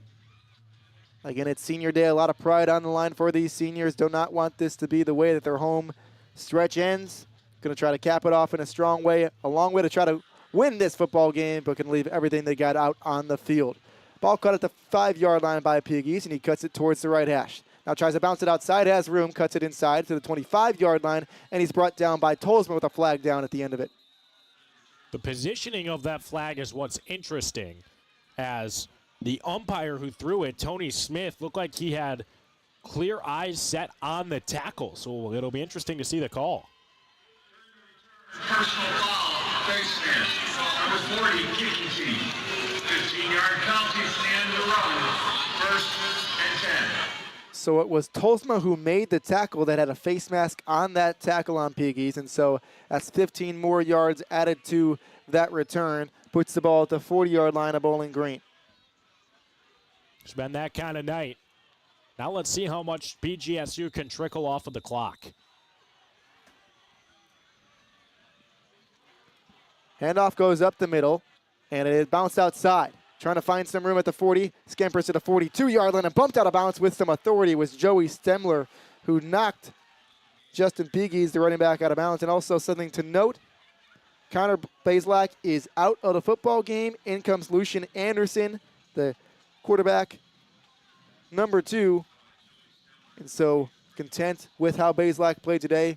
Trying to see what Anderson can bring to this Falcon squad. This isn't the first time we've seen this season. This coaching staff clearly very high on Anderson III. The redshirt freshman from Athens, Georgia, has attempted 11 passes on the year, has 1 interception, no scores, 4 completions, 28 total yards. Anderson in the shotgun. Piggies to his right hip, a receiver out to each side. Flag comes down as that one was snapped. Looked like Anderson was going to keep it, but maybe some movement before the snap. False start, number 70, offense. 5-yard penalty remains, 7 down. So false start called on the Bowling Green Falcons. That backs it up. Ball was originally at the 43-yard line. Now moves to the 38-yard line. Will be 2nd and 12 from there with 7:46 to play in quarter number 4 and a 31-13 lead for the Bowling Green Falcons, who have the football. And they're giving looks to just about every backup on the squad now. All 5 up front, a new look other than the center. Anderson fakes the handoff, going to keep it himself. Berger meets him in the backfield and brings him down right at the line of scrimmage. Maybe a loss of about a half yard, but they'll say he got right back to the 37-yard line where that ball is spotted. And so 3rd and 12 coming for this Cardinal defense. They'll say loss of 1, 3rd and 13 now, with 7:10 to play in quarter number 4. A 31-13 lead for the Bowling Green Falcons as a backup quarterback Anderson in the shotgun. Piggies to his right hip, 3 receivers out to the left side. Nobody to Anderson's right. Anderson's going to keep it up the middle, down the right hash. Puts the shoulder down, brought down by Berger and a couple of other Cardinals. Gets back to the original line of scrimmage, but not much further, to the 41-yard line. And the punt unit slowly but surely comes out onto the field for the Bowling Green Falcons. BGSU not able to slam the door. Still feeling inevitable, but that was good for the morale of this Cardinal defense to be able to impose how they want to play against a group of backups. So 6.5 to play in quarter number 4. The clock continues to run. A huge lead for the Falcons, 31-13. The Cardinals about to receive the football again. Went down and scored a touchdown on the last drive. The first touchdown of half number 2 for the Cardinals, the 2nd of the afternoon. That one sent away by John Henderson.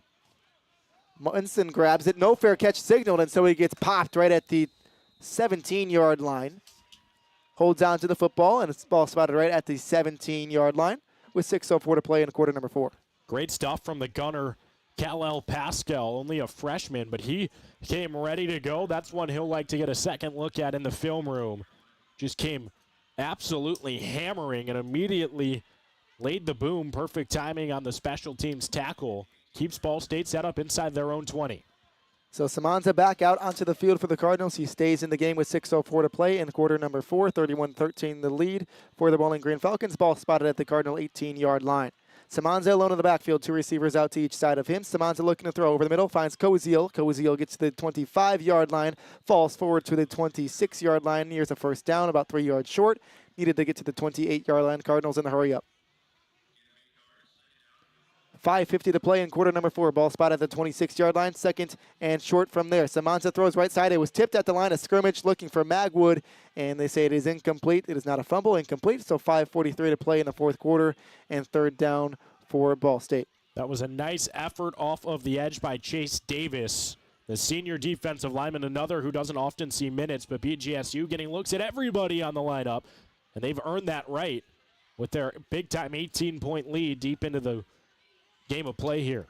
3rd and 2 for Ball State from the 26-yard line of the Cardinals. 5:43 to play in this football game. Handoff goes to Sloan. Sloan is hit in the backfield trying to find some more yards, but has nowhere to go. He gets really no yards in that one. They say he got tackled right at the line of scrimmage. Nothing doing for Braden Sloan in this Cardinals run game. And so the Cardinals on 4th and 2 going to go for it down 31-13. No hesitation there. I respect not throwing in the towel.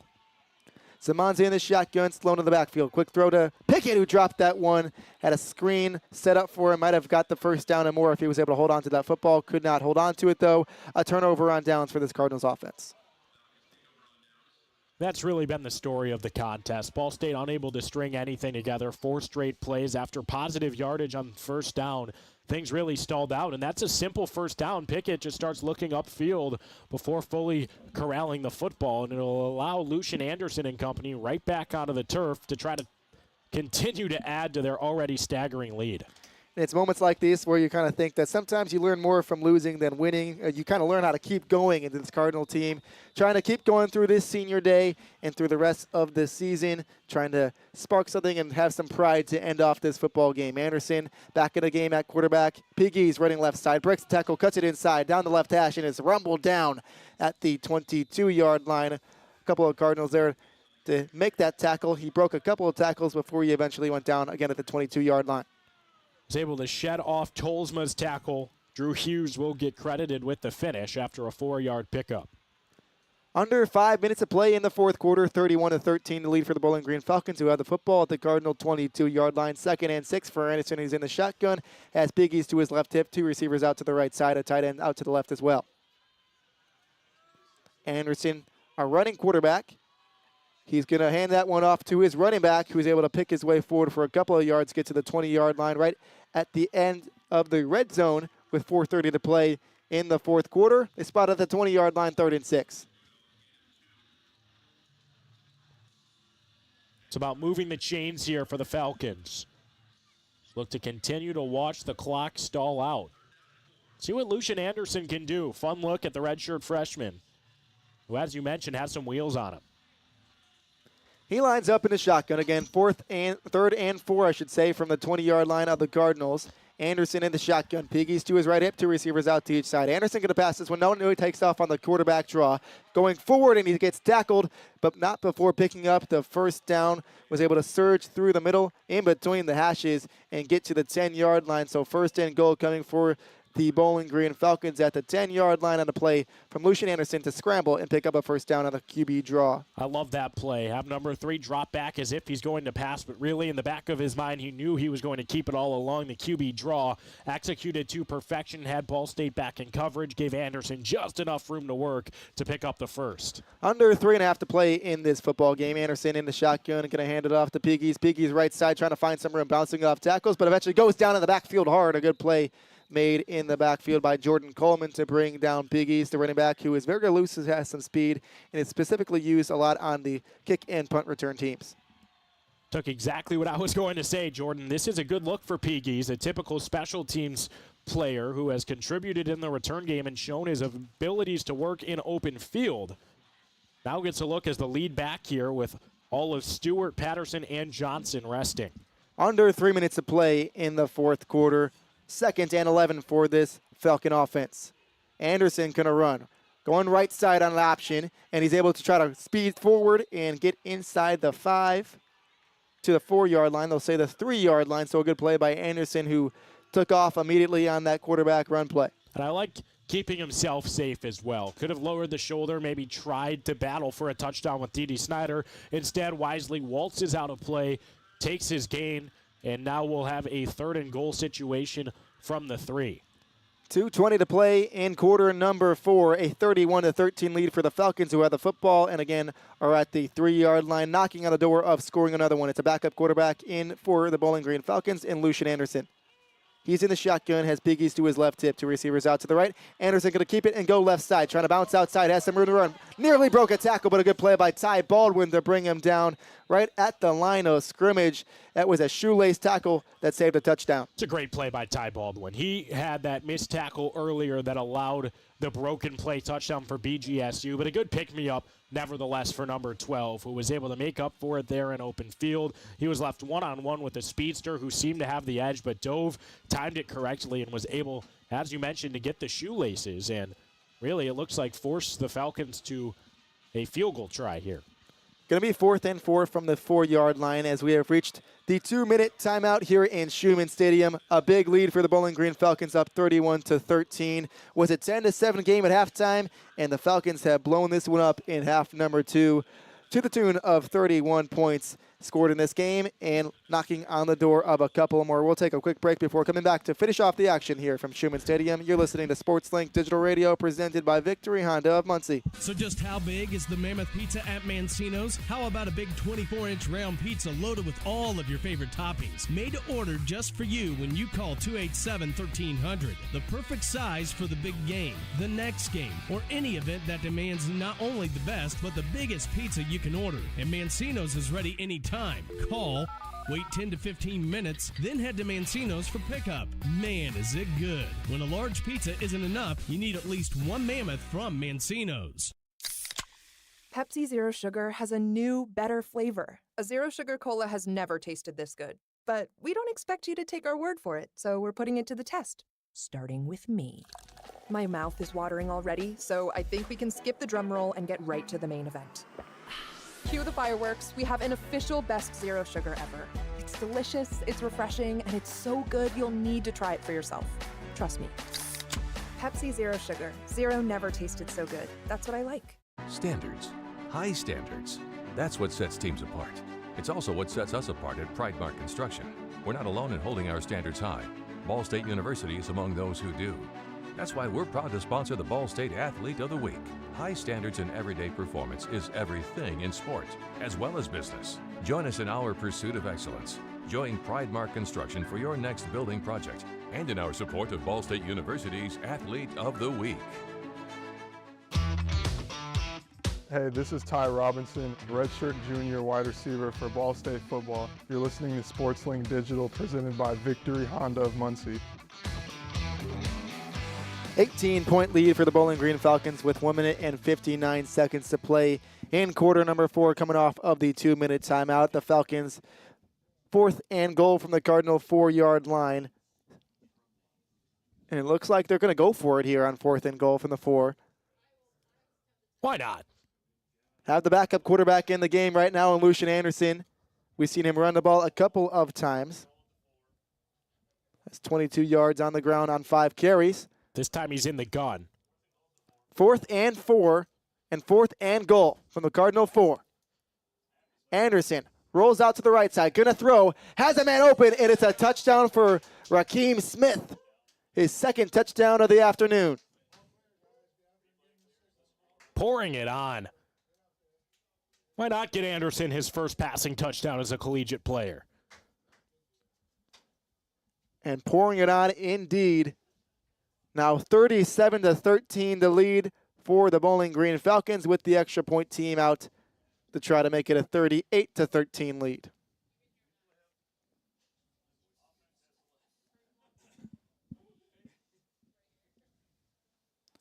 It's Zach Long, who has made every extra point today, and all the field goals he's attempted today. 3 for 3 on field goals, and continues to stay perfect on extra points as well. So on 4th and goal, and a huge lead, the Falcons decide to go for it with their backup quarterback, who picks up his first ever passing touchdown in college football. The redshirt freshman able to pound it in for the 4-yard touchdown to Raheem Smith, and 38-13 the lead now for the Bowling Green Falcons with 1:55 to play in the 4th quarter. See if Ball State can try to find something to build off of here on their final drive. Both teams now totaling for a combined 51 points. It's been an offensive kind of second half after defenses ruled in the first. See if Ball State can take advantage of that opportunity. On their senior day, get some guys involved. Still a lot to play for, a team that fought hard to be in this game for a while. We're in it at halftime, and then the Falcons got the ball first and never really looked back. The Cardinals scored on the last possession they had. It's a touchdown to Keon Magwood, who made a great play in the back of the end zone to haul it in. So 1:55 to play in this football game, and a 38-13 lead for the Bowling Green Falcons, who will kick it off from left to right to the Cardinals, trying to punch it in maybe for one last time, try to get some pride here on senior day. Zach Long sends it away. Malcolm Gilly back deep.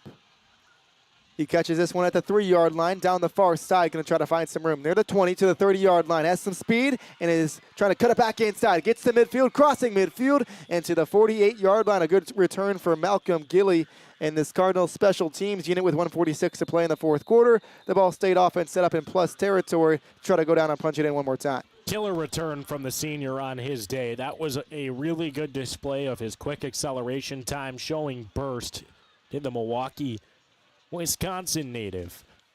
And now with a minute 46 to play, it'll likely be the last look we get at Ball State's offense at home in their 100th season. And it's been an offense that has been different from past years. It's been the passing offense that has been the strength for this Cardinal team. We've been used to seeing it be the run game. We saw it a lot with Carson Steele, who's now in the NFL with the Kansas City Chiefs. And then, of course, last year they ran up football a lot, too. Braden Sloan has been good for the Cardinals this year, and they have established a run game, but have leaned a lot more on the pass game this year with redshirt freshman quarterback Caden Samanza. He's in the game in a shotgun, and as a running back to his left hip. 3 receivers out to the right, 1 out to the left side. Samanza going to throw. Looking right side as Koziel for a quick out route at the 45-yard line, breaking a couple of tackles, but gets about no further to the 44-yard line. And he stays in bounds, so clock continues to run at 1:33 to play in the fourth quarter. All right, that was an interesting decision. Koziel had a clear path out of bounds, opted to stay in to pick up maybe an extra half yard. 2nd and 6 for Ball State, 38-13 the lead for Bowling Green. The run goes up the middle, and it's Pemberton who drops the football and is able to recover his own fumble in stride, picks it up. Looked like he was playing Australian football, bouncing that one on the ground, picking it up as he picks up the first down. The clock stops for now. That took a very fortunate hop. It just left his hands and somehow bounced right back into them. Ball to 32. Samanza 1st and 10. Throws it to Pemberton out of the backfield. Has room to run. Breaks the tackle and gets down to the 24-yard line. 2 yards short of the line to gain. So 2nd and 2 with 1 minute to play in the fourth quarter. This Cardinal offense with 2 timeouts. And at the 22-yard line of the Falcons. Samanza looking to throw again. In the pocket over the middle has Koziel. Koziel picks up the first down to the 16-yard line. He's able to continue to fall forward down to the 14-yard line. Clock stops at 46 seconds to play. And it looks like that is where Colin Johnson will signal to use his second timeout of the half. So at the 14-yard line of the Bowling Green, it's going to be 1st and 10 for the Cardinals after this timeout. 46 seconds left to play in this football game. Cardinals down 38-13, but a good drive here after a good kick return to try to put the Cardinals in a good spot to try to go down and score a touchdown to finish off this senior day, at least on some sort of a positive note. We'll see what is schemed up here. Ball State looks to hang their hat on something, with the Falcons just 46 ticks away from moving to 7-4 on the campaign, 6-1 in conference play, and Ball State staring 3-8 and 2-5 respectively in the face. A Falcon team that already secured a bowl game and trying to fight for its spot in the MAC championship game. But first, the Cardinals trying to fight into the end zone for the 3rd time this afternoon. 1st and 10 for Ball State at the Bowling Green 14-yard line, 46 seconds to play, and a big lead for the Falcons. Samanza in the pocket, throwing for the end zone, far side, and it is intended for Sloan out of the backfield. Looked like it was knocked incomplete, had it for a second, and it popped out. Incomplete pass to running back Sloan. What a grab that would have been from the senior back. Went completely horizontal just to get an arm to it. Nearly was able to reel it in with just one hand, and it looks like there's a Falcon shaken up on the far side after the play. It was the player who was defending Braden Sloan went down. So they'll take a look at him. Ball still at the 14-yard line as, fortunately, the Falcon player able to get up and walk out on his own power. That's Trent Sims back to his own feet. Always a good sign. To the sideline now, 2nd and 10 for this Ball State offense. Inside the red zone at the 14-yard line of the Bowling Green Falcons, a 38-13 lead for the Falcons with 41 seconds to play in this football game. Samanza in the shotgun, one running back in the backfield to his right hip. Samanza looking to pass over the middle of the field, and it floats over the head of Tanner Koziel. But there was a flag before the play. No foul, but the tackle was reacting to the ready for play whistle. Reset everything. All right, so it looked like maybe they were going to call a false start, but they said that the tackle was responding to something. So I guess they're just going to redo. Everything. Yeah, right. So 41 seconds again. 2nd and 10 again from the 14. 38-13, the Falcon lead. Ball State trying to score and gain some pride. Simonza in the shotgun, going to pass. Steps up in the pocket, rolling to his left side. Throwing for the end zone, has Koziel there. Koziel tried to haul it in, but he was out of bounds when he touched that football. Would not have counted anyways. He was not able to catch the football. And it looked like Calvin Diggs, the referee, lost his hat naturally there. At first I thought maybe he was throwing it as a flag, but no, he was just running to get a good vantage point. So it will be 3rd and 10 with clean play on either side. I like letting that one play. Both sides pushing off, contact either way. It's kind of been the way this one's been officiated. 35 seconds to play in quarter number 4. 30 and 10 for Ball State at the Bowling Green 14-yard line. Trying to punch it in. Simonza in a shotgun, has Horton in the backfield. He steps up for some pass protection.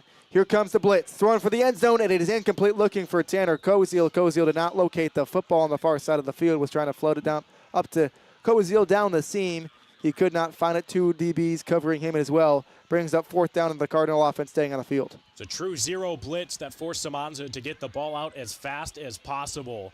BGSU really had 4 players playing safety over the middle. Their other 7 all came in on a quick rush, and we'll see if they go for a similar look here. Look at how loaded this box is on 4th and 10.